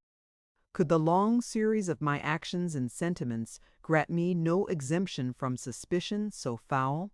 Was it not more rational to infer that Carwin's designs had been illicit, that my life had been endangered by the fury of one whom, by some means, he had discovered to be an assassin and robber, that my honor had been assailed, not by blandishments, but by violence?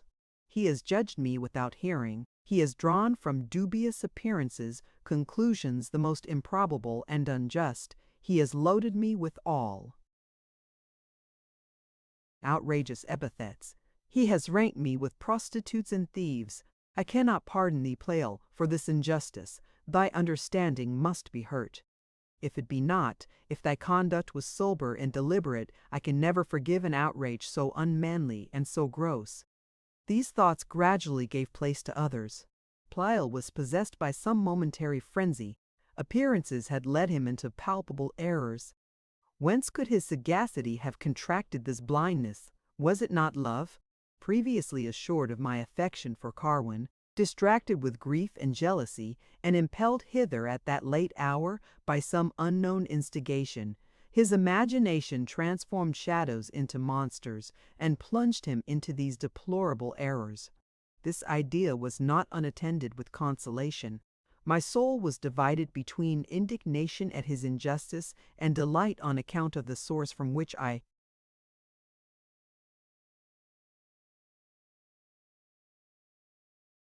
conceived it to spring. For a long time they would allow admission to no other thoughts.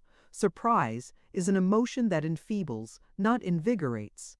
All my meditations were accompanied with wonder. I rambled with vagueness or clung to one image with an obstinacy which sufficiently testified the maddening influence of late transactions. Gradually I proceeded to reflect upon the consequences of Pleyel's mistake and on the measures I should take to guard myself against future injury from Carwin. Should I suffer this mistake to be detected by time? When his passion should subside, would he not perceive the flagrancy of his injustice and hasten to atone for it? Did it not become my character to testify resentment for language and treatment so opprobrious? Wrapped up in the consciousness of innocence, and confiding in the influence of time and reflection to confute so groundless a charge, it was my province to be passive and silent.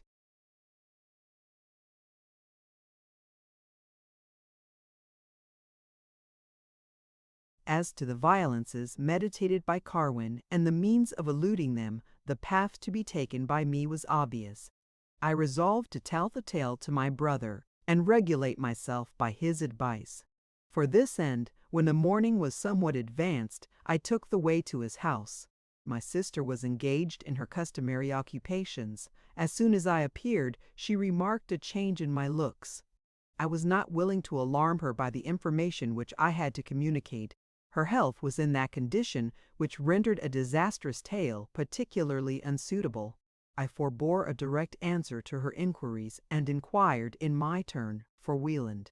"Why," said she, "I suspect something mysterious and unpleasant has happened this morning."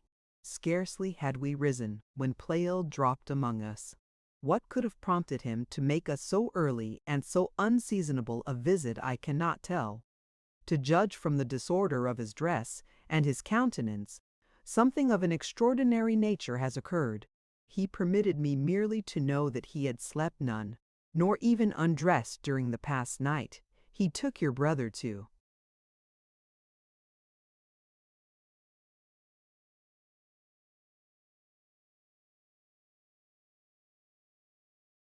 walk with him. Some topic must have deeply engaged them, for Wieland did not return till the breakfast hour was past, and returned alone.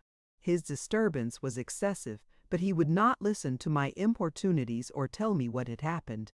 I gathered from hints which he let fall that your situation was in some way the cause. Yet he assured me that you were at your own house, alive, in good health, and in perfect safety. He scarcely ate a morsel, and immediately after breakfast went out again. He would not inform me whither he was going, but mentioned that he probably might not return before night. I was equally astonished and alarmed by this information.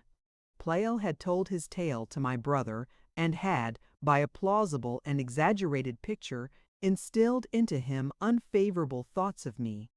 Yet would not the more correct judgment of Wieland perceive and expose the fallacy of his conclusions? Perhaps his uneasiness might arise from some insight into the character of Carwin, and from apprehensions for my safety. The appearances by which Pleyel had been misled might induce him likewise to believe that I entertained an indiscreet, though not dishonorable affection for Carwin. Such were the conjectures rapidly formed. I was inexpressibly anxious to change them into certainty. For this end, an interview with my brother was desirable. He was gone. No one knew whither, and was not expected speedily to return. I had no clue by which to trace his footsteps. My anxieties could not be concealed from my sister. They heightened her solicitude to be acquainted with the cause. There were many reasons persuading me to silence. At least, till I had seen my brother, it would be an act of inexcusable temerity to unfold what had lately passed. No other expedient for eluding her importunities occurred to me but that of returning to my own house. I recollected my determination to become a tenant of this roof. I mentioned it to her. She joyfully acceded to this proposal and suffered me, with less reluctance, to depart, when I told her that it was with a view to collect and send to my new dwelling what articles would be immediately useful to me. Once more I returned to the house which had been the scene of so much turbulence and danger. I was at no great distance from it when I observed my brother coming out. On seeing me he stopped, and after ascertaining, as it seemed, which way I was going, he returned into the house before me. I sincerely rejoiced at this event, and I hastened to set things, if possible, on their right footing. His brow was by no means expressive of those vehement emotions with which Pleyel had been agitated. I drew a favorable omen from this circumstance. Without delay I began the conversation.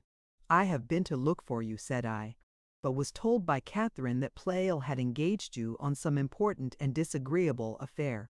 Before his interview with you, he spent a few minutes with me. These minutes he employed in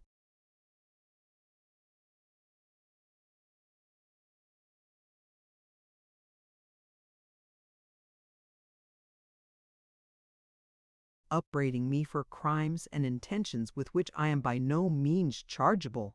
I believe him to have taken up his opinions on very insufficient grounds. His behavior was in the highest degree precipitate and unjust, and, until I receive some atonement, I shall treat him, in my turn, with that contempt which he justly merits. Meanwhile, I am fearful that he has prejudiced my brother against me. That is an evil which I most anxiously deprecate, and which I shall indeed exert myself to remove. Has he made me the subject of this morning's conversation?" My brother's countenance testified no surprise at my address. The benignity of his looks were nowise diminished. "It is true," said he, "your conduct was the subject of our discourse. I am your friend, as well as your brother. There is no human being whom I love with more tenderness, and whose welfare is nearer my heart. Judge then with what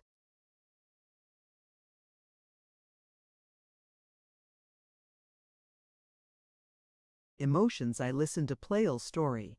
I expect and desire you to vindicate yourself from aspersions so foul, if vindication be possible." The tone with which he uttered the last words affected me deeply. "If vindication be possible," repeated I. "From what you know, do you deem a formal vindication necessary? Can you harbor for a moment the belief of my guilt?" He shook his head with an air of acute anguish. "I have struggled," said he, "to dismiss that belief. You speak before a judge who will profit by any pretense to acquit you, who is ready to question his own senses when they plead against you." These words incited a new set of thoughts in my mind. I began to suspect that Pleyel had built his accusations on some foundation unknown to me. "I may be a stranger to the grounds of your belief. Pleyel loaded me with indecent and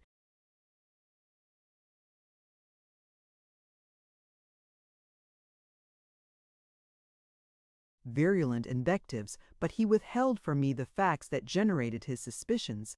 Events took place last night of which some of the circumstances were of an ambiguous nature. I conceived that these might possibly have fallen under his cognizance, and that, viewed through the mists of prejudice and passion, they supplied a pretense for his conduct, but believed that your more unbiased judgment would estimate them at their just value. Perhaps his tale has been different from what I suspect it to be. Listen then to my narrative. If there be anything in his story inconsistent with mine, his story is false. I then proceeded to a circumstantial relation of the incidents of the last night. Wieland listened with deep attention. Having finished, "This," continued I, "is the truth. You see in what circumstances an interview took place between Carwin and me. He remained for hours in my closet, and for some minutes in my chamber. He departed without haste or interruption. If Pleyel marked him as he left the house, and it is not impossible that he did, inferences injurious to my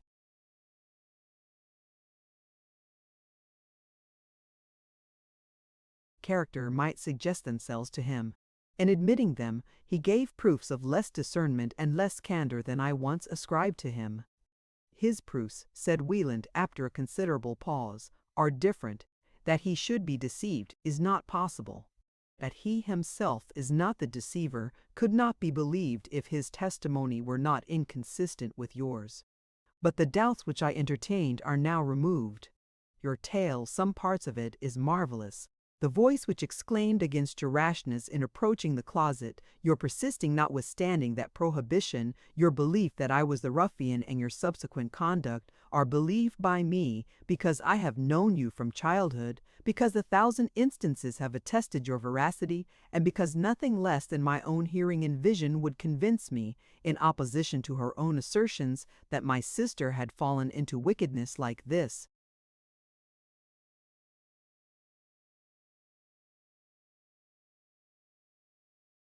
I threw my arms around him and bathed his cheek with my tears. "That," said I, "is spoken like my brother, but what are the proofs?" He replied, "Pleyel informed me that, in going to your house, his attention was attracted by 2 voices. The person speaking sat beneath the bank out of sight. These persons, judging by their voices, were Carwin and you. I will not repeat the dialogue. If my sister was the female, Pleyel was justified in concluding you to be, indeed, one of the most profligate of women. Hence, his accusations of you, and his efforts to obtain my concurrence to a plan by which an eternal separation should be brought about between my sister and this man." I made Wieland repeat this recital. Here indeed was a tale to fill me with terrible foreboding. I had vainly thought that my safety could be sufficiently secured by doors and bars, but this is a foe from whose grasp no power of divinity can save me. His artifices will ever lay my fame and happiness at his.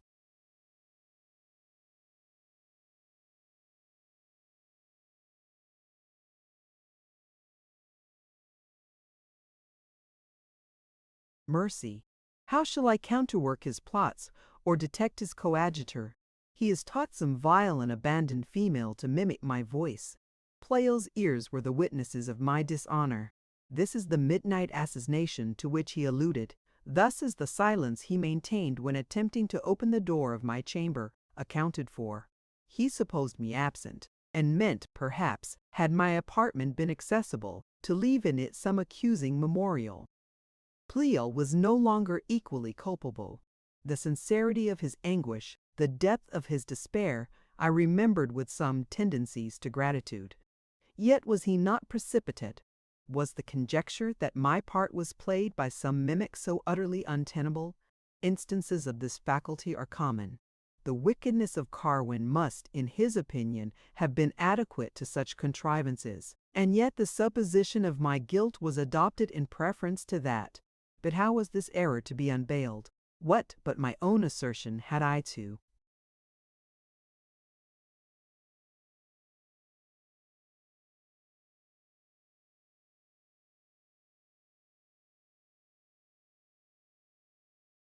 Throw in the balance against it? Would this be permitted to outweigh the testimony of his senses?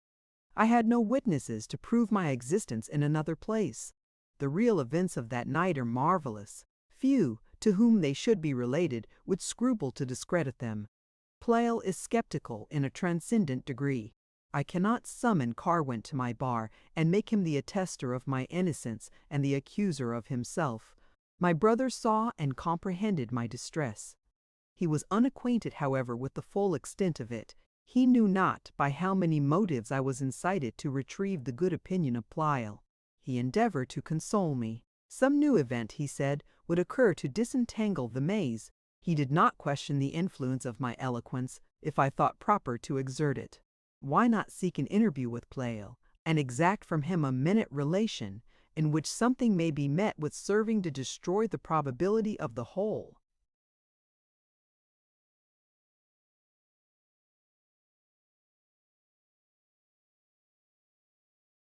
I caught with eagerness at this hope, but my alacrity was damped by new reflections. Should I, perfect in this respect and unblemished as I was, thrust myself uncalled into his presence and make my felicity depend upon his arbitrary verdict? If you choose to seek an interview, continued Wieland, you must make haste, for Pleyel informed me of his intention to set out this evening or tomorrow on a long journey.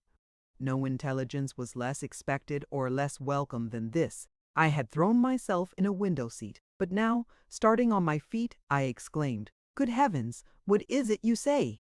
"A journey? Whither? When? I cannot say whither. It is a sudden resolution, I believe. I did not hear of it till this morning. He promises to write to me as soon as he is settled."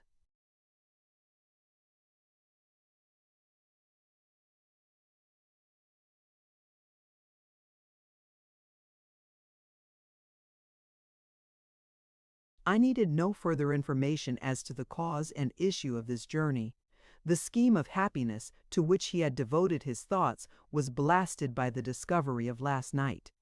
My preference of another, and my unworthiness to be any longer the object of his adoration, were evinced by the same act and in the same moment. The thought of utter desertion, a desertion originating in such a cause, was the prelude to distraction.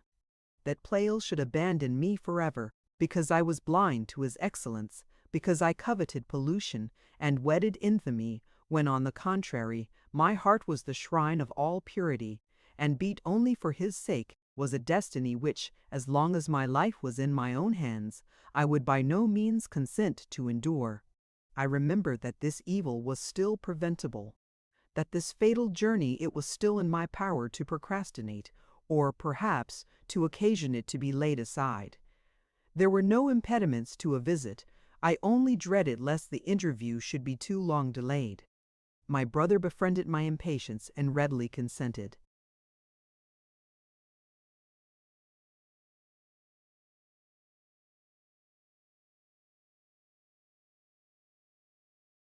To furnish me with a chaise and servant to attend me. My purpose was to go immediately to Pleyel's farm, where his engagements usually detained him during the day. Chapter 12. My way lay through the city. I had scarcely entered it when I was seized with a general sensation of sickness. Every object grew dim and swam before my sight. It was with difficulty I prevented myself from sinking to the bottom of the carriage. I ordered myself to be carried to Mrs. Baynton's in hope that an interval of repose would invigorate and refresh me. My distracted thoughts would allow me but little rest. Growing somewhat better in the afternoon, I resumed my journey. My contemplations were limited to a few objects.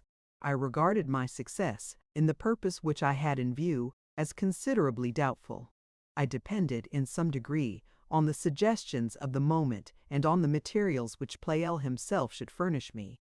When I reflected on the nature of the accusation, I burned with disdain. Would not truth and the consciousness of innocence render me triumphant? Should I not cast from me, with irresistible force, such atrocious imputations? What an entire and mournful change has been effected in a few hours! The gulf that separates man from insects is not wider than that which severs the polluted from the chaste among women. Yesterday and today I am the same. There is a degree of depravity to which it is impossible for me to sink, yet in the apprehension of another, my ancient and intimate associate, the perpetual witness of my actions and partaker of my thoughts, I had ceased to be the same. My integrity was tarnished and withered in his eyes. I was the colleague of a murderer and the paramour of a thief. His opinion was not destitute of evidence, yet what proofs could reasonably avail to establish an opinion like this? If the sentiments corresponded not with the voice that was heard, the evidence was deficient. But this want of correspondence would have been supposed by me if I had been the auditor and Pleyel the criminal. But mimicry might still more plausibly have been employed to explain the scene. Alas, it is the fate of Clara Wieland to fall into the hands of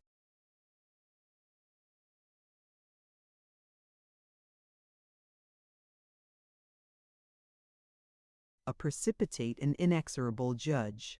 But what, O man of mischief, is the tendency of thy thoughts? Frustrated in thy first design, thou wilt not forego the immolation of thy victim. To exterminate my reputation was all that remained to thee, and this my guardian has permitted.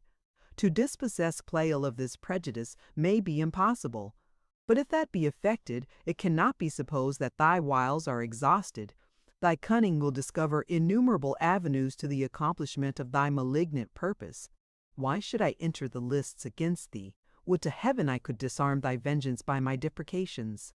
When I think of all the resources with which nature and education have supplied thee, that thy form is a combination of steely fibers and organs of exquisite ductility and boundless compass, actuated by an intelligence gifted with infinite endowments, and comprehending all knowledge, I perceive that my doom is fixed. What obstacle will be able to divert thy zeal?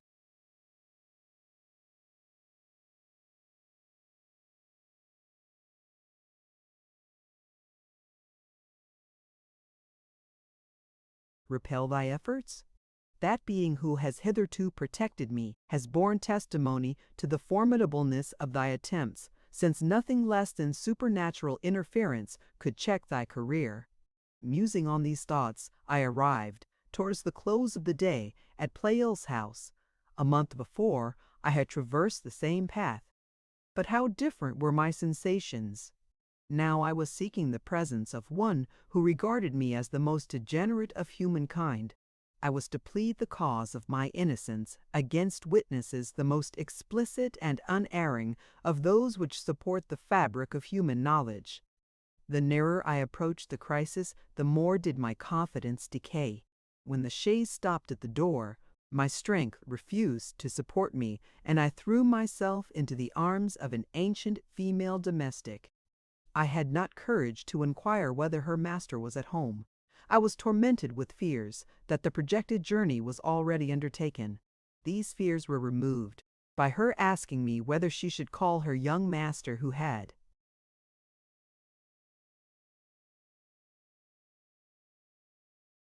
just gone into his own room. I was somewhat revived by this intelligence and resolved immediately to seek him there.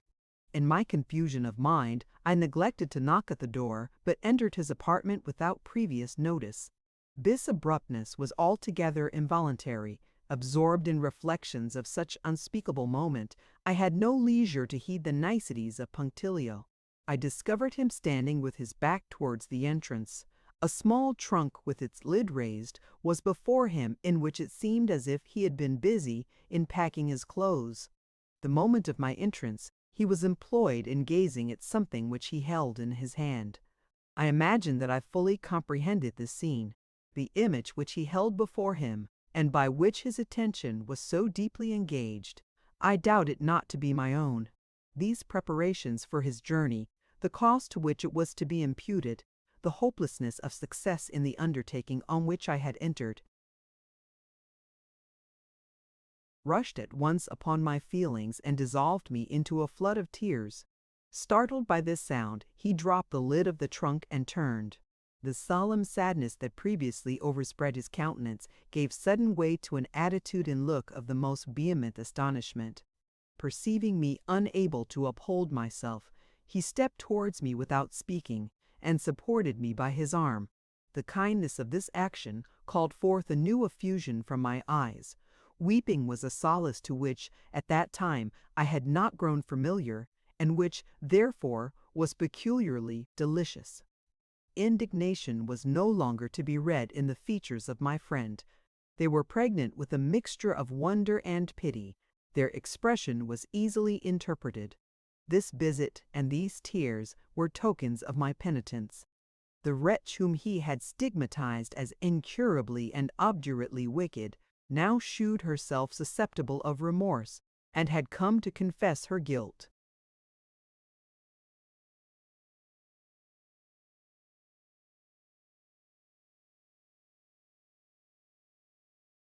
This persuasion had no tendency to comfort me. It only shewed me, with new evidence, the difficulty of the task which I had assigned myself. We were mutually silent. I had less power and less inclination than ever to speak. I extricated myself from his hold and threw myself on a sofa. He placed himself by my side and appeared to wait with impatience and anxiety for some beginning of the conversation. What could I say? If my mind had suggested anything suitable to the occasion, my utterance was suffocated by tears. Frequently he attempted to speak, but seemed deterred by some degree of uncertainty as to the true nature of the scene.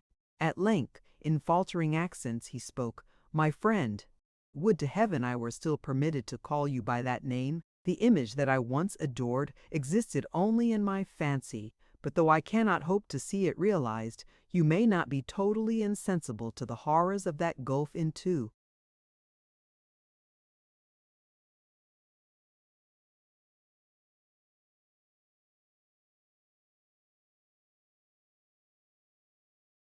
Which you are about to plunge.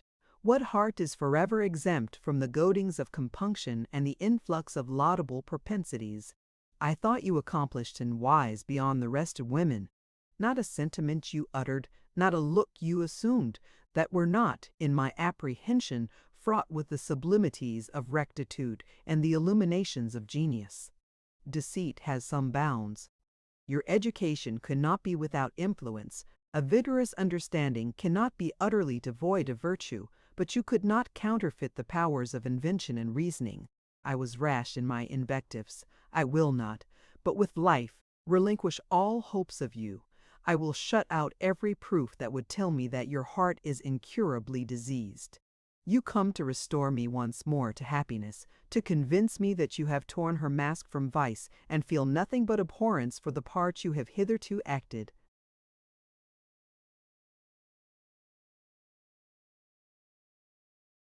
At these words, my equanimity forsook me. For a moment I forgot the evidence from which Pleyel's opinions were derived, the benevolence of his remonstrances, and the grief which his accents bespoke. I was filled with indignation and horror at charges so black. I shrunk back and darted at him a look of disdain and anger. My passion supplied me with words. What detestable infatuation was it that led me hither? Why do I patiently endure these horrible insults? My offenses exist only in your own distempered imagination. You are leagued with the traitor who assailed my life. You have vowed the destruction of my peace and honor. I deserve infamy for listening to calumnies so base. These words were heard by Pleyel without visible resentment. His countenance relapsed into its former gloom, but he did not even look at me. The ideas which had given place to my angry emotions returned, and once more melted me into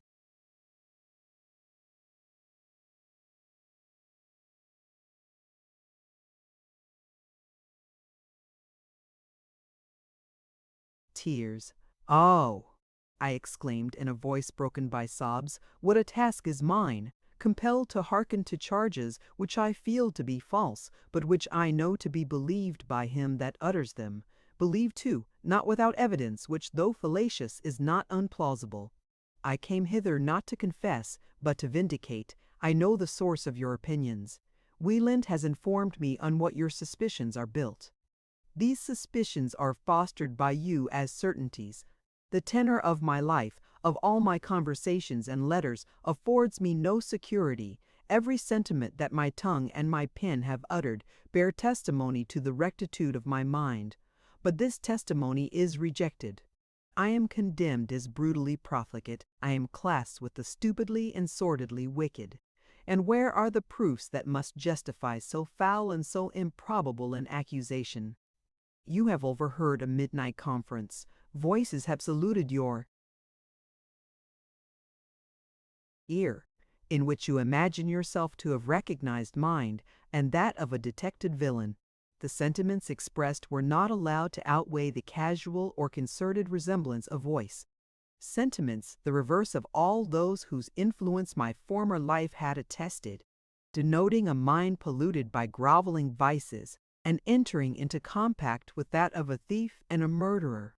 The nature of these sentiments did not enable you to detect the cheat, did not suggest to you the possibility that my voice had been counterfeited by another.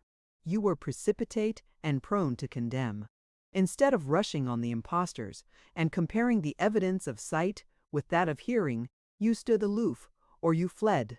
My innocence would not now have stood in need of vindication if this conduct had been pursued.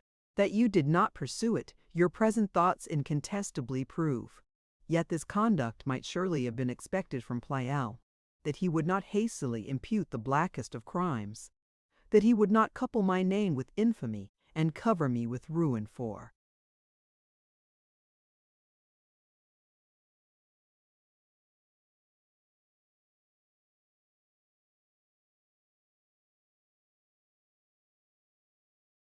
Inadequate or slight reasons might reasonably have been expected.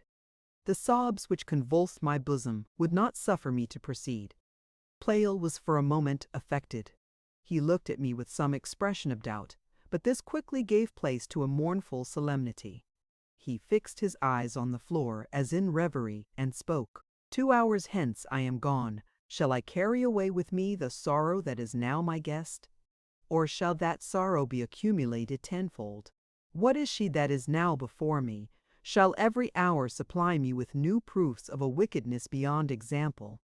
Already I deem her the most abandoned and detestable of human creatures. Her coming and her tears imparted a gleam of hope, but that gleam has vanished. He now fixed his eyes upon me, and every muscle in his face trembled. His tone was hollow and terrible. Thou knowest that I was a witness of your interview. Yet thou comest hither to upbraid me for injustice. Thou canst look me in the face and say that I am deceived. An inscrutable providence has fashioned thee for some end. Thou wilt live, no doubt, to fulfill the purposes of thy Maker, if he repent not of his workmanship, and send not his vengeance to exterminate thee, ere the measure of thy days be full. Surely nothing in the shape of man can vie with thee. But I thought I had stifled this fury. I am not constituted thy judge. My office is to pity and amend, and not to punish and revile. I deemed myself exempt from all tempestuous passions.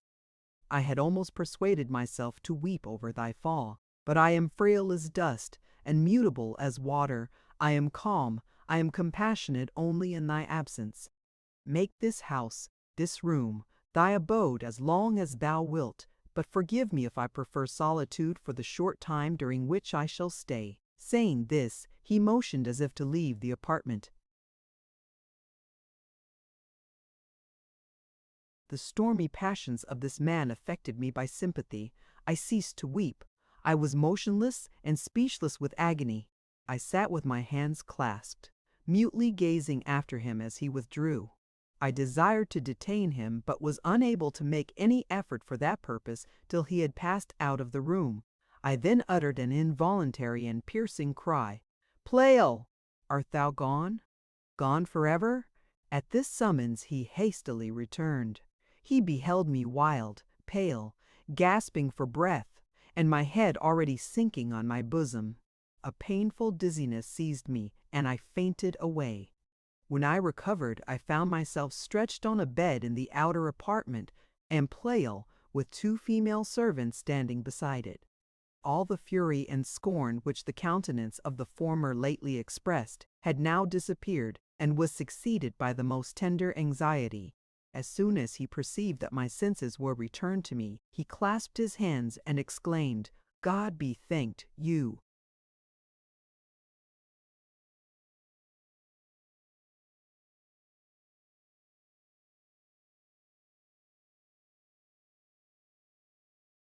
are once more alive. I had almost despaired of your recovery. I fear I have been precipitate and unjust. My senses must have been the victims of some inexplicable and momentary frenzy. Forgive me, I beseech you, forgive my reproaches. I would purchase conviction of your purity at the price of my existence here and hereafter." He once more, in a tone of the most fervent tenderness, besought me to be composed, and then left me to the care of the women.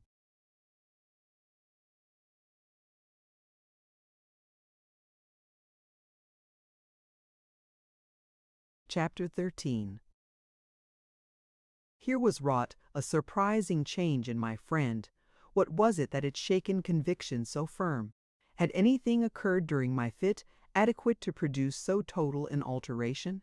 My attendants informed me that he had not left my apartment, that the unusual duration of my fit and the failure, for a time, of all the means used for my recovery had filled him with grief and dismay.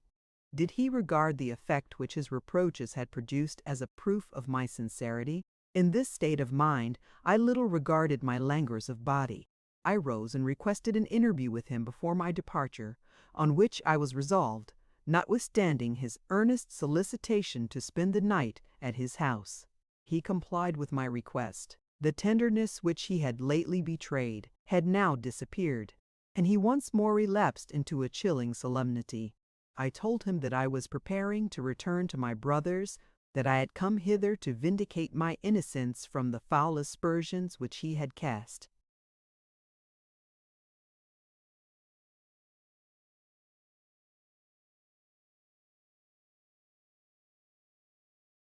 Upon it, my pride had not taken refuge in silence or distance. I had not relied upon time or the suggestion of his cooler thoughts to confute his charges. Conscious as I was that I was perfectly guiltless and entertaining some value for his good opinion, I could not prevail upon myself to believe that my efforts to make my innocence manifest would be fruitless. Adverse appearances might be numerous and specious, but they were unquestionably false. I was willing to believe him sincere, that he made no charges which he himself did not believe.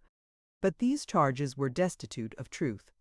The grounds of his opinion were fallacious, and I desired an opportunity of detecting their fallacy. I entreated him to be explicit, and to give me a detail of what he had heard and what he had seen. At these words, my companion's countenance grew darker. He appeared to be struggling with his rage.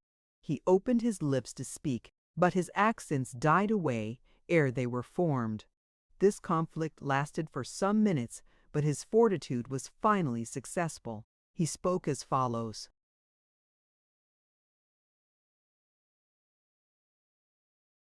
"I would fain put an end to this hateful scene.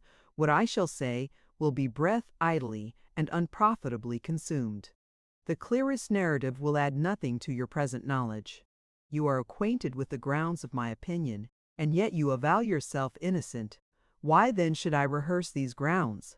You are apprised of the character of Carwin. Why then should I enumerate the discoveries which I have made respecting him?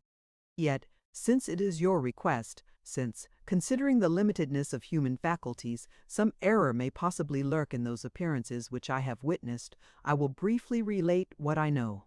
Need I dwell upon the impressions which your conversation and deportment originally made upon me?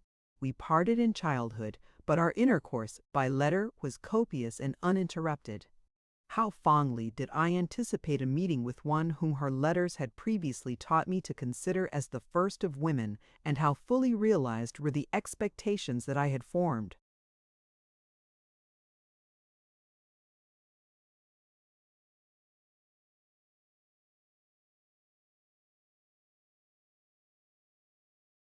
Here, said I, is a being after whom sages may model their transcendent intelligence, and painters their ideal beauty. Here is exemplified that union between intellect and form which has hitherto existed only in the conceptions of the poet.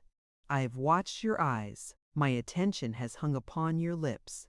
I have questioned whether the enchantments of your voice were more conspicuous in the intricacies of melody or the emphasis of rhetoric.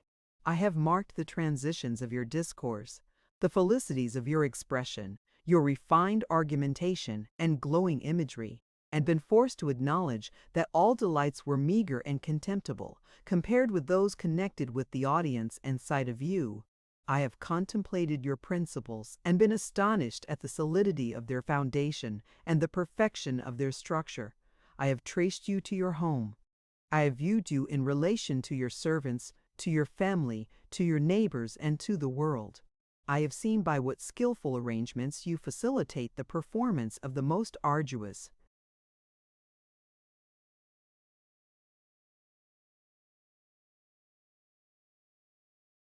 and complicated duties, what daily accessions of strength your judicious discipline bestowed upon your memory, what correctness and abundance of knowledge was daily experienced by your unwearied application to books and to writing. If she that possesses so much in the bloom of youth will go on accumulating her stores, what, said I, is the picture she will display at a mature age? You know not the accuracy of my observation. I was desirous that others should profit by an example so rare. I therefore noted down in writing every particular of your conduct. I was anxious to benefit by an opportunity so seldom afforded us. I labored not to omit the slightest shade or the most petty line in your portrait. Here there was no other task incumbent on me but to copy. There was no need to exaggerate or overlook in order to produce a more unexceptionable pattern. Here was a combination of harmonies and graces incapable of diminution or accession without injury to its completeness.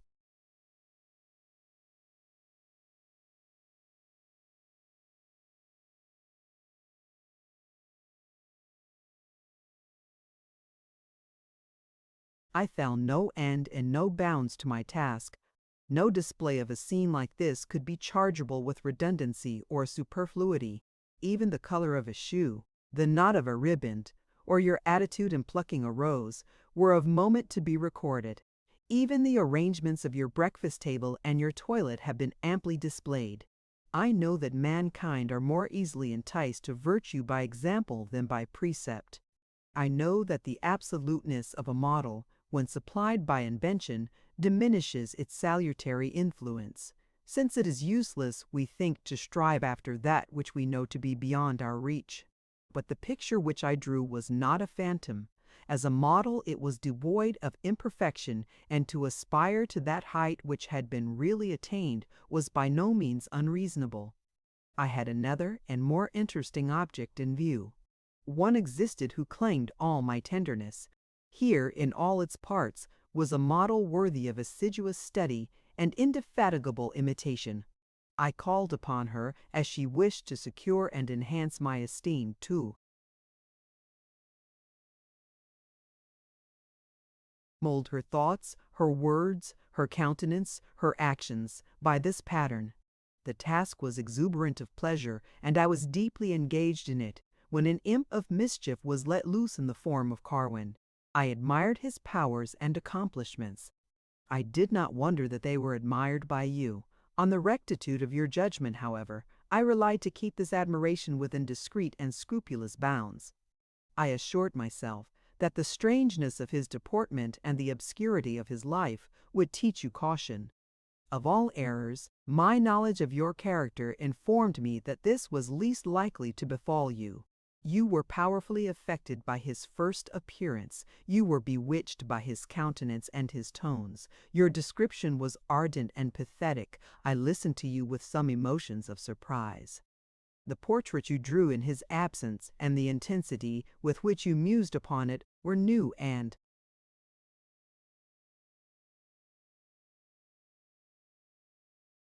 unexpected incidents. They bespoke a sensibility somewhat too vivid, but from which, while subjected to the guidance of an understanding like yours, there was nothing to dread. A more direct intercourse took place between you. I need not apologize for the solicitude which I entertained for your safety. He that gifted me with perception of excellence compelled me to love it. In the midst of danger and pain, my contemplations have ever been cheered by your image. Every object in competition with you was worthless and trivial. No price was too great by which your safety could be purchased. For that end, the sacrifice of ease, of health, and even of life would cheerfully have been made by me. What wonder, then, that I scrutinized the sentiments and deportment of this man with ceaseless vigilance, that I watched your words and your looks when he was present, and that I extracted cause for the deepest inquietudes from every token which you gave of having put your happiness into this man's keeping.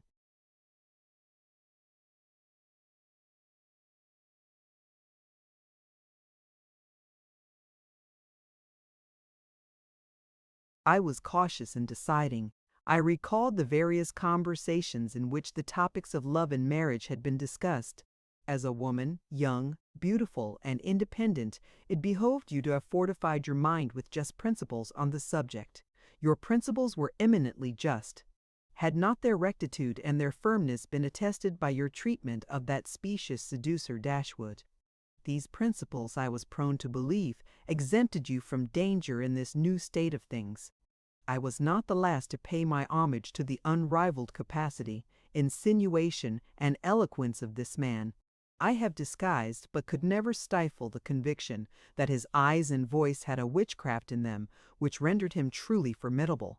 But I reflected on the ambiguous expression of his countenance, an ambiguity which you were the first to remark, on the cloud which obscured his character, and on the suspicious nature of that concealment which he studied, and concluded you to be safe. I denied the obvious construction to appearances. I referred your conduct to some principle.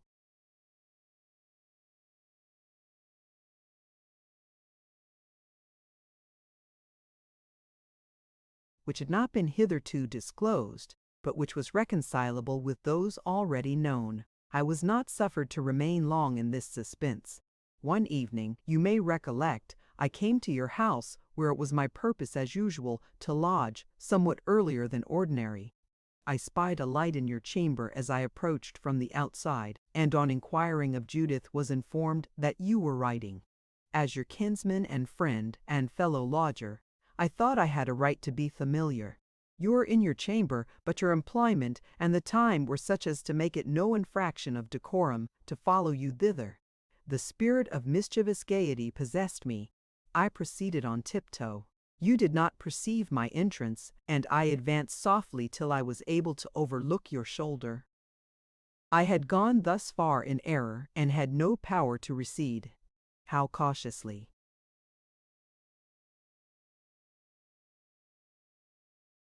Should regard against the first inroads of temptation. I knew that to pry into your papers was criminal, but I reflected that no sentiment of yours was of a nature which made it your interest to conceal it. You wrote much more than you permitted your friends to peruse. My curiosity was strong, and I had only to throw a glance upon the paper to secure its gratification. I should never have deliberately committed an act like this. The slightest obstacle would have repelled me, but my eye glanced almost spontaneously upon the paper. I caught only parts of sentences, but my eyes comprehended more at a glance, because the characters were shorthand. I lighted on the words "summer house," "my night," and made out a passage which spoke of the propriety and of the effects to be expected from another interview. All this passed in less than a moment. I then checked myself and made myself known to you by a tap upon your shoulder. I could pardon and account for some trifling alarm, but your trepidation and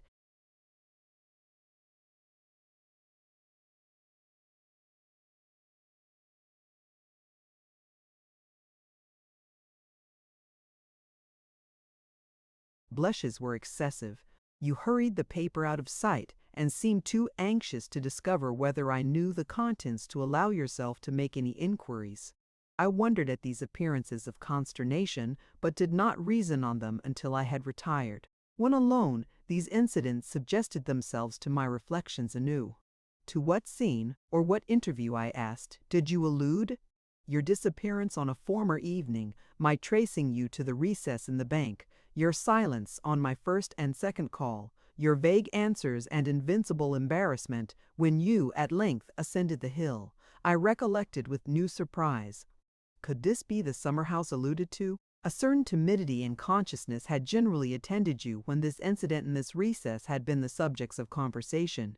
Nay, I imagined that the last time that adventure was mentioned, which happened in the presence of Carwin, the countenance of the latter betrayed some emotion. Could the interview have been with him? This was an idea calculated to rouse every faculty to contemplation. An interview at that hour, in this darksome retreat, with a man of this mysterious but formidable character. A clandestine interview, and one which you afterwards endeavored with so much solicitude to conceal. It was a fearful and portentous occurrence. I could not measure his power, or fathom his designs. Had he rifled from you the secret of your love and reconciled you to concealment and nocturnal meetings? I scarcely ever spent a night of more inquietude. I knew not how to act. The ascertainment of this man's character and views seemed to be, in the first place, necessary. Had he openly preferred his suit to you, we should have been empowered to make direct inquiries. But since he had chosen this obscure path, it seemed reasonable to infer that his character was exceptionable. It, at least, subjected us to the necessity of resorting to other means of information. Yet the improbability that you should commit a deed of such rashness made me reflect anew upon the insufficiency of those grounds on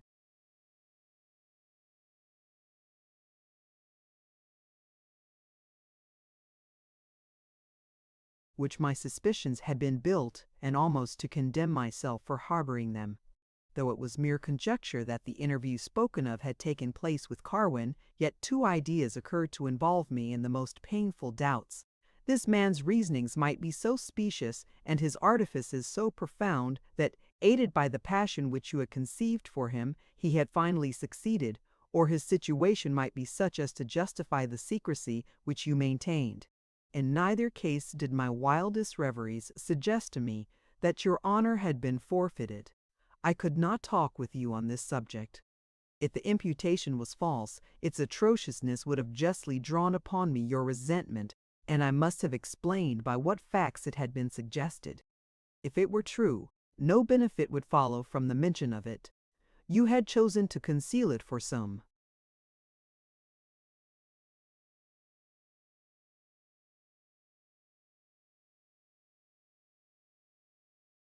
reasons, and whether these reasons were true or false, it was proper to discover and remove them in the first place. Finally, I acquiesced in the least painful supposition, trammeled as it was with perplexities, that Carwin was upright, and that if the reasons of your silence were known, they would be found to be just.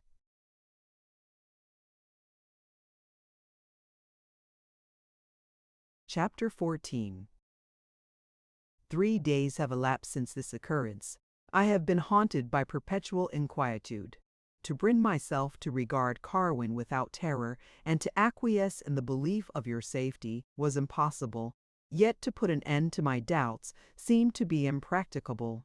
If some light could be reflected on the actual situation of this man, a direct path would present itself. If he were, contrary to the tenor of his conversation, cunning and malignant, to apprise you of this would be to place you in security. If he were merely unfortunate and innocent, most readily would I espouse his cause. And if his intentions were upright with regard to you, most eagerly would I sanctify your choice by my approbation. It would be vain to call upon Carwin for an avowal of his deeds. It was better to know nothing than to be deceived by an artful tale. What he was unwilling to communicate, and this unwillingness had been repeatedly manifested, could never be extorted from him. Importunity might be appeased, or imposture effected by fallacious representations. To the rest of the world he was unknown.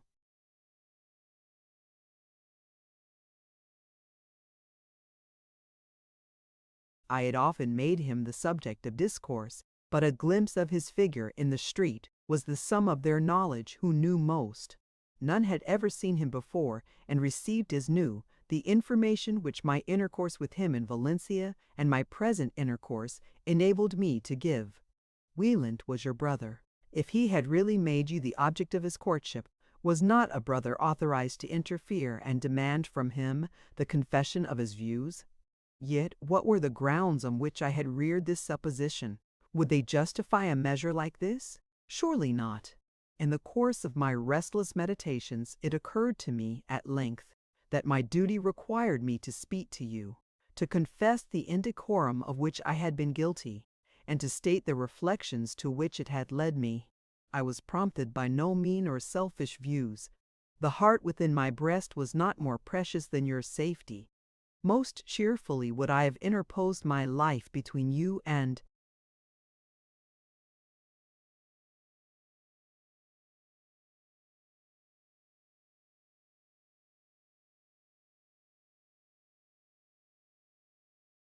danger. Would you cherish resentment at my conduct? When acquainted with the motive which produced it, it would not only exempt me from censure, but entitle me to gratitude. Yesterday had been selected for the rehearsal of the newly imported tragedy. I promised to be present. The state of my thoughts but little qualified me for a performer or auditor in such a scene, but I reflected that, after it was finished, I should return home with you, and should then enjoy an opportunity of discoursing with you fully on this topic. My resolution was not formed without a remnant of doubt as to its propriety. When I left this house to perform the visit I had promised, my mind was full of apprehension and despondency. The dubiousness of the event of our conversation, fear that my interference was too late to secure your peace, and the uncertainty to which hope gave birth, whether I had not erred in believing you devoted to this man, or, at least, in imagining that he had obtained your consent to midnight conferences, distracted me with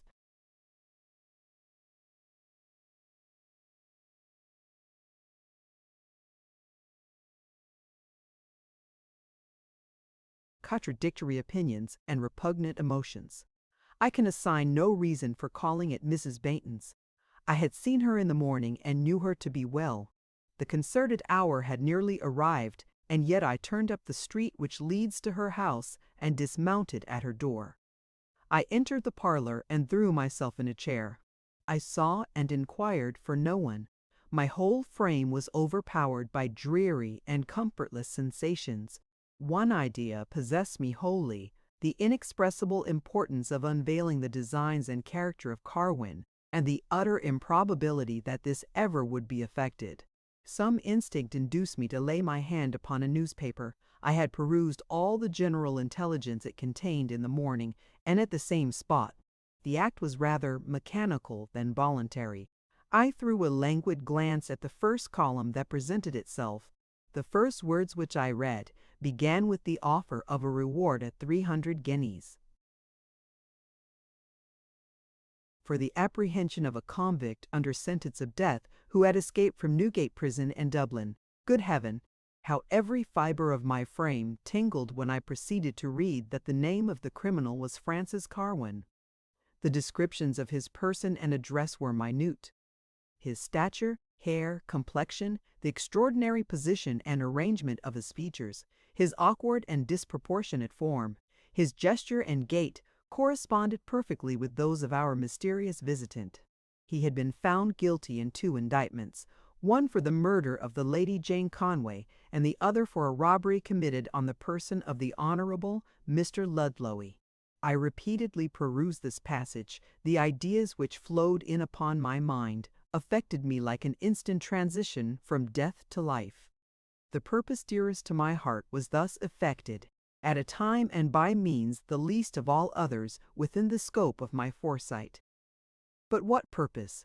Carwin was detected. Acts of the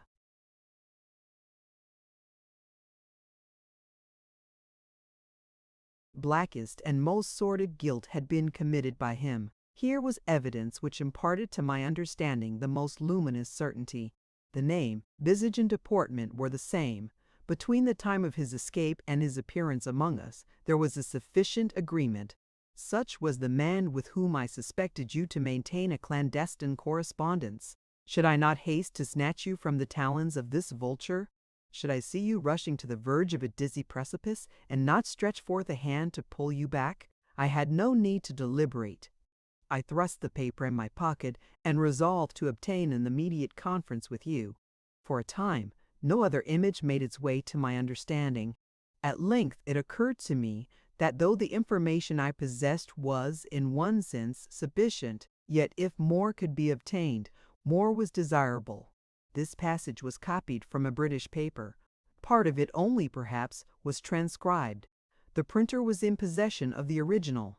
Towards his house I immediately turned my horse's head. He produced the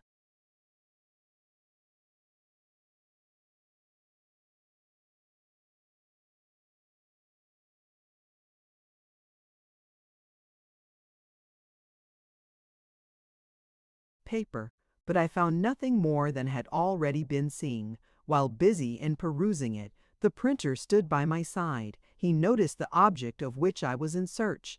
"Aye," said he, "that is a strange affair.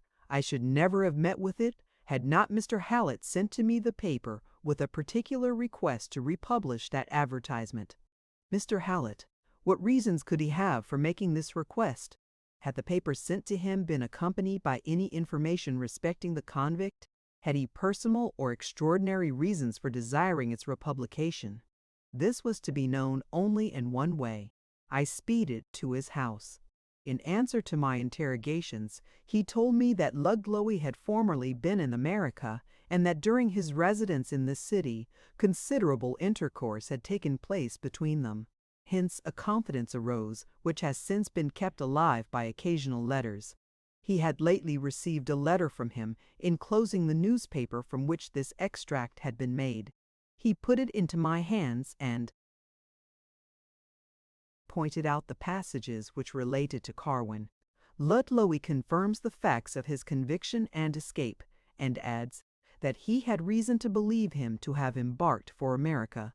He describes him in general terms as the most incomprehensible and formidable among men, as engaged in schemes reasonably suspected to be, in the highest degree, criminal, but such as no human intelligence is able to unravel, that his ends are pursued by means which leave it in doubt whether he be not in league with some infernal spirit, that his crimes have hitherto been perpetrated with the aid of some unknown but desperate accomplices, that he wages a perpetual war against the hast of the Hathament Praed.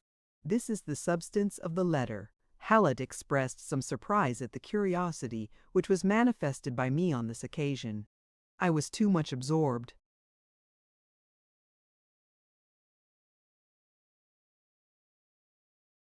by the ideas suggested by this letter to pay attention to his remarks. I shuddered with the apprehension of the evil to which our indiscreet familiarity with this man had probably exposed us. I burnt with impatience to see you, and to do what in me lay to avert the calamity which threatened us. It was already 5 o'clock. Night was hastening, and there was no time to be lost. On leaving Mr. Hallett's house, who should meet me in the street but Bertrand, the servant whom I left in Germany? His appearance and accoutrements bespoke him to have just alighted from a toilsome and long journey. I was not wholly without expectation of seeing him about this time, but no one was then more distant from my thoughts. You know what reasons I have for anxiety respecting scenes with which this man was conversant. Carwin was for a moment forgotten. In answer to my vehement inquiries, Bertrand produced a copious packet. I shall not at present mention its contents, nor the measures which they obliged me to adopt. I bestowed a brief perusal on these papers, and having given some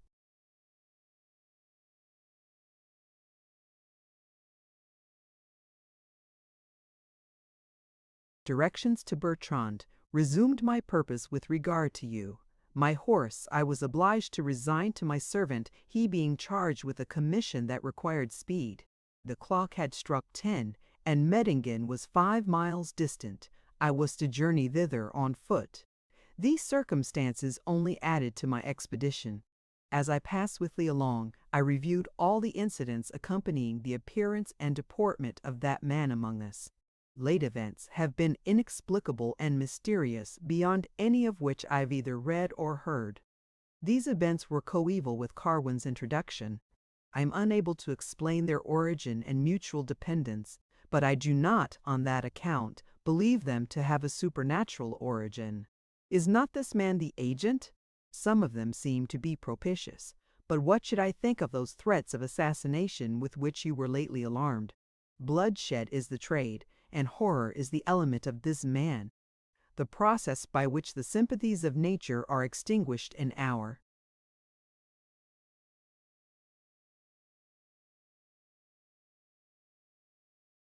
hearts, by which evil is made our good, and by which we are made susceptible of no activity but in the infliction, and no joy but in the spectacle of woes, is an obvious process. As to an alliance with evil geniuses, the power and the malice of demons have been 1,000 times exemplified in human beings. There are no devils but those which are begotten upon selfishness and reared by cunning. Now, indeed, the scene was changed. It was not his secret poniard that I dreaded. It was only the success of his efforts to make you a confederate in your own destruction, to make your will the instrument by which he might bereave you of liberty and honor. I took, as usual, the path through your brother's ground. I ranged with celerity and silence along the bank. I approached the fence which divides Wieland's estate from yours. The recess in the bank being near this line, it being necessary for me to pass near it, my mind being tainted with inveterate suspicions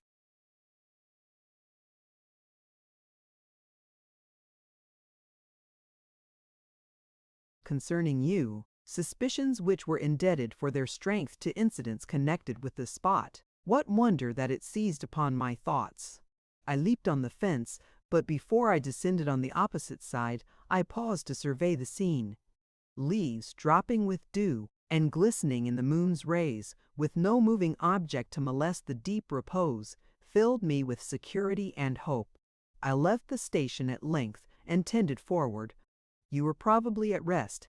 How should I communicate, without alarming you, the intelligence of my arrival? An immediate interview was to be procured. I cannot bear to think that a minute should be lost by remissness or hesitation. Should I knock at the door? Or should I stand under your chamber windows, which I perceive to be open, and awaken you by my calls? These reflections employed me as I passed opposite to the summer house. I had scarcely gone by when my ear caught a sound unusual at this time and place. It was almost too faint and too transient to allow me a distinct perception of it. I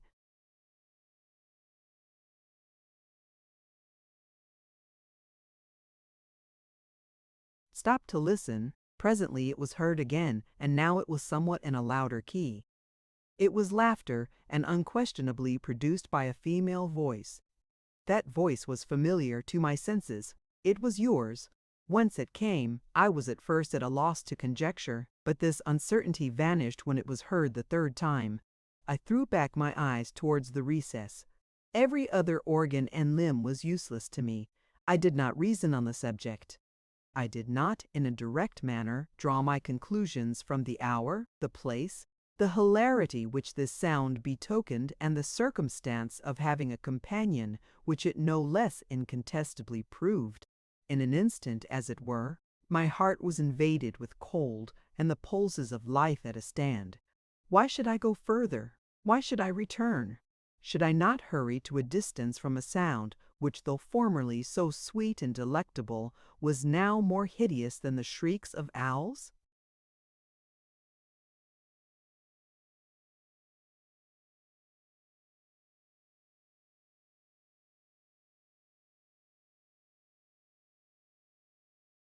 I had no time to yield to this impulse. The thought of approaching and listening occurred to me. I had no doubt of which I was conscious, yet my certainty was capable of increase. I was likewise stimulated by a sentiment that partook of rage. I was governed by an half-formed and tempestuous resolution to break in upon your interview and strike you dead with my upbraiding. I approached with the utmost caution. When I reached the edge of the bank immediately above the summer house, I thought I heard voices from below as busy in conversation. The steps in the rock are clear of bushy impediments. They allow me to descend into a cavity beside the building without being detected. Thus, to lie in wait could only be justified by the momentousness of the occasion. Here, Pleyel paused in his narrative and fixed his eyes upon me. Situated as I was, my horror and astonishment at this tale gave way to compassion for the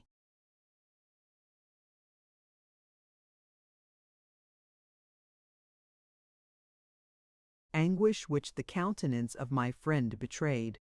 I reflected on his force of understanding. I reflected on the powers of my enemy. I could easily divine the substance of the conversation that was overheard. Carwin had constructed his plot in a manner suited to the characters of those whom he had selected for his victims. I saw that the convictions of Pleyel were immutable. I forbore to struggle against the storm because I saw that all struggles would be fruitless. I was calm, but my calmness was the torpor of despair and not the tranquility of fortitude.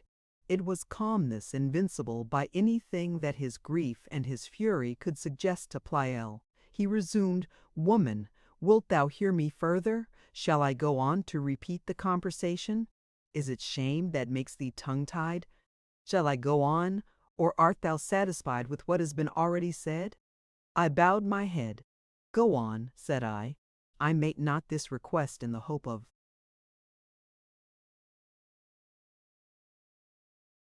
undeceiving you. I shall no longer contend with my own weakness. The storm is let loose, and I shall peaceably submit to be driven by its fury. But go on. This conference will end only with affording me a clearer foresight of my destiny, but that will be some satisfaction, and I will not part without it." Why, on hearing these words, did Pleyel hesitate? Did some unlooked-for doubt insinuate itself into his mind? Was his belief suddenly shaken by my looks, or my words, or by some newly recollected circumstance? Whencesoever it arose, it could not endure the test of deliberation.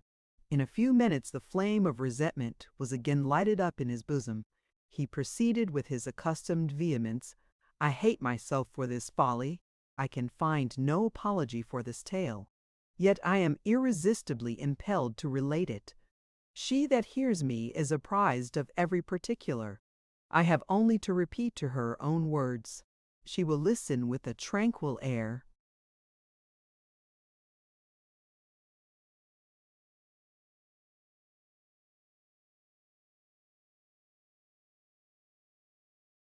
and the spectacle of her obduracy will drive me to some desperate act. Why then should I persist? Yet persist I must." Again he paused. "No," said he, "it is impossible to repeat your avowals of love, your appeals to former confessions of your tenderness, to former deeds of dishonor, to the circumstances of the first interview that took place between you.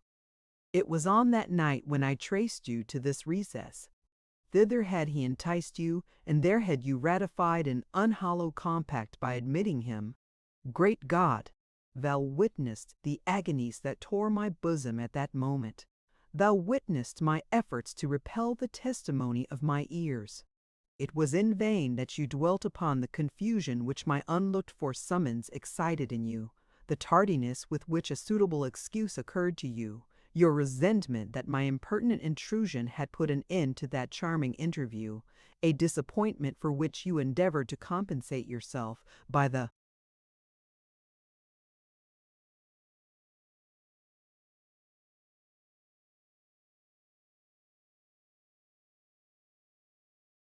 frequency and duration of subsequent meetings. In vain you dwelt upon incidents of which you only could be conscious, incidents that occurred on occasions on which none besides your own family were witnesses. In vain was your discourse characterized by peculiarities inimitable of sentiment and language. My conviction was effected only by an accumulation of the same tokens. I yielded not, but to evidence which took away the power to withhold my faith. My sight was of no use to me. Beneath so thick an umbrage, the darkness was intense. Hearing was the only avenue to information which the circumstances allowed to be open. I was couched within 3 feet of you. Why should I approach nearer? I could not contend with your betrayer. What could be the purpose of a contest? You stood in no need of a protector. What could I do but retire from the spot, Overwhelmed with confusion and dismay, I sought my chamber and endeavored to regain my composure. The door of the house, which I found open, your subsequent entrance, closing and fastening it, and going into your chamber, which had been thus long deserted, were only confirmations of the truth. Why should I paint the tempestuous fluctuation of my thoughts between grief and revenge, between rage and despair? Why should I repeat my vows of eternal implacability and persecution, and the speedy recantation of these vows? I have said enough. You have dismissed me from a place in your esteem. What I think and what I feel is of no importance in your eyes. May the duty which I owe myself enable me to forget your existence. In a few minutes I go hence. Be the maker of your fortune, and may adversity instruct you in that wisdom which education was unable to impart to you. Those were the last words which Pleyel uttered. He left the room, and my no.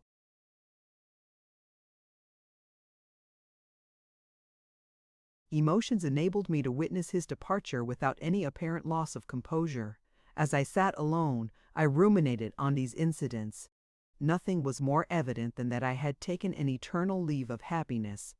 Life was a worthless thing, separate from that good which had now been wrested from me, yet the sentiment that now possessed me had no tendency to palsy my exertions and overbear my strength. I noticed that the light was declining and perceived the propriety of leaving this house. I placed myself again in the chaise and returned slowly towards the city. Chapter 15. Before I reached the city, it was dusk. It was my purpose to spend the night at Mettingen. I was not solicitous, as long as I was attended by a faithful servant, to be there at an early hour. My exhausted strength required me to take some refreshment. With this view, and in order to pay respect to one whose affection for me was truly maternal, I stopped at Mrs. Baynton's. She was absent from home, but I had scarcely entered the house when one of her domestics presented me a letter. I opened and read as follows: To Clara Wieland. What shall I say to extenuate the misconduct of last night? It is my duty to repair it to the utmost of my power, but the only way in which it can be repaired, you will not, I fear, be prevailed on to adopt. It is by granting me an interview, at your own house, at 11 o'clock this night. I have no means of removing any fears that you may entertain of my designs, but my simple and solemn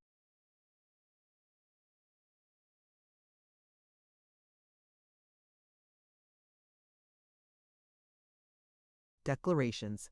These, after what has passed between us, you may deem unworthy of confidence. I cannot help it. My folly and rashness has left me no other resource. I will be at your door by that hour.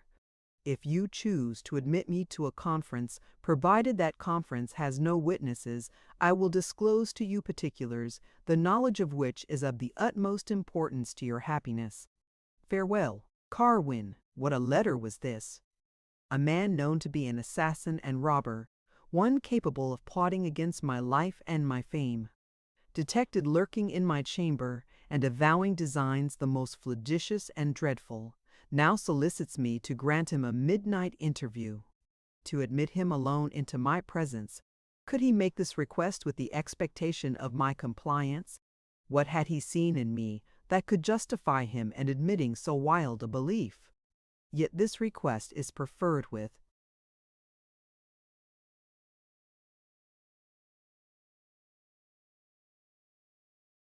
the utmost gravity. It is not accompanied by an appearance of uncommon earnestness.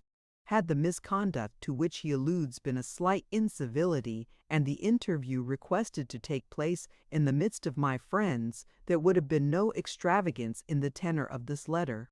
But as it was, the writer had surely been bereft of his reason. I perused this epistle frequently. The request it contained might be called audacious or stupid if it had been made by a different person, but from Carwin, who could not be unaware of the effect which it must naturally produce, and of the manner in which it would unavoidably be treated, it was perfectly inexplicable. He must have counted on the success of some plot in order to extort my assent. None of those motives by which I am usually governed would ever have persuaded me to meet anyone of his sex at the time and place which he had prescribed. Much less would I consent to a meeting with a man tainted with the most detestable crimes, and by whose arts my own safety had been so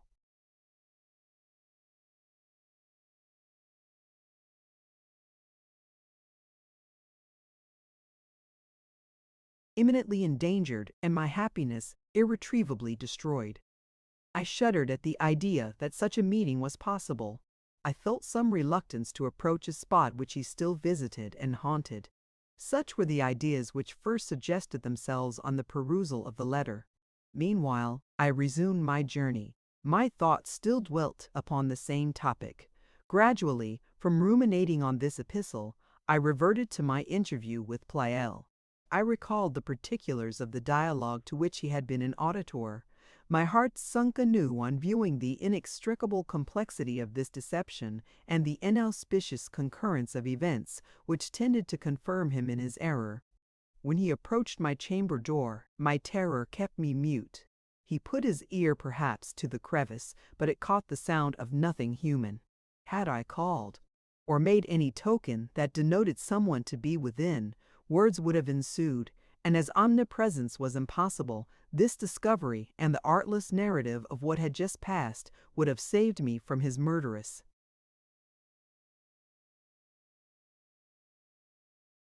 invectives. He went into his chamber, and after some interval, I stole across the entry and down the stairs with inaudible steps. Having secured the outer doors, I returned with less circumspection. He heard me not when I descended, but my returning steps were easily distinguished. Now, he thought, was the guilty interview at an end. In what other way was it possible for him to construe these signals? How fallacious and precipitate was my decision! Carwin's plot owed its success to a coincidence of events scarcely credible. The balance was swayed from his equipoise by a hair. Had I even begun the conversation with an account of what befell me in my chamber, my previous interview with Wieland would have taught him to suspect me of imposture. Yet, if I were discoursing with this ruffian, when Pleyel touched the lock of my chamber door, and when he shut his own door with so much violence, how, he might ask, should I be able to relate these incidents? Perhaps he had withheld the knowledge of these circumstances from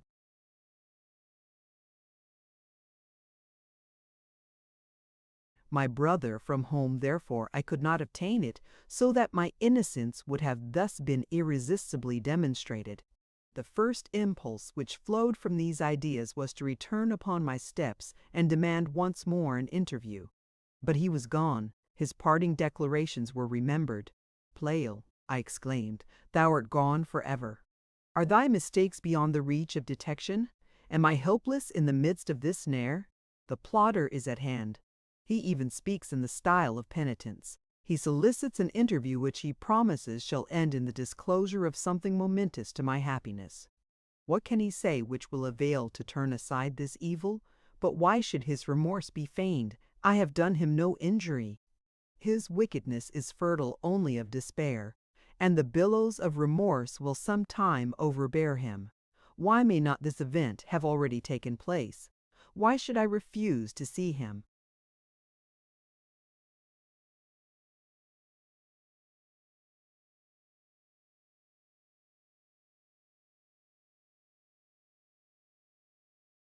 This idea was present, as it were, for a moment. I suddenly recoiled from it, confounded at that frenzy which could give even momentary harbor to such a scheme. Yet presently it returned. At length I even conceived it to deserve deliberation.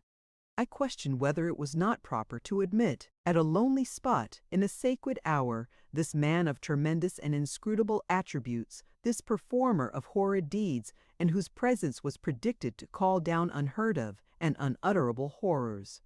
What was it that swayed me? I felt myself divested of the power to will, contrary to the motives that determined me to seek his presence. My mind seemed to be split into separate parts, and these parts to have entered into furious and implacable contention. These tumults gradually subsided. The reasons why I should confide in that interposition which had hitherto defended me, in those tokens of compunction which this letter contained, in the efficacy of this interview to restore its spotlessness to my character and banish all illusions from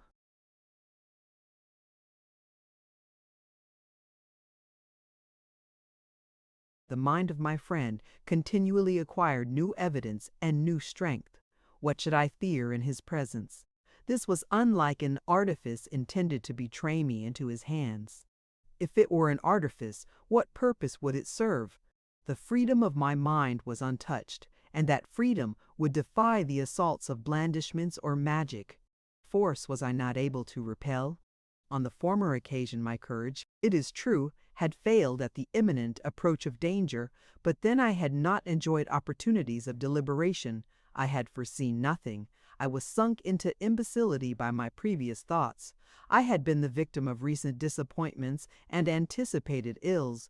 Witness my infatuation in opening the closet in opposition to divine injunctions. Now, perhaps, my courage was the offspring of a no less erring principle. Pleyel was forever lost to me. I strove in vain to assume his person and suppress my resentment. I strove in vain to believe in the assuaging influence of time, to look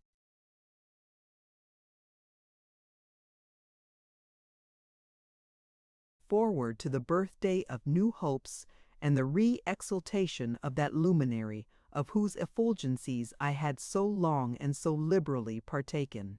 What had I to suffer worse than was already inflicted? Was not Carwin my foe? I owed my untimely fate to his treason. Instead of flying from his presence, ought I not to devote all my faculties to the gaining of an interview and compel him to repair the ills of which he has been the author? Why should I suppose him impregnable to argument? Have I not reason on my side and the power of imparting conviction? Cannot he be made to see the justice of unraveling the maze in which Pleyel is bewildered? He may, at least, be accessible to fear. Has he nothing to fear from the rage of an injured woman?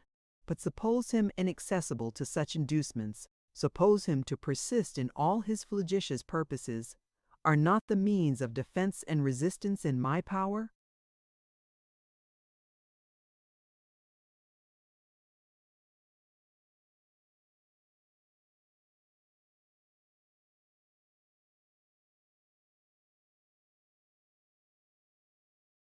In the progress of such thoughts was the resolution at last formed. I hope that the interview was sought by him for a laudable end, but, be that as it would, I trusted that, by energy of reasoning or of action, I should render it auspicious, or at least harmless. Such a determination must unavoidably fluctuate. The poet's chaos was no unapt emblem of the state of my mind.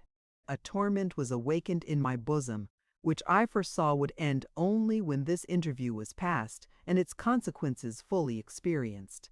Hence my impatience for the arrival of the hour which had been prescribed by Carwin. Meanwhile, my meditations were tumultuously active. New impediments to the execution of the scheme were speedily suggested. I had apprised Catherine of my intention to spend this and many future nights with her. Her husband was informed of this arrangement and had zealously approved it. 11 o'clock.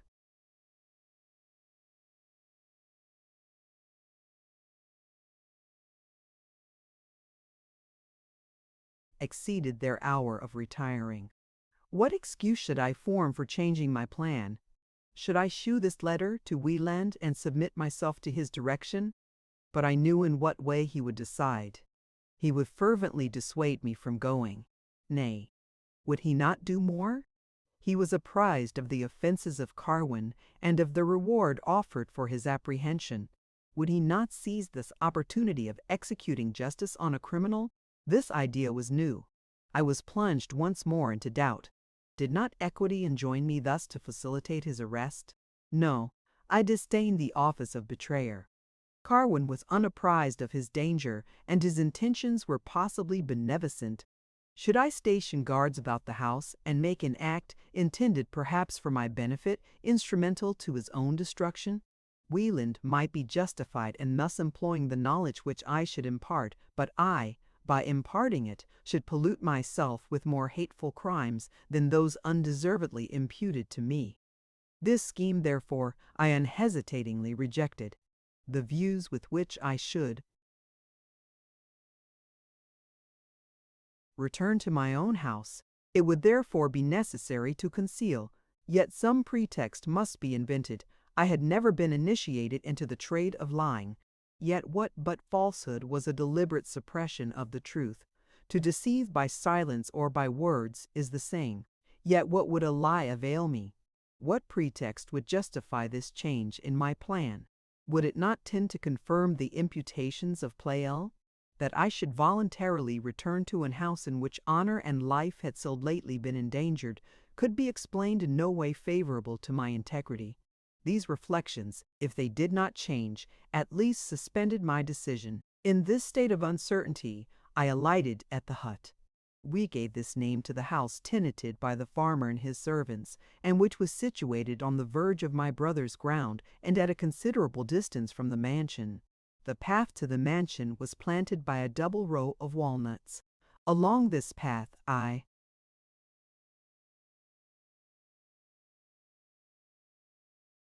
proceeded alone.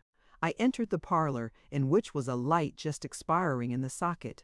There was no one in the room. I perceived by the clock that stood against the wall that it was near 11. The lateness of the hour startled me. What had become of the family?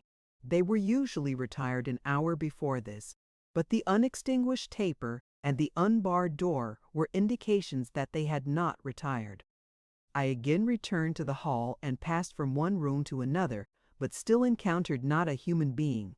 I imagined that, perhaps, the lapse of a few minutes would explain these appearances. Meanwhile, I reflected that the preconcerted hour had arrived. Carwin was perhaps waiting my approach. Should I immediately retire to my own house? No one would be apprised of my proceeding. Nay, the interview might pass, and I be enabled to return in half an hour. Hence no necessity would arise for dissimulation.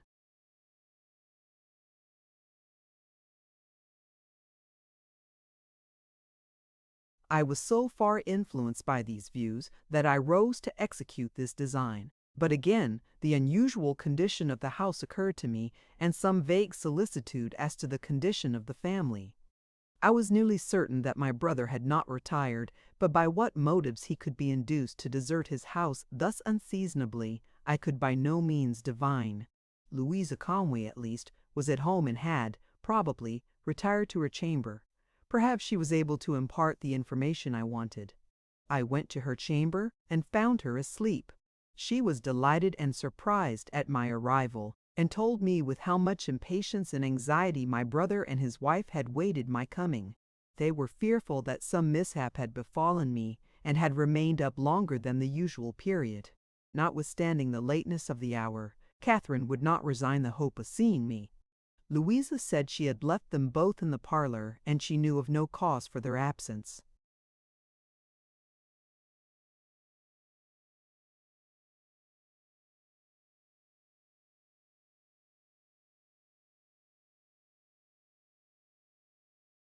As yet I was not without solicitude on account of their personal safety.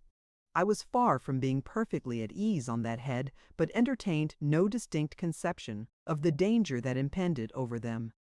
Perhaps to beguile the moments of my long protracted stay, they had gone to walk upon the bank. The atmosphere, though illuminated only by the starlight, was remarkably serene. Meanwhile, the desirableness of an interview with Carwin again returned, and I finally resolved to seek it. I passed with doubting and hasty steps along the path. My dwelling, seen at a distance, was gloomy and desolate. It had no inhabitant, for my servant, in consequence of my new arrangement, had gone to Mettingen. The temerity of this attempt began to shew itself in more vivid colors to my understanding. Whoever has pointed steel is not without arms.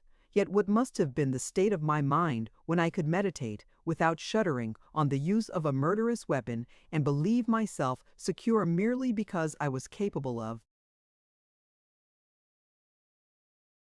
being made so by the death of another. Yet this was not my state.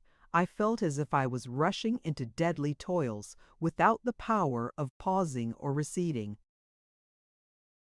Chapter 16.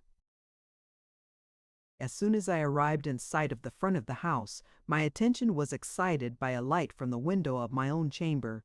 No appearance could be less explicable. A meeting was expected with Carwin, but that he preoccupied my chamber and had supplied himself with light was not to be believed. What motive could influence him to adopt this conduct? Could I proceed until this was explained? Perhaps if I should proceed to a distance in front, someone would be visible. A sidelong but feeble beam from the window fell upon the piney copse which skirted the bank. As I eyed it, it suddenly became mutable, and after flitting to and fro for a short time, it vanished. I turned my eye again toward the window and perceived that the light was still there, but the change which I had noticed was occasioned by a change in the position of the lamp or candle within. Hints that some person was there was an unavoidable inference. I paused to deliberate on the propriety of advancing. Might I not advance cautiously and, therefore, without danger? Might I not knock at the door, or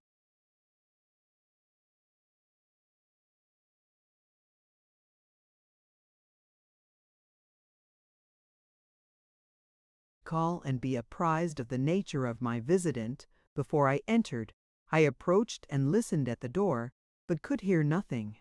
I knocked at first timidly, but afterwards with loudness. My signals were unnoticed. I stepped back and looked, but the light was no longer discernible. Was it suddenly extinguished by a human agent? What purpose but concealment was intended? Why was the illumination produced, to be thus suddenly brought to an end? And why, since someone was there, had silence been observed? These were questions, the solution of which may be readily supposed to be entangled with danger. Would not this danger, when measured by a woman's fears, expand into gigantic dimensions? Menaces of death, the stunning exertions of a warning voice, the known and unknown attributes of Carwin, our recent interview in this chamber, the pre-appointment of a meeting at this place and hour, all thronged into my memory. What was to be done?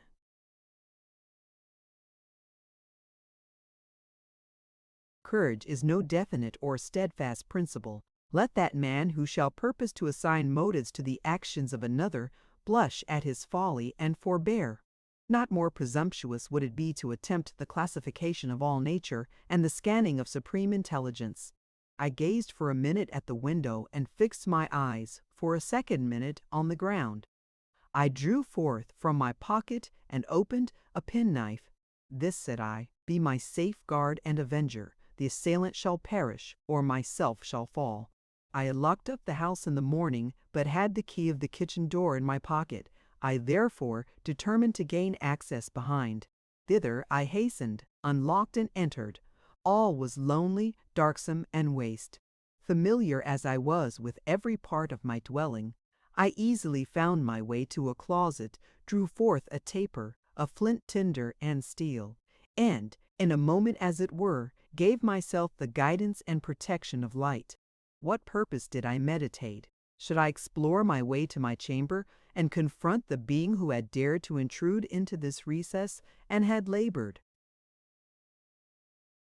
for concealment? By putting out the light, did he seek to hide himself, or mean only to circumvent my incautious steps? Yet was it not more probable that he desired my absence by thus encouraging the supposition that the house was unoccupied? I would see this man in spite of all impediments. Ere I died, I would see his face, and summon him to penitence and retribution. No matter at what cost an interview was purchased. Reputation and life might be wrested from me by another, but my rectitude and honor were in my own keeping, and were safe. I proceeded to the foot of the stairs. At such a crisis my thoughts may be supposed at no liberty to range, yet vague images rushed into my mind of the mysterious interposition which had been experienced on the last night. My case at present was not dissimilar, and, if my angel were not weary of fruitless exertions to save, might not a new warning be expected? Who could say whether his silence were ascribable to the absence of danger or to his own absence?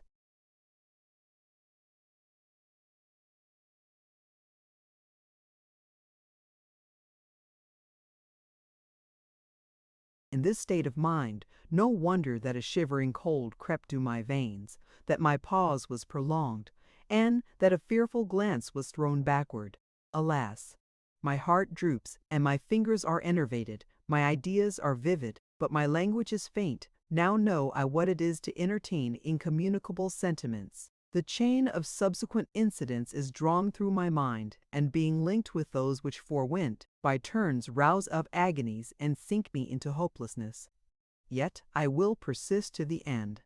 My narrative may be invaded by inaccuracy and confusion, but if I live no longer, I will at least live to complete it. What but ambiguities, abruptnesses, and dark transitions can be expected from the historian who is, at the same time, the sufferer of these disasters? I have said that I cast a look behind. Some object was expected to be seen, or why should I have gazed in that direction? Two senses were at once assailed, the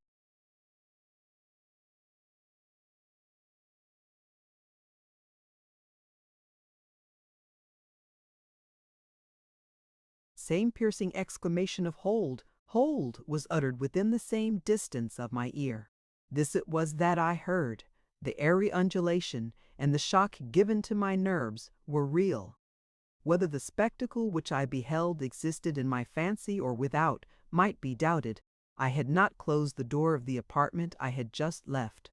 The staircase, at the foot of which I stood, was 8 or 10 feet from the door and attached to the wall through which the door led. My view, therefore, was sidelong, and took in no part of the room. Through this aperture was an head thrust and drawn back with so much swiftness that the immediate conviction was that thus much of a form, ordinarily invisible, had been unshrouded. The face was turned towards me. Every muscle was tense. The forehead and brows were drawn into vehement expression. The lips were stretched as in the act of shrieking, and the eyes emitted sparks, which no doubt, if I had been unattended by a light, would have illuminated like the coruscations of a meteor. The sound and the vision were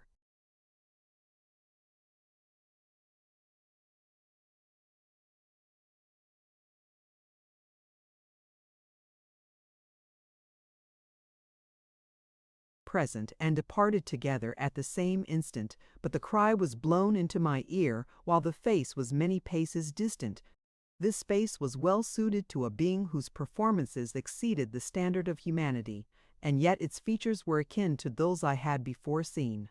The image of Carwin was blended in 1,000 ways with the stream of my thoughts.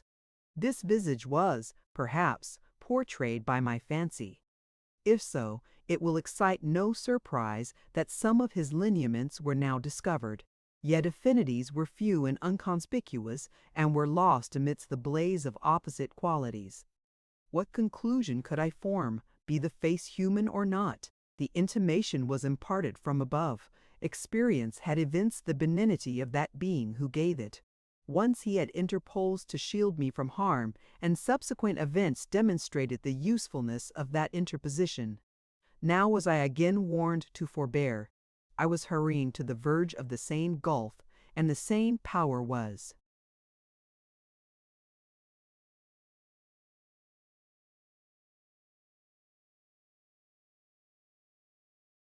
exerted to recall my steps. Was it possible for me not to obey? Was I capable of holding on in the same perilous career? Yes, even of this I was capable. The intimation was imperfect. It gave no form to my danger, and prescribed no limits to my caution. I had formerly neglected it, and yet escaped. Might I not trust to the same issue? This idea might possess, though imperceptibly, some influence. I persisted, but it was not merely on this account. I cannot delineate the motives that led me on. I now speak as if no remnant of doubt existed in my mind as to the supernal origin of these sounds. But this is owing to the imperfection of my language, for I only mean that the belief was more permanent and visited more frequently my sober meditations than its opposite. The immediate effects served only to undermine the foundations of my judgment and precipitate my resolutions. I must either advance or return. I chose the former and began to ascend the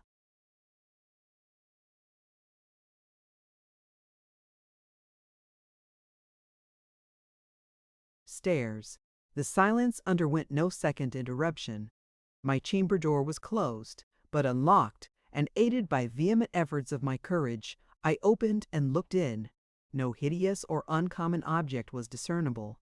The danger, indeed, might easily have lurked out of sight, have sprung upon me as I entered, and have rent me with his iron talons, but I was blind to this fate and advanced, though cautiously, into the room.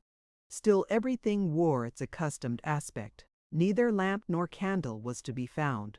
Now, for the first time, suspicions were suggested as to the nature of the light which I had seen. Was it possible to have been the companion of that supernatural visage, a meteorous refulgence producible at the will of him to whom that visage belonged, and partaking of the nature of that which accompanied my father's death?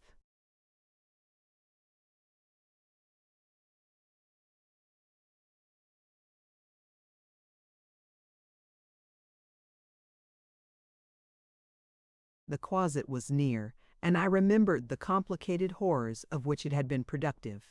Here, perhaps, was enclosed the source of my peril, and the gratification of my curiosity. Should I adventure once more to explore its recesses? This was a resolution not easily formed. I was suspended in thought when, glancing my eye on a table, I perceived a written paper. Carwin's hand was instantly recognized, and snatching up the paper, I read as follows: "There was folly in expecting your compliance with my invitation. Judge how I was disappointed in finding another in your place. I have waited, but to wait any longer would be perilous. I shall still seek an interview, but it must be at a different time and place. Meanwhile I will write this. How will you bear? How inexplicable will be this transaction?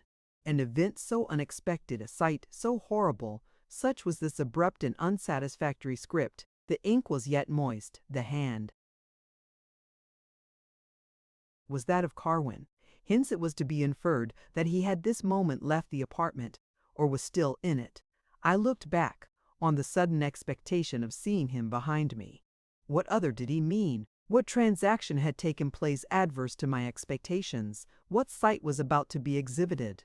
I looked around me once more, but saw nothing which indicated strangeness. Again I remembered the closet, and was resolved to seek in that the solution of these mysteries. Here, perhaps, was enclosed the scene destined to awaken my horrors and baffle my foresight.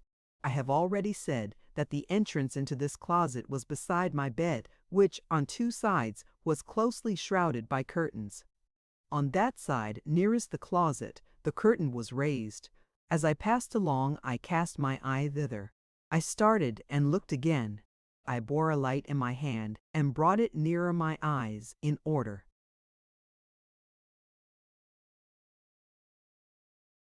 to dispel any elusive mists that might have hovered before them.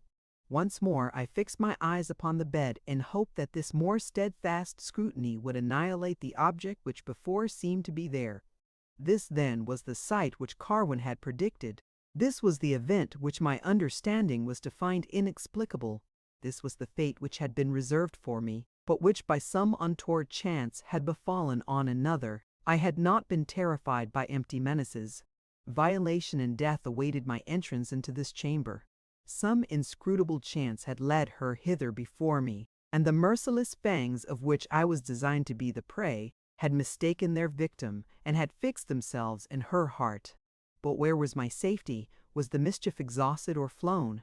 The steps of the assassin had just been here. They could not be far off. In a moment he would rush into my presence, and I should perish under the same polluting and suffocating grasp.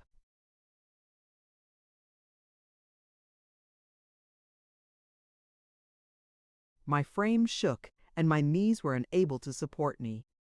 I gazed alternately at the closet door and at the door of my room.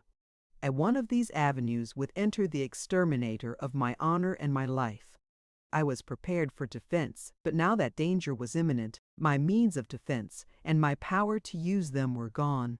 I was not qualified, by education and experience, to encounter perils like these, or, perhaps, I was powerless because I was again assaulted by surprise, and had not fortified my mind by foresight and previous reflection against a scene like this.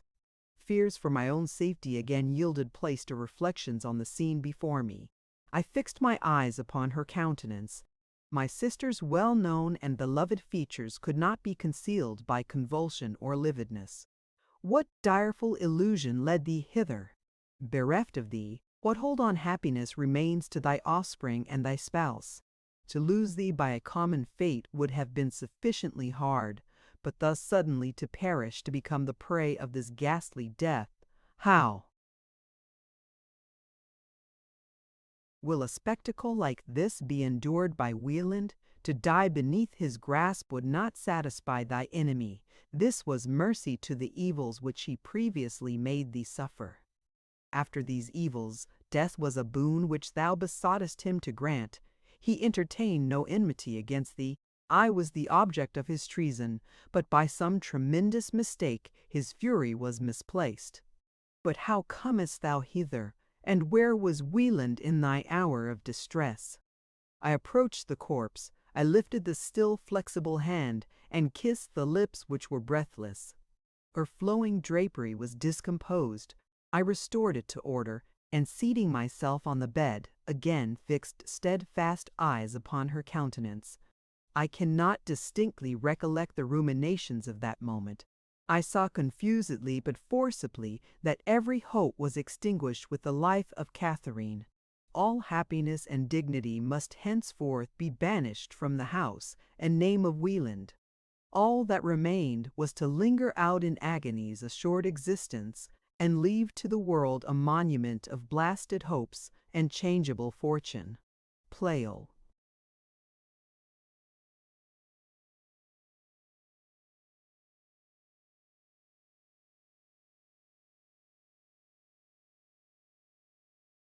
Was already lost to me. Yet, while Catherine lived, life was not a detestable possession, but now, severed from the companion of my infancy, the partaker of all my thoughts, my cares, and my wishes, I was like one set afloat upon a stormy sea and hanging his safety upon a plank. Night was closing upon him, and an unexpected surge had torn him from his hold and overwhelmed him forever.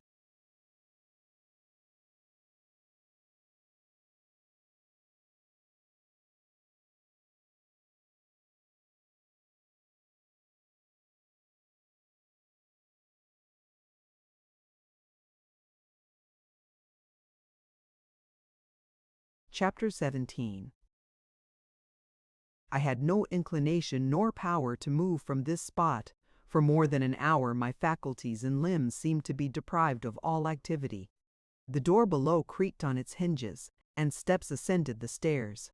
My wandering and confused thoughts were instantly recalled by these sounds, and dropping the curtain of the bed, I moved to a part of the room where anyone who entered should be visible. Such are the vibrations of sentiment that, notwithstanding the seeming fulfillment of my fears and increase of my danger, I was conscious on this occasion to no turbulence but that of curiosity. At length he entered the apartment, and I recognized my brother. It was the same Wieland whom I had ever seen. Yet his features were pervaded by a new expression. I supposed him unacquainted with the fate of his wife, and his appearance confirmed this persuasion. A brow expanding into exultation I had hitherto never seen in him, yet such a brow did he now wear. Not only was he unapprised of the disaster that had happened, but some joyous occurrence had.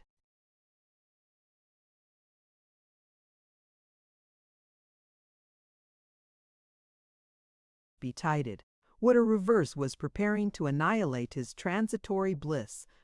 No husband ever doted more fondly, for no wife ever claimed so boundless a devotion. I was not uncertain as to the effects to flow from the discovery of her fate. I confided not at all in the efforts of his reason or his piety. There were few evils which his modes of thinking would not disarm of their sting, but here all opiates to grief and all compellers of patience were vain. This spectacle would be unavoidably followed by the outrages of desperation and a rushing to death. For the present I neglected to ask myself what motive brought him hither. I was only fearful of the effects to flow from the sight of the dead. Yet could it be long concealed from him? Some time and speedily he would obtain this knowledge. no stratagems could considerably or usefully prolong his ignorance. All that could be sought was to take away the abruptness of the change, and shut out the confusion of despair and the inroads of madness. But I knew my brother, and knew that all exertions to console him would be fruitless. What could I say? I was mute and poured forth those tears on his account, which my own unhappiness had been unable to extort. In the midst of my tears, I was not unobservant of his motions.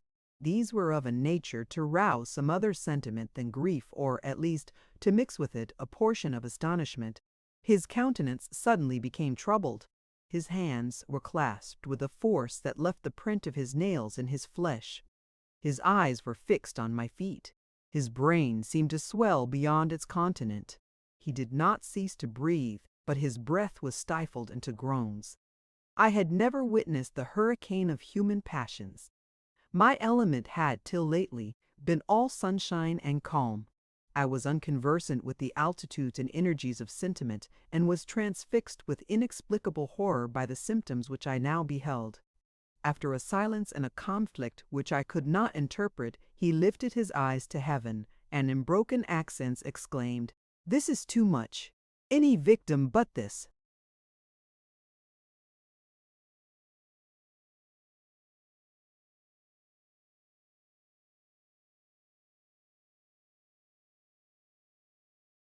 And thy will be done.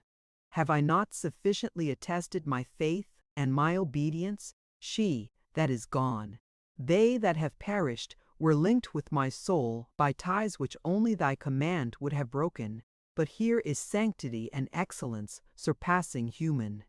This workmanship is thine, and it cannot be thy will to heap it into ruins. Here suddenly unclasping his hands, he struck one of them against his forehead, and continued, "Wretch, who made thee quick-sighted in the counsels of thy Maker? Deliverance from mortal fetters is awarded to this being, and thou art the minister of this decree." So saying, Wieland advanced towards me. His words and his motions were without meaning, except on one supposition. The death of Catherine was already known to him, and that knowledge, as might have been suspected, had destroyed his reason. I had feared nothing less, but now that I beheld the extinction of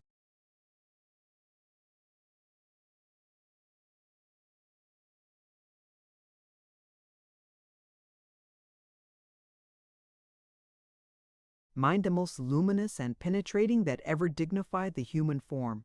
My sensations were fraught with new and insupportable anguish. I had not time to reflect in what way my own safety would be affected by this revolution, or what I had to dread from the wild conceptions of a madman. He advanced towards me. Some hollow noises were wafted by the breeze. Confused clamors were succeeded by many feet traversing the grass and then crowding into the piazza.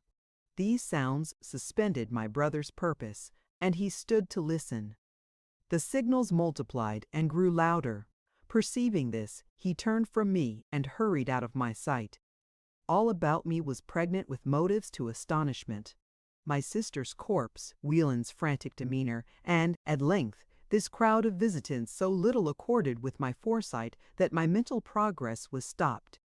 The impulse had ceased which was accustomed to give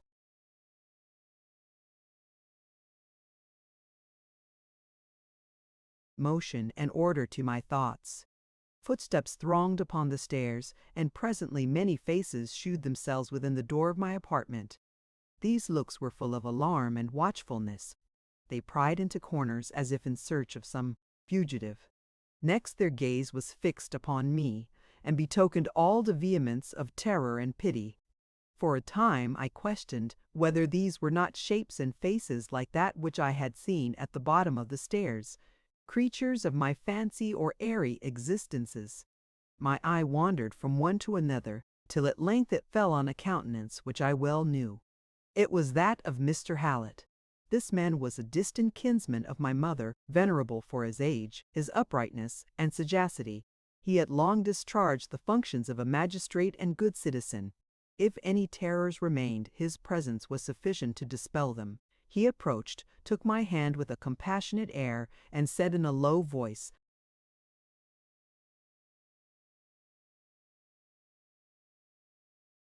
Where, my dear Clara, are your brother and sister?" I made no answer, but pointed to the bed. His attendants drew aside the curtain, and while their eyes glared with horror at the spectacle which they beheld, those of Mr. Hallett overflowed with tears. After considerable pause, he once more turned to me. "My dear girl, this sight is not for you. Can you confide in my care and that of Mrs. Bings? We will see performed all that circumstances require." I made strenuous opposition to this request. I insisted on remaining near her till she were interred. His remonstrances, however, and my own feelings, shewed me the propriety of a temporary dereliction. Louisa stood in need of a comforter, and my brother's children of a nurse. My unhappy brother was himself an object of solicitude and care. At length I consented to relinquish the corpse, and go to my brother's, whose house, I said, would need mistress and his children a parent.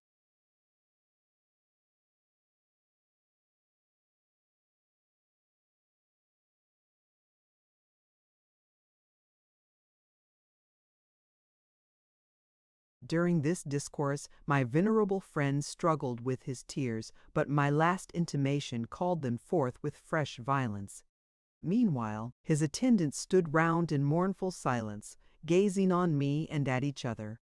I repeated my resolution, and rose to execute it, but he took my hand to detain me. His countenance betrayed irresolution and reluctance. I requested him to state the reason of his opposition to this measure. I entreated him to be explicit. I told him that my brother had just been there, and that I knew his condition. This misfortune had driven him to madness, and his offspring must not want a protector. If he chose, I would resign Wieland to his care, but his innocent and helpless babes stood in instant need of nurse and mother, and these offices I would by no means allow another to perform while I had life. Every word that I uttered seemed to augment his perplexity and distress. At last he said, "I think, Clara, I have entitled myself to some regard from you. You have professed your willingness to oblige me.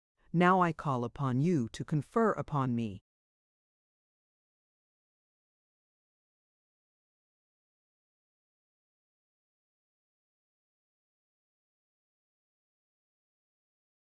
"The highest obligation in your power. Permit Mrs. Baynton to have the management of your brother's house for 2 or 3 days. Then it shall be yours to act in it as you please. No matter what are my motives in making this request. Perhaps I think your age, your sex, or the distress which this disaster must occasion, incapacitates you for the office.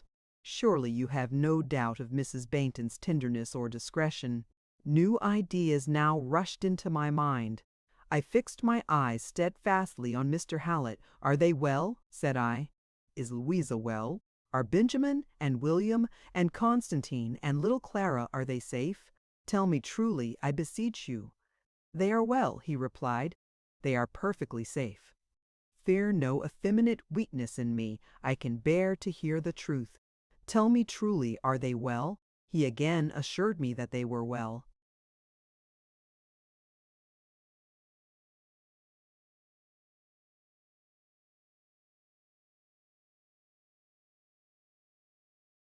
"What then," resumed I, "do you fear? Is it possible for any calamity to disqualify me for performing my duty to these helpless innocents? I am willing to divide the care of them with Mrs. Baynton. I shall be grateful for her sympathy and aid, but what should I be to desert them at an hour like this?" I will cut short this distressful dialogue. I still persisted in my purpose, and he still persisted in his opposition. This excited my suspicions anew, but these were removed by solemn declarations of their safety. I could not explain this conduct in my friend, but at length consented to go to the city, provided I should see them for a few minutes at present, and should return on the morrow. Even this arrangement was objected to. At length he told me they were removed to the city. Why were they removed, I asked, and whither? My importunities would not now be eluded. My suspicions were roused, and no evasion or artifice was sufficient to allay them. Many of the audience began to give vent to their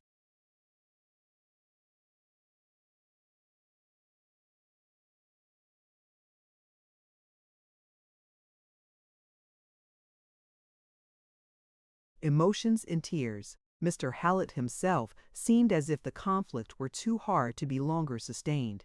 Something whispered to my heart that havoc had been wider than I now witnessed. I suspected this concealment to arise from apprehensions of the effects which a knowledge of the truth would produce in me. I once more entreated him to inform me truly of their state. To enforce my entreaties, I put on an air of insensibility.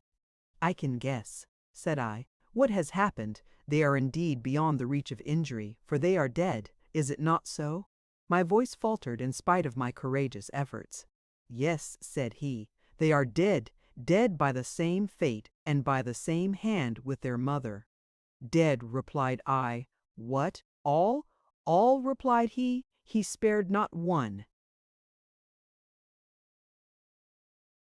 Allow me, my friends, to close my eyes upon the after-scene.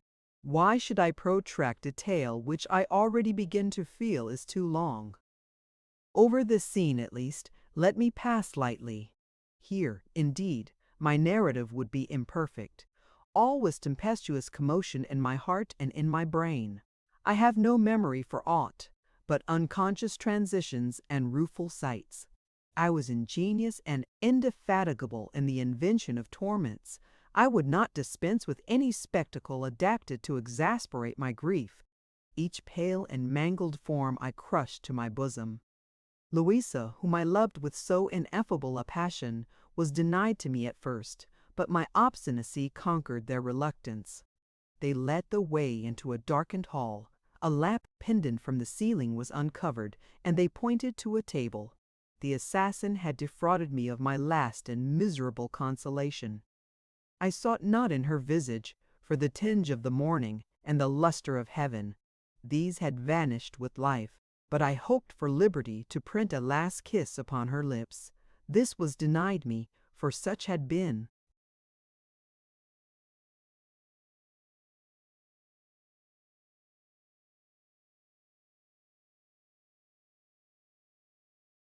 The merciless blow that destroyed her, that not a lineament remained. I was carried hence to the city. Mrs. Hallett was my companion and my nurse. Why should I dwell upon the rage of fever and the effusions of delirium? Carwin was the phantom that pursued my dreams, the giant oppressor under whose arm I was forever on the point of being crushed. Strenuous muscles were required to hinder my flight, and hearts of steel to withstand the eloquence of my fears. In vain I called upon them to look upward, to mark his sparkling rage and scowling contempt. All I sought was to fly from the stroke that was lifted. Then I heaped upon my guards the most vehement reproaches, or betook myself to wailings on the haplessness of my condition. This malady at length declined, and my weeping friends began to look for my restoration. Slowly, and with intermitted beams, memory revisited me. The scenes that I had witnessed were revived, became the theme of deliberation and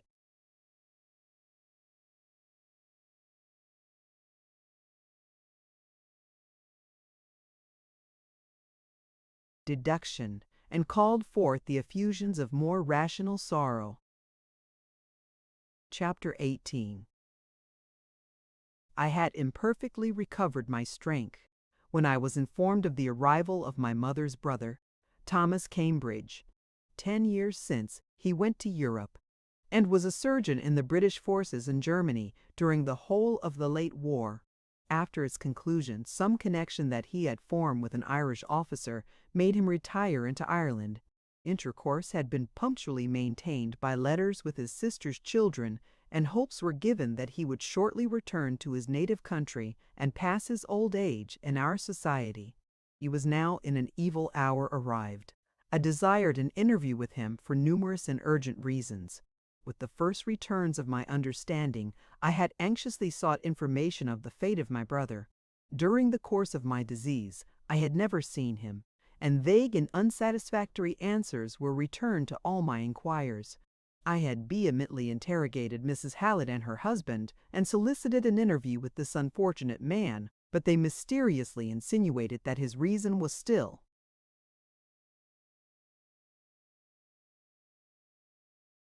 unsettled, and that his circumstances rendered an interview impossible. their reserve on the particulars of this destruction, and the author of it was equally invincible. For some time, finding all my efforts fruitless, I had desisted from direct inquiries and solicitations, determined, as soon as my strength was sufficiently renewed, to pursue other means of dispelling my uncertainty.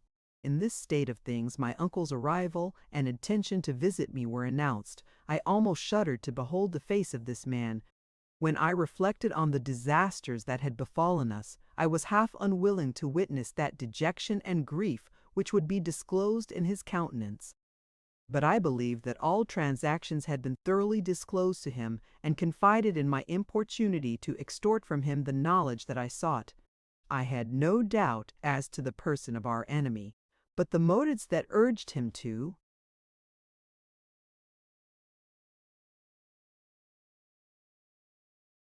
perpetrate these horrors, the means that he used, and his present condition were totally unknown. It was reasonable to expect some information on this head from my uncle. I therefore waited his coming with impatience. At length, in the dusk of the evening, and in my solitary chamber, this meeting took place. This man was our nearest relation, and had ever treated us with the affection of a parent. Our meeting, therefore, could not be without overflowing tenderness and gloomy joy.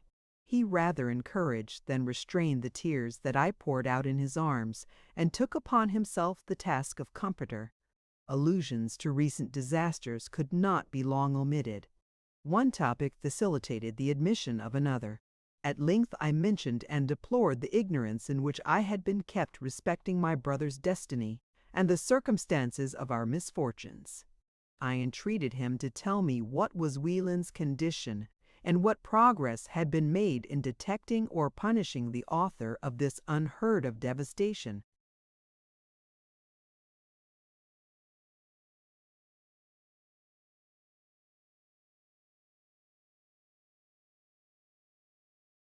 "The author?" said he. "Do you know the author?"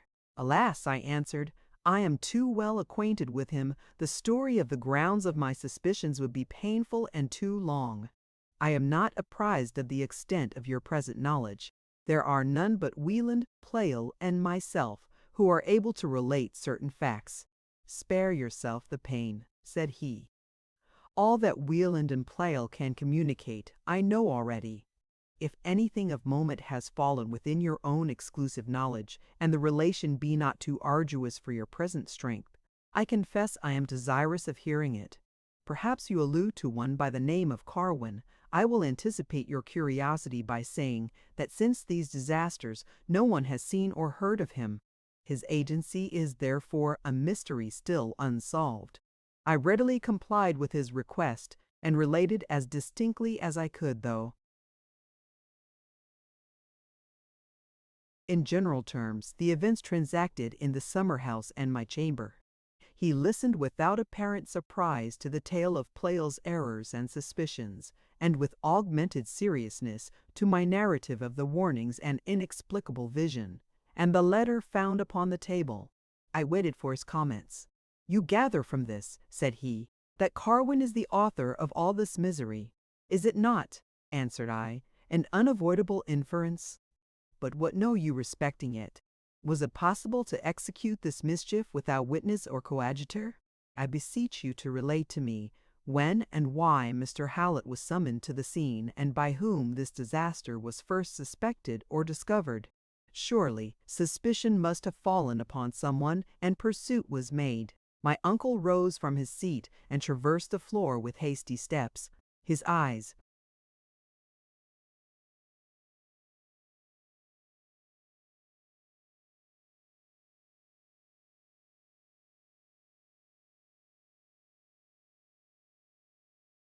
were fixed upon the ground, and he seemed buried in perplexity. At length he paused, and said with an emphatic tone, "It is true. The instrument is known. Carwin may have plotted, but the execution was another's. That other is found, and his deed is ascertained." "Good heaven!" I exclaimed. "What say you? Was not Carwin the assassin? Could any hand but his have carried into act this dreadful purpose? Have I not said," returned he, "that the performance was another's? Carwin, perhaps, or heaven, or insanity prompted the murderer, but Carwin is unknown. The actual performer has, long since, been called to judgment and convicted, and is, at this moment, at the bottom of a dungeon loaded with chains. I lifted my hands and eyes. Who then is this assassin? By what means and whither was he traced? What is the testimony of his guilt? His own, corroborated with that of a servant maid who spied the murder of the children from a closet where she was concealed. The magistrate returned from your dwelling to your brother's. He was employed in hearing and recording the testimony of the only witness when the criminal himself, unexpected, unsolicited, unsought, entered the hall, acknowledged his guilt, and rendered himself up to justice. He has since been summoned to the bar. The audience was composed of thousands whom rumors of this wonderful event had attracted from the greatest distance. A long and impartial examination was made, and the prisoner was called upon for his defense. In compliance with this call, he delivered an ample relation of his motives and actions. There he stopped. I besought him to say who this criminal was, and what the instigations that compelled him. My uncle was silent. I urged this inquiry with new force. I reverted to my own knowledge and sought in this some basis to conjecture. I ran over the scanty catalogue of the men whom I knew. I lighted on no one who was qualified for ministering to malice like this. Again, I resorted to importunity. Had I ever seen the criminal? Was it sheer cruelty or diabolical revenge that produced this overthrow? He surveyed me for a considerable time and listened to my interrogations in silence. At length he spoke. "Clara, I have known thee by report and in some degree by observation. Thou art a being of no vulgar sort. Thy friends have hitherto treated thee as a child. They meant well, but, perhaps, they were unacquainted with thy strength. I assure myself that nothing will surpass thy fortitude. Thou art anxious to know the destroyer of thy family, his actions, and his motives. Shall I call him to thy presence and permit him to confess before thee?"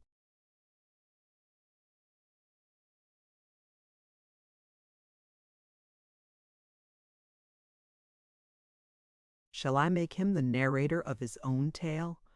I started on my feet and looked round me with fearful glances as if the murderer was close at hand. "What do you mean?" said I. "Put an end, I beseech you, to this suspense. Be not alarmed. You will never more behold the face of this criminal, unless he be gifted with supernatural strength and sever like threads the constraint of links and bolts. I have said that the assassin was arraigned at the bar, and that the trial ended with a summons from the judge to confess or to vindicate his actions. A reply was immediately made with significance of gesture and a tranquil majesty which denoted less of humanity than godhead. Judges, advocates, and auditors were panic-struck and breathless with attention. One of the hearers faithfully recorded the speech. "There it is," continued he, putting a roll of papers in my hand. "You may read it at your leisure."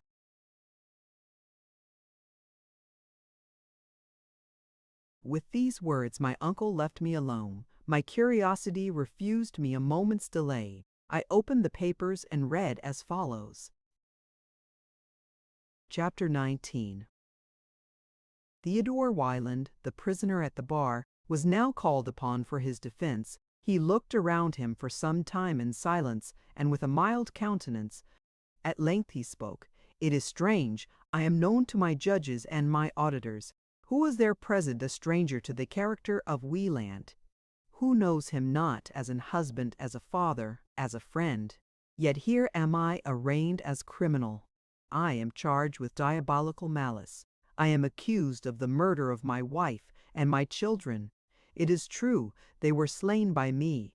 They all perished by my hand. The task of vindication is ignoble.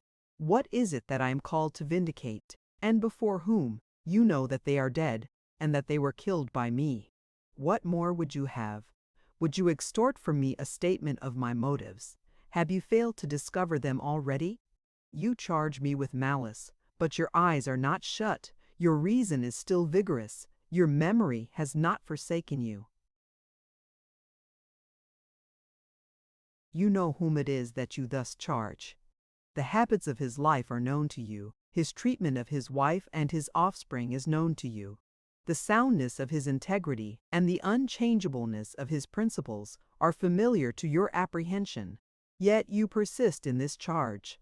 You lead me hither manacled as a felon. You deem me worthy of a vile and tormenting death. Who are they whom I have devoted to death?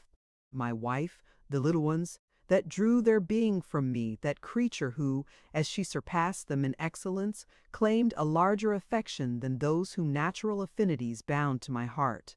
Think ye that malice could have urged me to this deed? Hide your audacious fronts from the scrutiny of heaven. Take refuge in some cavern unvisited by human eyes. Ye may deplore your wickedness or folly, but ye cannot expiate it. Think not that I speak for your sakes. Hug to your hearts this detestable.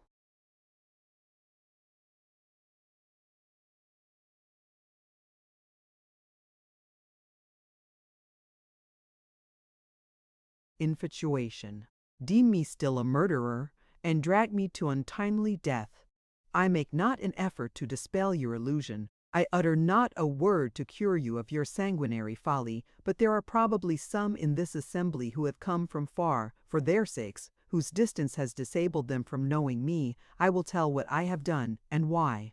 It is needless to say that God is the object of my supreme passion. I have cherished, in his presence, a single and upright heart. I have thirsted for the knowledge of his will. I have burnt with ardor to approve my faith and my obedience.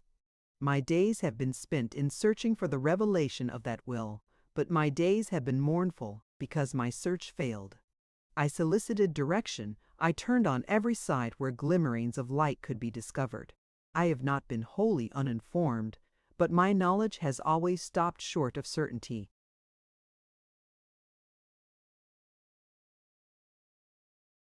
Dissatisfaction has insinuated itself into all my thoughts.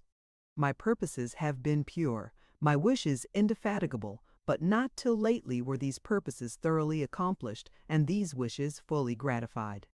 I thank thee, my Father, for thy bounty, that thou didst not ask a less sacrifice than this, that thou placedst me in a condition to testify my submission to thy will.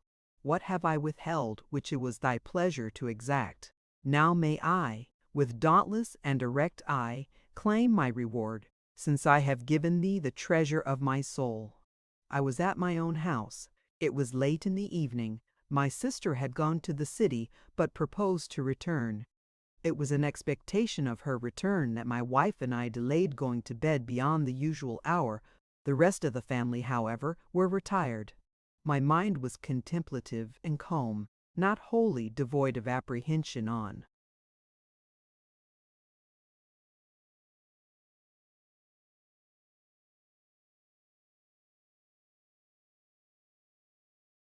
Account of my sister's safety. Recent events, not easily explained, had suggested the existence of some danger. But this danger was without a distinct form in our imagination and scarcely ruffled our tranquility. Time passed and my sister did not arrive. Her house is at some distance from mine, and though her arrangements had been made with a view to residing with us, it was possible that, through forgetfulness or the occurrence of unforeseen emergencies, she had returned to her own dwelling. Hence it was conceived proper that I should ascertain the truth by going thither. I went. On my way my mind was full of these ideas which related to my intellectual condition. In the torrent of fervid conceptions, I lost sight of my purpose. Sometimes I stood still. Sometimes I wandered from my path and experienced some difficulty on recovering from my fit of musing to regain it. The series of my thoughts is easily traced. At first every vein beat with raptures. Known only to the man whose parental and conjugal love is without limits, and the cup of whose desires, immense as it is, overflows with gratification. I know not why emotions that were perpetual visitants should now have recurred with unusual energy. The transition was not new from sensations of joy to a consciousness of gratitude. The author of my being was likewise the dispenser of every gift with which that being was embellished. The service to which a benefactor like this was entitled could not be circumscribed. My social sentiments were indebted to their alliance with devotion for all their value. All passions are base, all joys feeble, all energies malignant, which are not drawn from this source. For a time my contemplation soared above earth and its inhabitants. I stretched forth my hands, I lifted my eyes and exclaimed, "Oh, that I might be admitted to thy presence, that mine were the supreme delight of knowing thy will and of performing it, the blissful privilege of direct communication with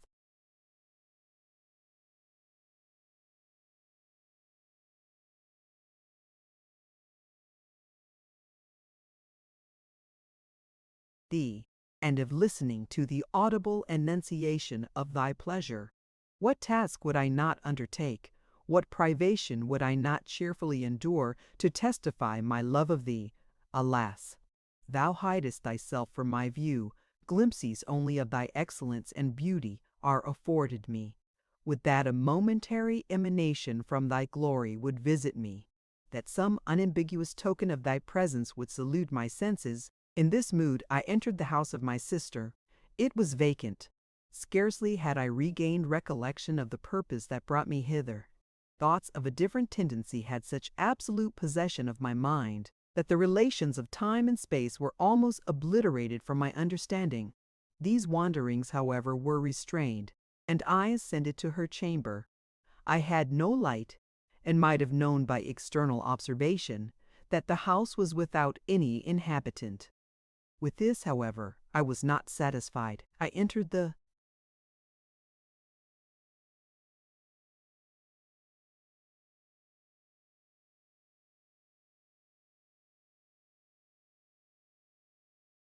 room, and the object of my search not appearing, I prepared to return.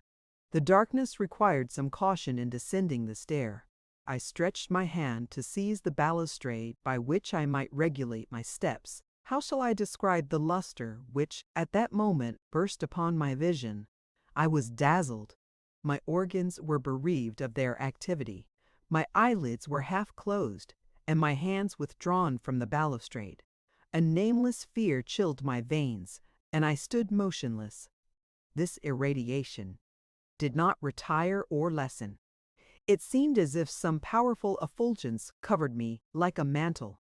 I opened my eyes and found all about me luminous and glowing. It was the element of heaven that flowed around.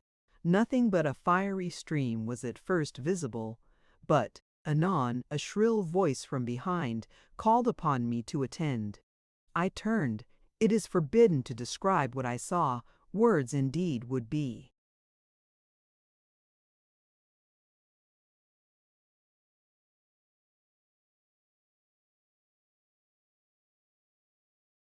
wanting to the task. The lineaments of that being, whose veil was now lifted, and whose visage beamed upon my sight, no hues of pencil or of language can portray. As it spoke, the accents thrilled to my heart. Thy prayers are heard. In proof of thy faith, render me thy wife. This is the victim I choose. Call her hither, and here let her fall. The sound, and visage, and light vanished at once. What demand was this? The blood of Catherine was to be shed. My wife was to perish by my hand. I saw opportunity to attest my virtue. Little did I expect that a proof like this would have been demanded. My wife, I exclaimed. O God! Substitute some other victim. Make me not the butcher of my wife. My own blood is cheap. This will I pour out before thee with a willing heart.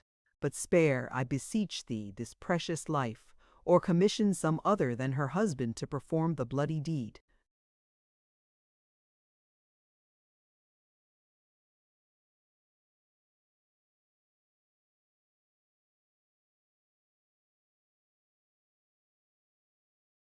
In vain. The conditions were prescribed. The decree had gone forth, and nothing remained but to execute it.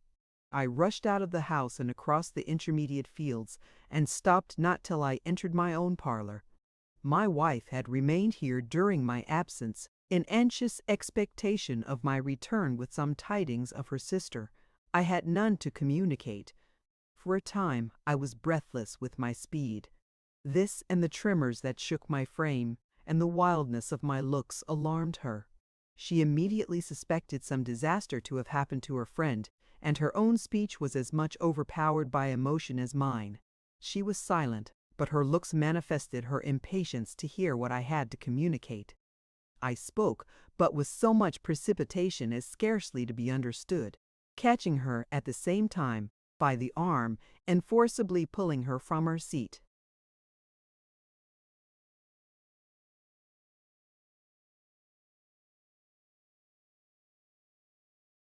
Come along with me, Fly. Waste not a moment. Time will be lost, and the deed will be omitted. Tarry not, question not, but fly with me. This deportment added afresh to her alarms. Her eyes pursued mine, and she said, "What is the matter? For God's sake, what is the matter? Where would you have me go?" My eyes were fixed upon her countenance while she spoke. I thought upon her virtues. I viewed her as the mother of my babes, as my wife.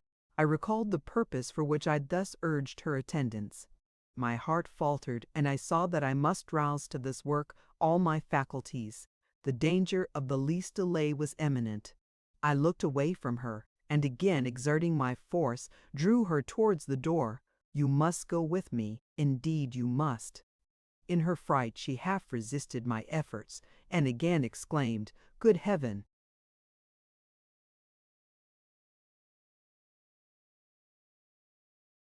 "What is it you mean? Where go? What has happened? Have you found Clara?" "Follow me, and you will see," I answered, still urging her reluctant steps forward. "What frenzy has seized you? Something must needs have happened. Is she sick? Have you found her? Come and see. Follow me, and know for yourself." Still she expostulated and besought me to explain this mysterious behavior. I could not trust myself to answer her, to look at her, but grasping her arm, I drew her after me. She hesitated rather through confusion of mind than from unwillingness to accompany me. This confusion gradually abated, and she moved forward, but with irresolute footsteps and continual exclamations of wonder and terror. Her interrogations of what was the matter, and whither was I,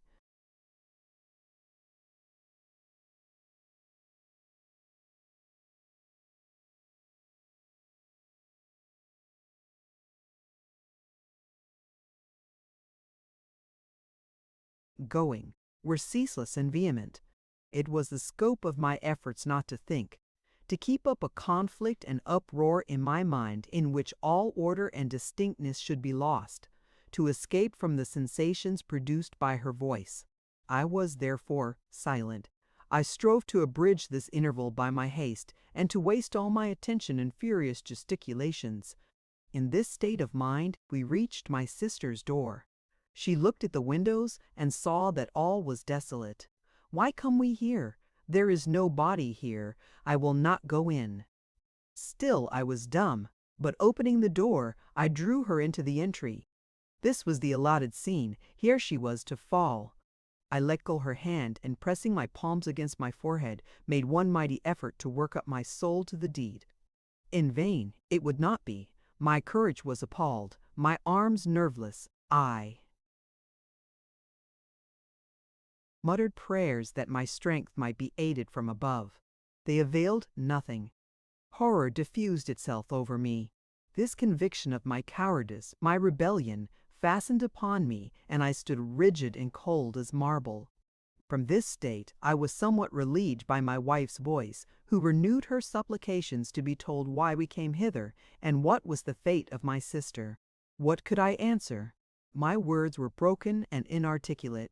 Her fears naturally acquired force from the observation of these symptoms, but these fears were misplaced. The only inference she deduced from my conduct was that some terrible mishap had befallen Clara. She wrung her hands and exclaimed in an agony, "Oh, tell me, where is she? What has become of her? Is she sick? Dead? Is she in her chamber? Oh, let me go thither and know the worst."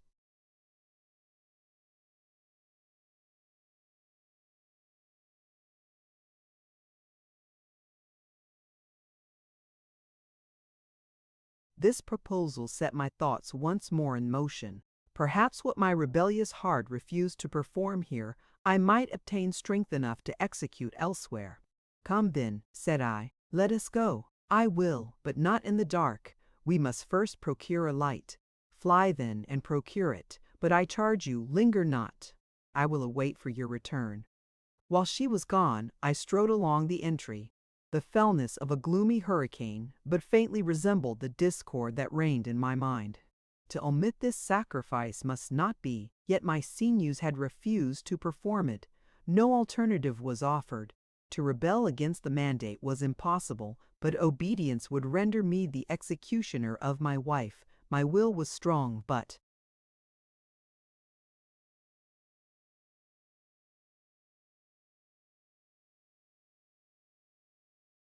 my limbs refused their office. She returned with a light. I led the way to the chamber. She looked round her. She lifted the curtain of the bed. She saw nothing. At length, she fixed inquiring eyes upon me. The light now enabled her to discover in my visage what darkness had hitherto concealed. Her cares were now transferred from my sister to myself, and she said in a tremulous voice, "Wieland, you are not well. What ails you? Can I do nothing for you?" That accents and looks so winning should disarm me of my resolution was to be expected. My thoughts were thrown anew into anarchy. I spread my hand before my eyes that I might not see her, and answered only by groans. She took my other hand between hers, and pressing it to her heart, spoke with that voice which had ever swayed my will, and wafted away sorrow.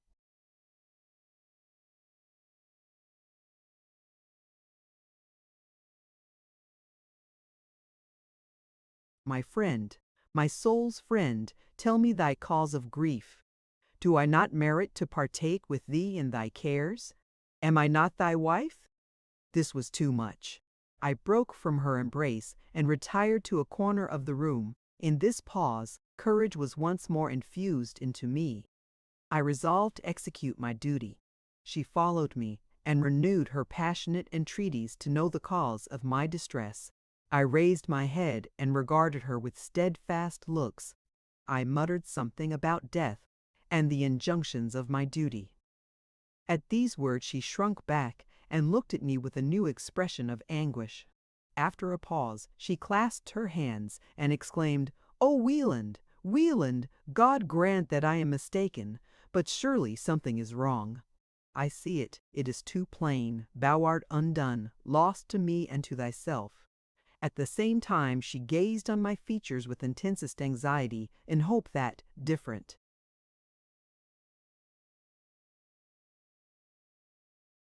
symptoms would take place. I replied to her with vehemence, "Undone!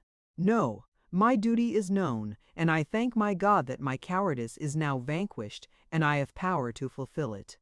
Catherine, I pity the weakness of thy nature. I pity thee, but must not spare.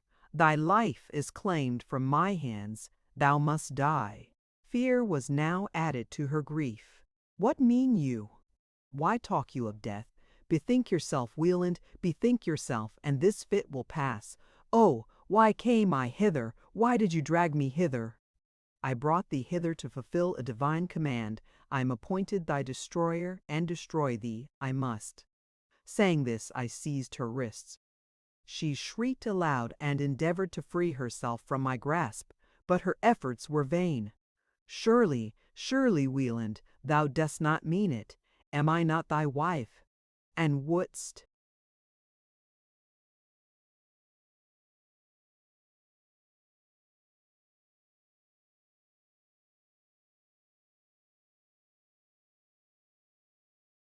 "Thou kill me, thou wilt not, and yet I see thou art Wieland no longer. A fury resistless and horrible possesses thee. Spare me, spare help, help." Till her breath was stopped, she shrieked for help, for mercy. When she could speak no longer, her gestures, her looks appealed to my compassion. My accursed hand was irresolute and tremulous. I meant thy death to be sudden, thy struggles to be brief. Alas, my heart was infirm, my resolves mutable. Thrice I slackened my grasp, and life kept its hold, though in the midst of pangs. Her eyeballs started from their sockets. Grimness and distortion took place of all that used to bewitch me into transport and subdue me into reverence. I was commissioned to kill thee, but not to torment thee with the foresight of thy death, not to multiply thy fears and prolong thy agonies. Haggard and pale and lifeless, at length thou ceased to contend with thy destiny. This was a moment of triumph. Thus had I successfully subdued the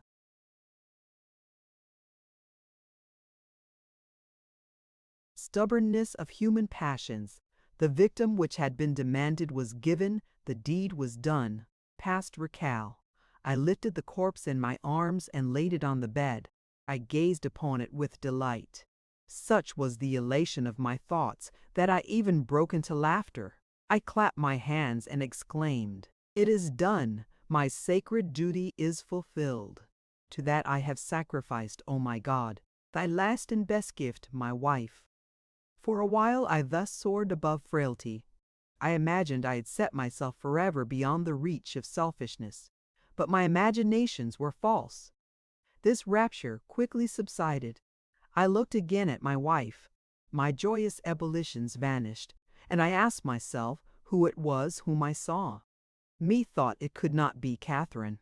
It could not be the woman who had lodged for years in my heart, who had slept nightly in my bosom, who had borne in her womb, who had fostered at her breast the beings who called me father, whom I had watched with delight and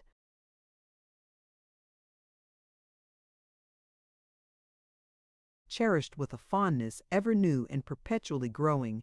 It could not be the same. Where was her bloom?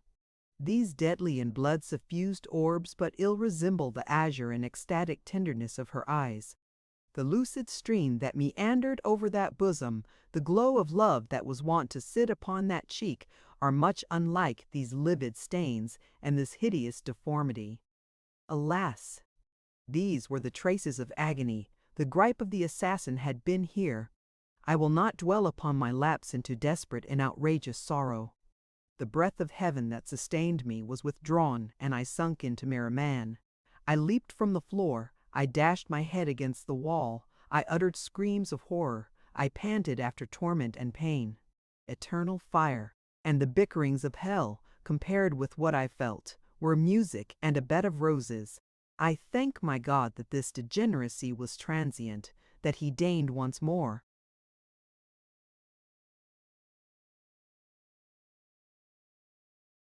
to raise me aloft. I thought upon what I had done as a sacrifice to duty, and was calm. My wife was dead, but I reflected that though the source of human consolation was closed, yet others were still open. If the transports of an husband were no more, the feelings of a father had still scope for exercise. When remembrance of their mother should excite too keen a pang, I would look upon them and be comforted. While I revolved these ideas, new warmth flowed in upon my heart. I was wrong. These feelings were the growth of selfishness. Of this I was not aware. And to dispel the mist that obscured my perceptions, a new effulgence and a new mandate were necessary. From these thoughts I was recalled by a ray that was shot into the room. A voice spake like that which I had before heard. "Thou hast done well, but all is not done. The sacrifice is incomplete. Thy children must be offered. They must perish with their mother." Chapter 20. Will you wonder that I read no farther? Will you not rather be astonished that I read thus far? What power supported me through such a task I know not. Perhaps the doubt from which I could not disengage my mind, that the scene here depicted was a dream, contributed to my perseverance.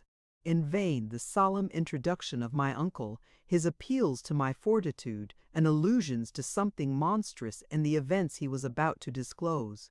In vain the distressful perplexity, the mysterious silence and ambiguous answers of my attendants, especially when the condition of my brother was the theme of my inquiries, were remembered. I recalled the interview with Wieland in my chamber, His preternatural tranquility succeeded by bursts of passion and menacing actions. All these coincided with the tenor of this paper. Catherine and her children and Louisa were dead. The act that destroyed them was, in the highest degree, inhuman. It was worthy of savages trained to murder and exulting in agonies. Who was the performer of the deed? Wieland, my brother, the husband and the father, that man of gentle virtues and invincible benignity, placable and mild, an idolater of peace. Surely, said I, it is a dream. For many days have I been vexed with frenzy. Its dominion is still felt, but new forms are called up to diversify and augment my torments. The paper dropped from my hand, and my eyes followed it. I shrunk back, as if to avoid some petrifying influence that approached me. My tongue was mute. All the functions of nature were at a stand, and I sunk upon the floor lifeless. The noise of my fall, as I afterwards heard, alarmed my uncle, who was in a lower apartment, and whose apprehensions had detained him. He hastened to my chamber and administered the assistance which my condition required. When I opened my eyes, I beheld him before me. His skill as a reasoner, as well as a physician, was exerted to obviate the injurious effects of this disclosure, but he had wrongly estimated the strength of my body or of my mind. This new shock brought me once more to the brink of the grave, and my malady was much more difficult to subdue than at first. I will not dwell upon the long train of dreary sensations and the hideous confusion of my understanding. Time slowly restored its customary firmness to my frame and order to my thoughts. The images impressed upon my mind by this fatal paper were somewhat effaced by my malady. They were obscure and disjointed like the parts of a dream. I was desirous of freeing my imagination from this chaos. For this end I questioned my uncle, who was my constant companion. He was intimidated by the issue of his first experiment, and took pains to elude or discourage my inquiry. My impetuosity sometimes compelled him to have resort to misrepresentations and untruths. Time effected that end, perhaps, in a more beneficial manner. In the course of my meditations, the recollections of the past gradually became more distinct. I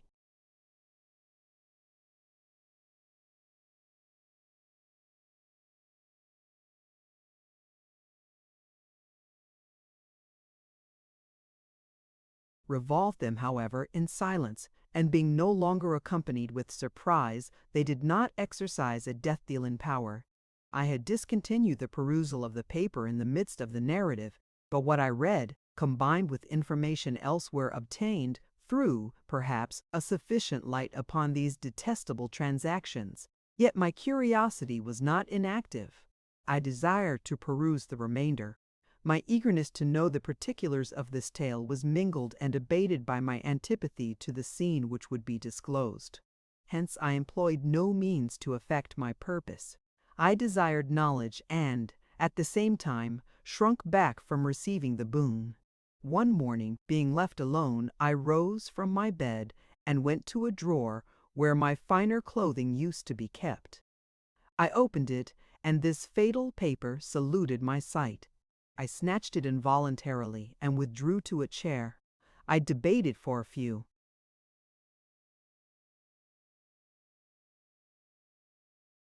minutes whether I should open and read. Now that my fortitude was put to trial, it failed. I felt myself incapable of deliberately surveying a scene of so much horror. I was prompted to return it to its place, but this resolution gave way, and I determined to peruse some part of it.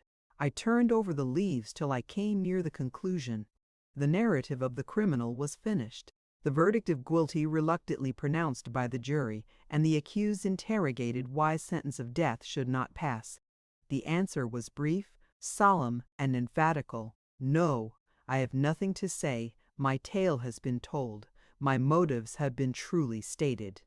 If my judges are unable to discern the purity of my intentions or to credit the statement of them which I have just made, if they see not that my deed was enjoined by heaven, that obedience was the test of perfect virtue and the extinction of selfishness and error, they must pronounce me a murderer.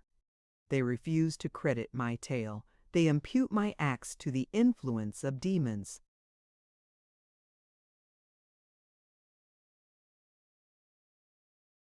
They account me an example of the highest wickedness of which human nature is capable. They doom me to death and infamy. Have I power to escape this evil? If I have, be sure I will exert it. I will not accept evil at their hand. When I am entitled to good, I will suffer only when I cannot elude suffering. You say that I am guilty, impious and rash, thus to usurp the prerogatives of your Maker, to set up your bounded views and halting reason as the measure of truth. Thou, omnipotent and holy, thouest that my actions were conformable to thy will. I know not what is crime, what actions are evil in their ultimate and comprehensive tendency, or what are good. Thy knowledge, as thy power, is unlimited.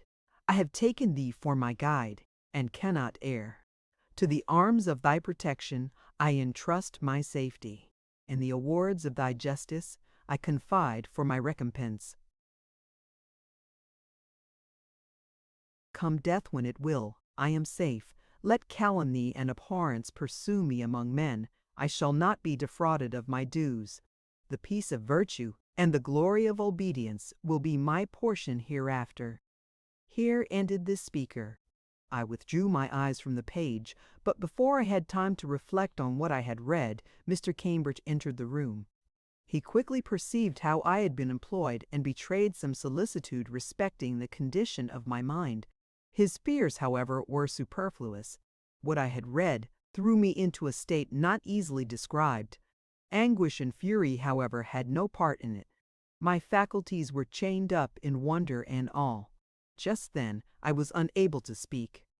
I looked at my friend with an air of inquisitiveness and pointed at the roll. He comprehended my inquiry and answered me with looks of gloomy acquiescence. After some time, my thoughts found their way to my lips.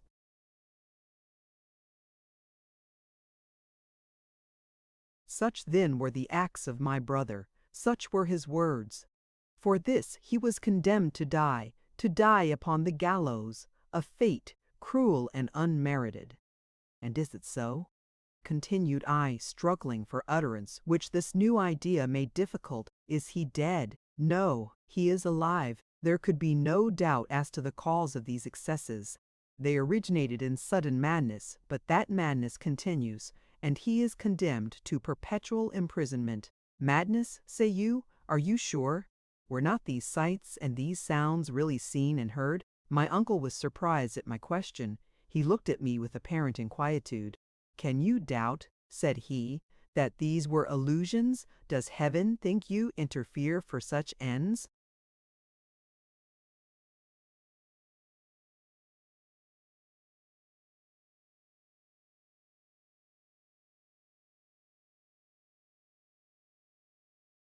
Oh no, I think it not. Heaven cannot stimulate to such unheard of outrage. The agent was not good but evil. Nay, my dear girl, said my friend, lay aside these fancies. Neither angel nor devil had any part in this affair. You misunderstand me, I answered. I believe the agency to be external and real, but not supernatural. Indeed, said he in an accent of surprise. Whom do you then suppose to be the agent? I know not. All is wildering conjecture. I cannot forget Carwin. I cannot banish the suspicion that he was the setter of these snares. But how can we suppose it to be madness? Did insanity ever before assume this form? Frequently. The illusion in this case was more dreadful in its consequences.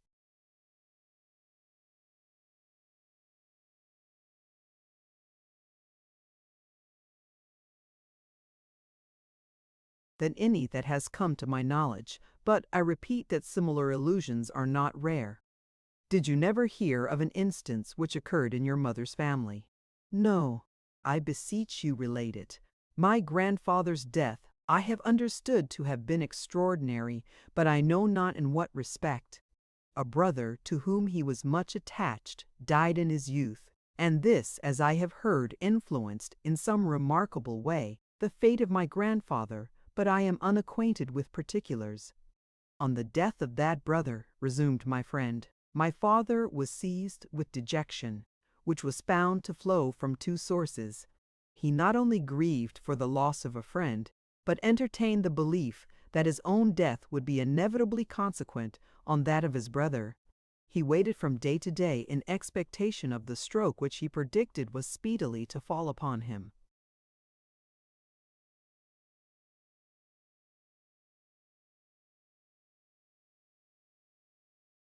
Gradually, however, he recovered his cheerfulness and confidence.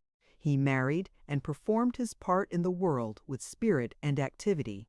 At the end of 21 years, it happened that he spent the summer with his family at an house which he possessed on the sea coast in Cornwall. It was at no great distance from a cliff which overhung the ocean and rose into the air to a great height. The summit was level and secure, and easily ascended on the land side. The company frequently repaired hither in clear weather, invited by its pure airs and extensive prospects. One evening in June, my father, with his wife and some friends, chanced to be on this spot. Everyone was happy, and my father's imagination seemed particularly alive to the grandeur of the scenery. Suddenly, however, his limbs trembled, and his features betrayed alarm. He threw himself into the attitude of one listening. He gazed earnestly in a direction in which nothing was visible to his friends. This lasted for a minute. Then turning to his companions, he told them that his brother had just delivered to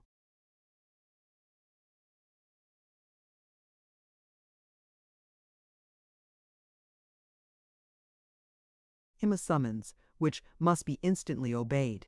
He then took an hasty and solemn leave of each person, and, before their surprise would allow them to understand the scene, he rushed to the edge of the cliff, threw himself headlong, and was seen no more.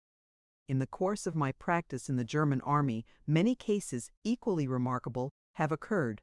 Unquestionably, the illusions were maniacal, though the vulgar thought otherwise. They are all reducible to one class, and are not more difficult of explication and cure than most affections of our frame. This opinion my uncle endeavored, by various means, to impress upon me. I listened to his reasonings and illustrations with silent respect.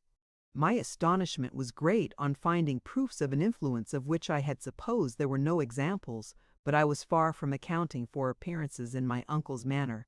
Ideas thronged into my mind, which I was unable to disjoin or to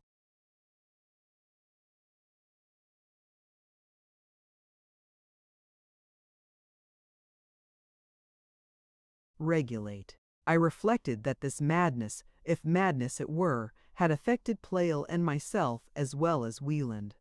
Pleyel had heard a mysterious voice. I had seen and heard. A form had showed itself to me as well as to Wieland. The disclosure had been made in the same spot. The appearance was equally complete and equally prodigious in both instances. Whatever supposition I should adopt, had I not equal reason to tremble? What was my security against influences equally terrific and equally irresistible? It would be vain to attempt to describe the state of mind which this idea produced. I wondered at the change which a moment had effected in my brother's condition. Now was I stupefied with tenfold wonder in contemplating myself. Was I not likewise transformed from rational and human into a creature of nameless and fearful attributes? Was I not transported to the brink of the same abyss? Ere a new day should come, my hands might be embrued in blood, and my remaining life be consigned to a dungeon and chains.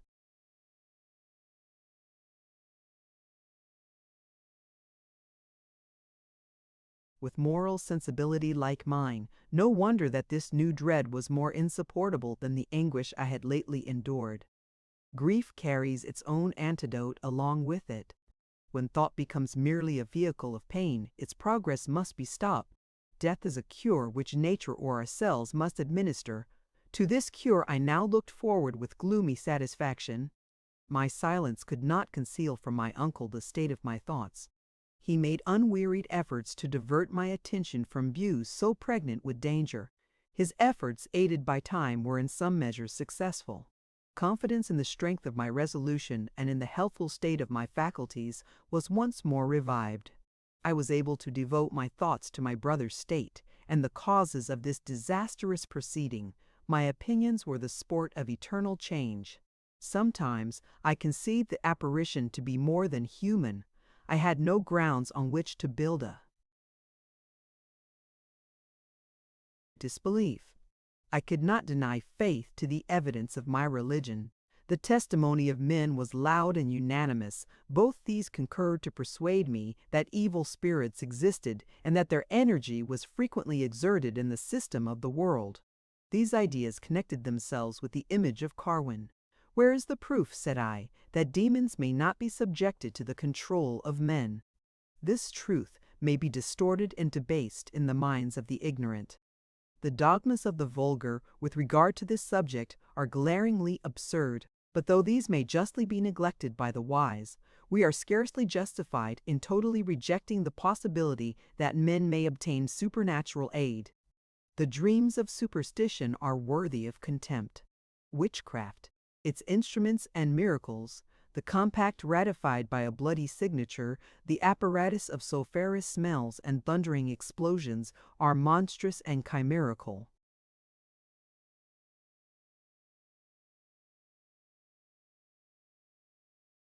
These have no part in the scene over which the genius of Carwin presides. That conscious beings, dissimilar from human but moral and voluntary agents as we are, somewhere exist, can scarcely be denied. That their aid may be employed to benign or malignant purposes cannot be disproved. Darkness rests upon the designs of this man. The extent of his power is unknown, but is there not evidence that it has been now exerted? I recurred to my own experience. Here Carwin had actually appeared upon the stage, but this was in a human character. A voice and a form were discovered, but one was apparently exerted and the other disclosed, not to befriend, but to counteract Carwin's designs. There were tokens of hostility and not of alliance between them. Carwin was the miscreant whose projects were resisted by a minister of heaven. How can this be reconciled to the stratagem which ruined my brother? There the agency was at once preternatural and malignant.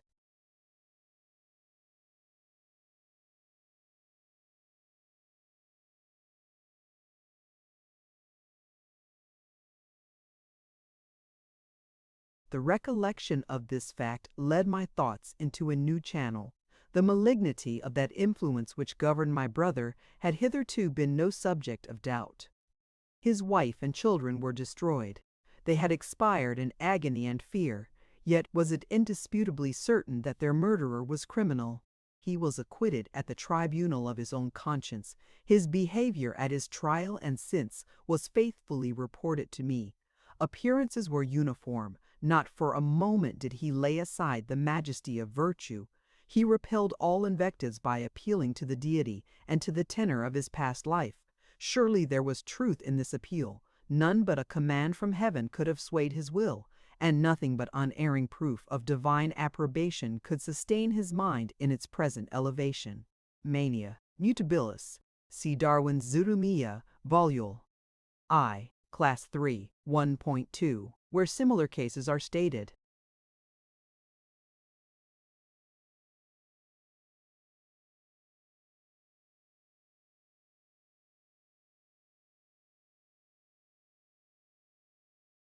The end. Thank you for listening to this story. I hope you enjoyed the journey, the characters, and the world they carried with them. If you enjoyed this audiobook, please subscribe to the channel and leave a comment below. Your support helps keep these stories alive and allows more timeless books to be shared with listeners around the world. Until next time, thank you for listening.